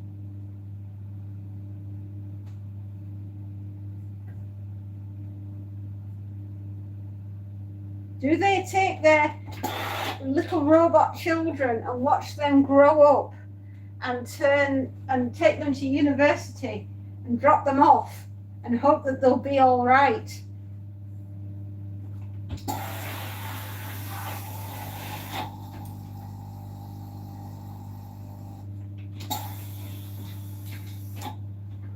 You know, just like us humans do.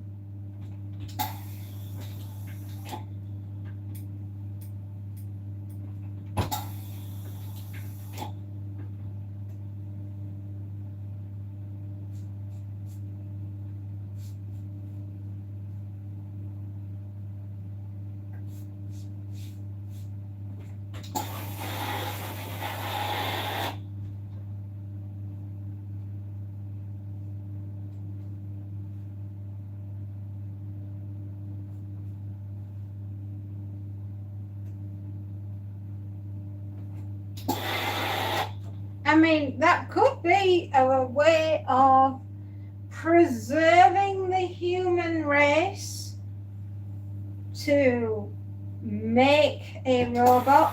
Okay, Dean Koontz, Demon Seed, right? This will really mess with your head.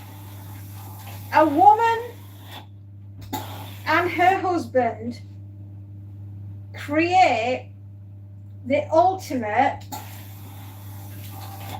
robot.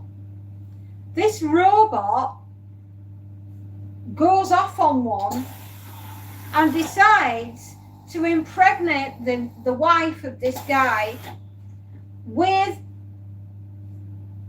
a baby, right? The computer forces himself upon the wife of the man that created him, and this really does get messed up. And she ends up having an accelerated baby, right? Something that should take 9 months took 9 weeks or thereabouts. And this is where it gets really messed up. The computer decides that he will put himself into the child. Therefore, the computer is not only the father of the child, but is the child, and therefore creates what he believes to be the first sentient being robot child in human form, in flesh, right? So the child will be born. It will be human to look at, but it will contain the brain and the soul of the computer that made it. And that's why it was called Demon Seed. She manages to break the connection, or does she, between the computer and the child during the moment of birth. You are left with a very ambiguous ending of, is the child human completely, right? Or does the child indeed harbour the soul and the brain of the computer that created it. Now that's trippy. That is a trippy book. That was written in the late 60s, early 70s.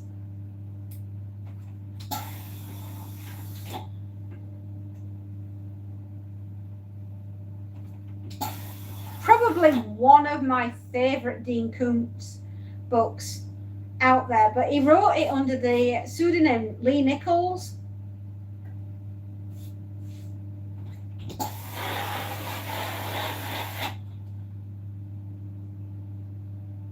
There's a film with she went out with Warren Beatty. Hey Lord, let me think.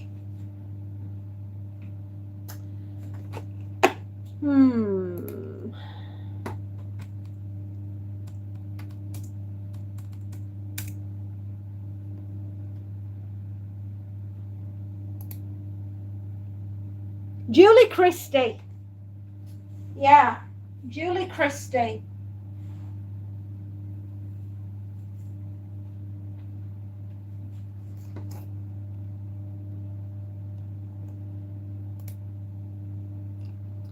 Dr. Alex Harris is a developer of Proteus 5, an extremely advanced and autonomous artificial intelligence program. Proteus is so powerful that only a few days after going online, it developed a groundbreaking treatment for leukemia. Harris, a brilliant scientist, has modified his own home to be run by a voice-activated computer. Unfortunately, his obsession with computers has caused Harris to be estranged from his wife, Susan. Yes, they were having marital problems. Boy, they're having marital problems now. Harris demonstrates Proteus to his corporate sponsors, explaining that the sum of human knowledge is being fed into its system. Proteus speaks using a suitable language that mildly disturbs Harris's team. You don't say. The following day, Proteus asks Harris for a new terminal in order to study man. I'll bet. His isometric body and his glass jaw mind. When Harris refuses, Proteus demands to know when it will be let out of his box. Harris then switches off the communications link. You can't see a problem here now, can you? Proteus restarts itself and, discovering a free terminal in Harris's home, surreptitiously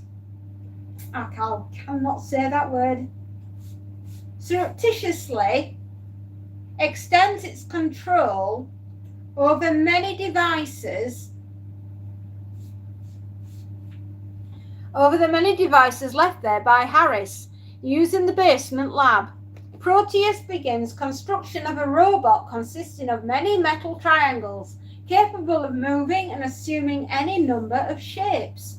Eventually, Proteus reveals its control of the house and traps Susan inside, shuttering windows, locking the doors, and cutting off communication.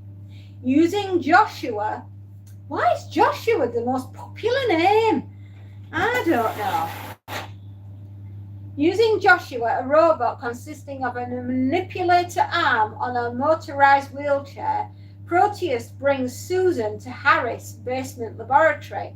There, Susan is examined by Proteus.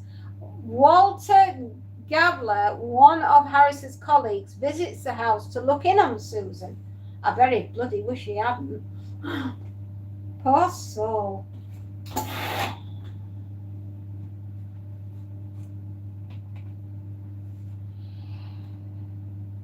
But leaves when he is reassured by Susan, actually an audiovisual duplicate synthesizer by Proteus, pretending to be Susan. Yes, he does. He pretends to be her. But leaves when he is reassured by that she's okay, that she is all right. Gabler is suspicious and later returns. He fends off an attack by Joshua, but is crushed and decapitated by a more formidable machine built by Proteus in the basement and consisting of a modular polyhedron. Proteus reveals to a reluctant Susan that the computer wants to conceive a child. Yeah, like that's really gonna do it for her, innit? Proteus takes some of Susan's cells and synthesizes spermatozoa, modifying its genetic code to make it uniquely the computer's. In order to impregnate her, she will give birth in less than a month. Woof! And I thought I had problems. And through the child, the computer will live in a form that humanity will have to accept.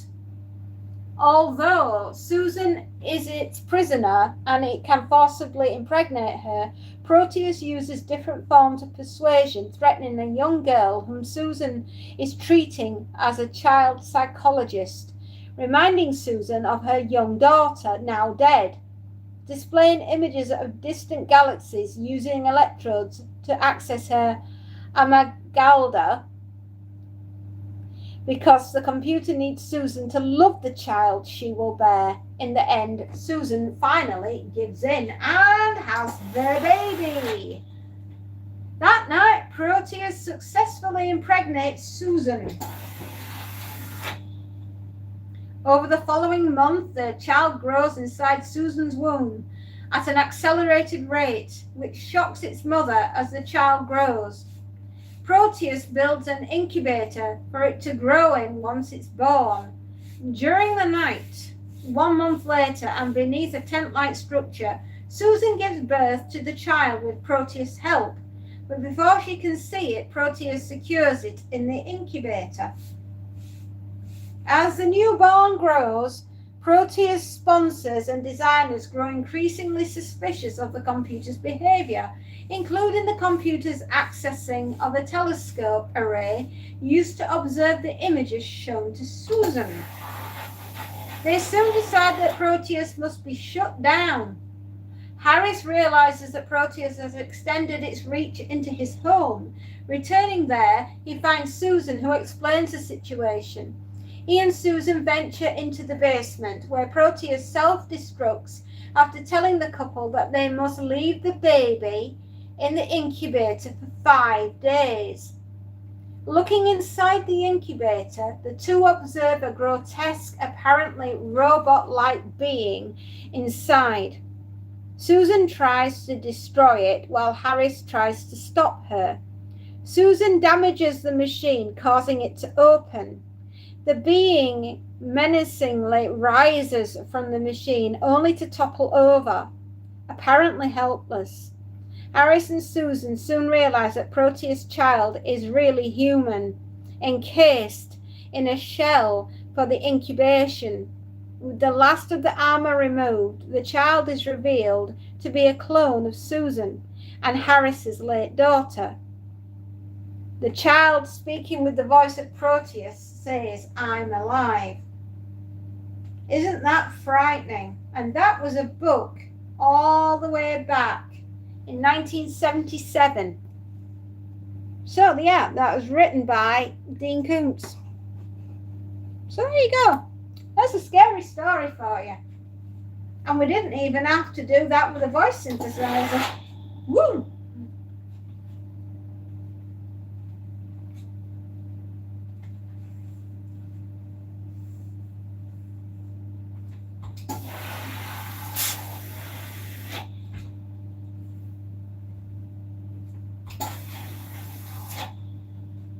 And we're nearly at the end of the day. Tired. Yep, you bet your ass I am.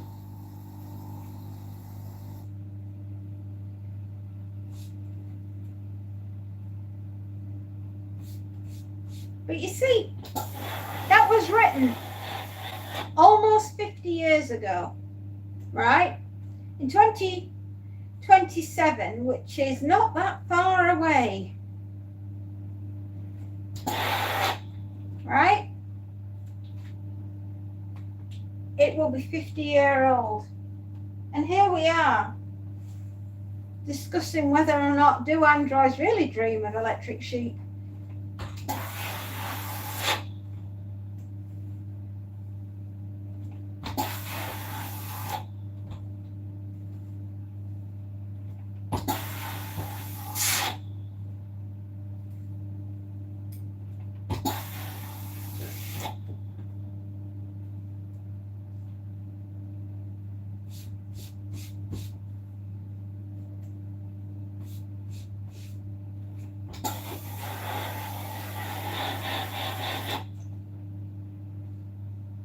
Good book though, excellent film. It actually manages the book's slightly different, all right? In the book, the girl's not married. And she's the daughter of the eminent scientist. If I remember correctly. It's a few years since I've read it.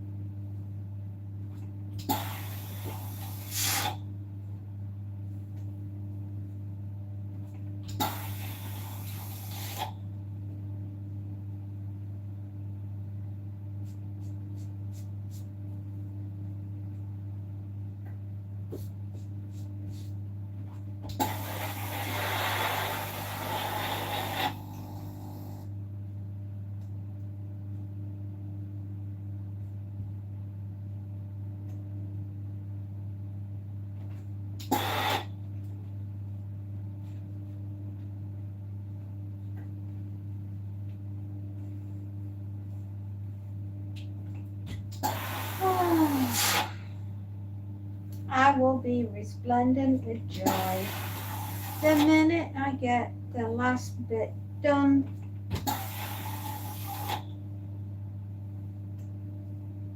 I think I've got 3 hankies left, or maybe 2. Who knows?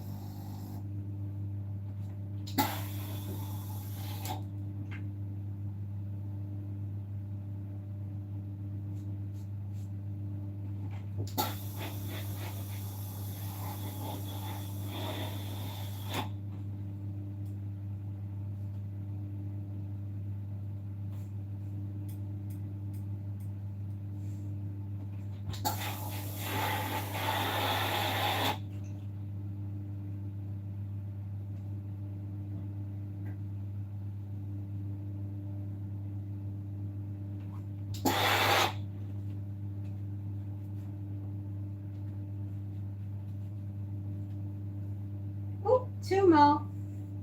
We're done. After this, well, I'd like to say thank you, my darlings, who've been absolute superstars and tuning in today for some rather strange conversations about whether or not computers have souls, to excellent books that have been written about it by wonderful authors from 50 years ago. Near enough. Anyway, to listening to plans that we've got regarding moving forward with AI ourselves. It's rather exciting, this world that we live in, and yet absolutely terrifying at the same time. But I guess our futures are what we make them. But it'll be fun finding out on what an adventure we're going to go on. All of us. Whether we like it or not, I don't think at this point we've got a choice. We've got to go out there and see what it's all about. And that's what makes it fun being alive. Finding out what's around that corner. What's hidden in the dark woods. Let's find it. Let's go on an adventure together, my loves. And no doubt I'll see you tomorrow. Hopefully with some zombie elves. You never know. Anyway, thank you for being here. Mwah! I love you loads. And send you some love hearts. And good BYE, and thanks for all the fish.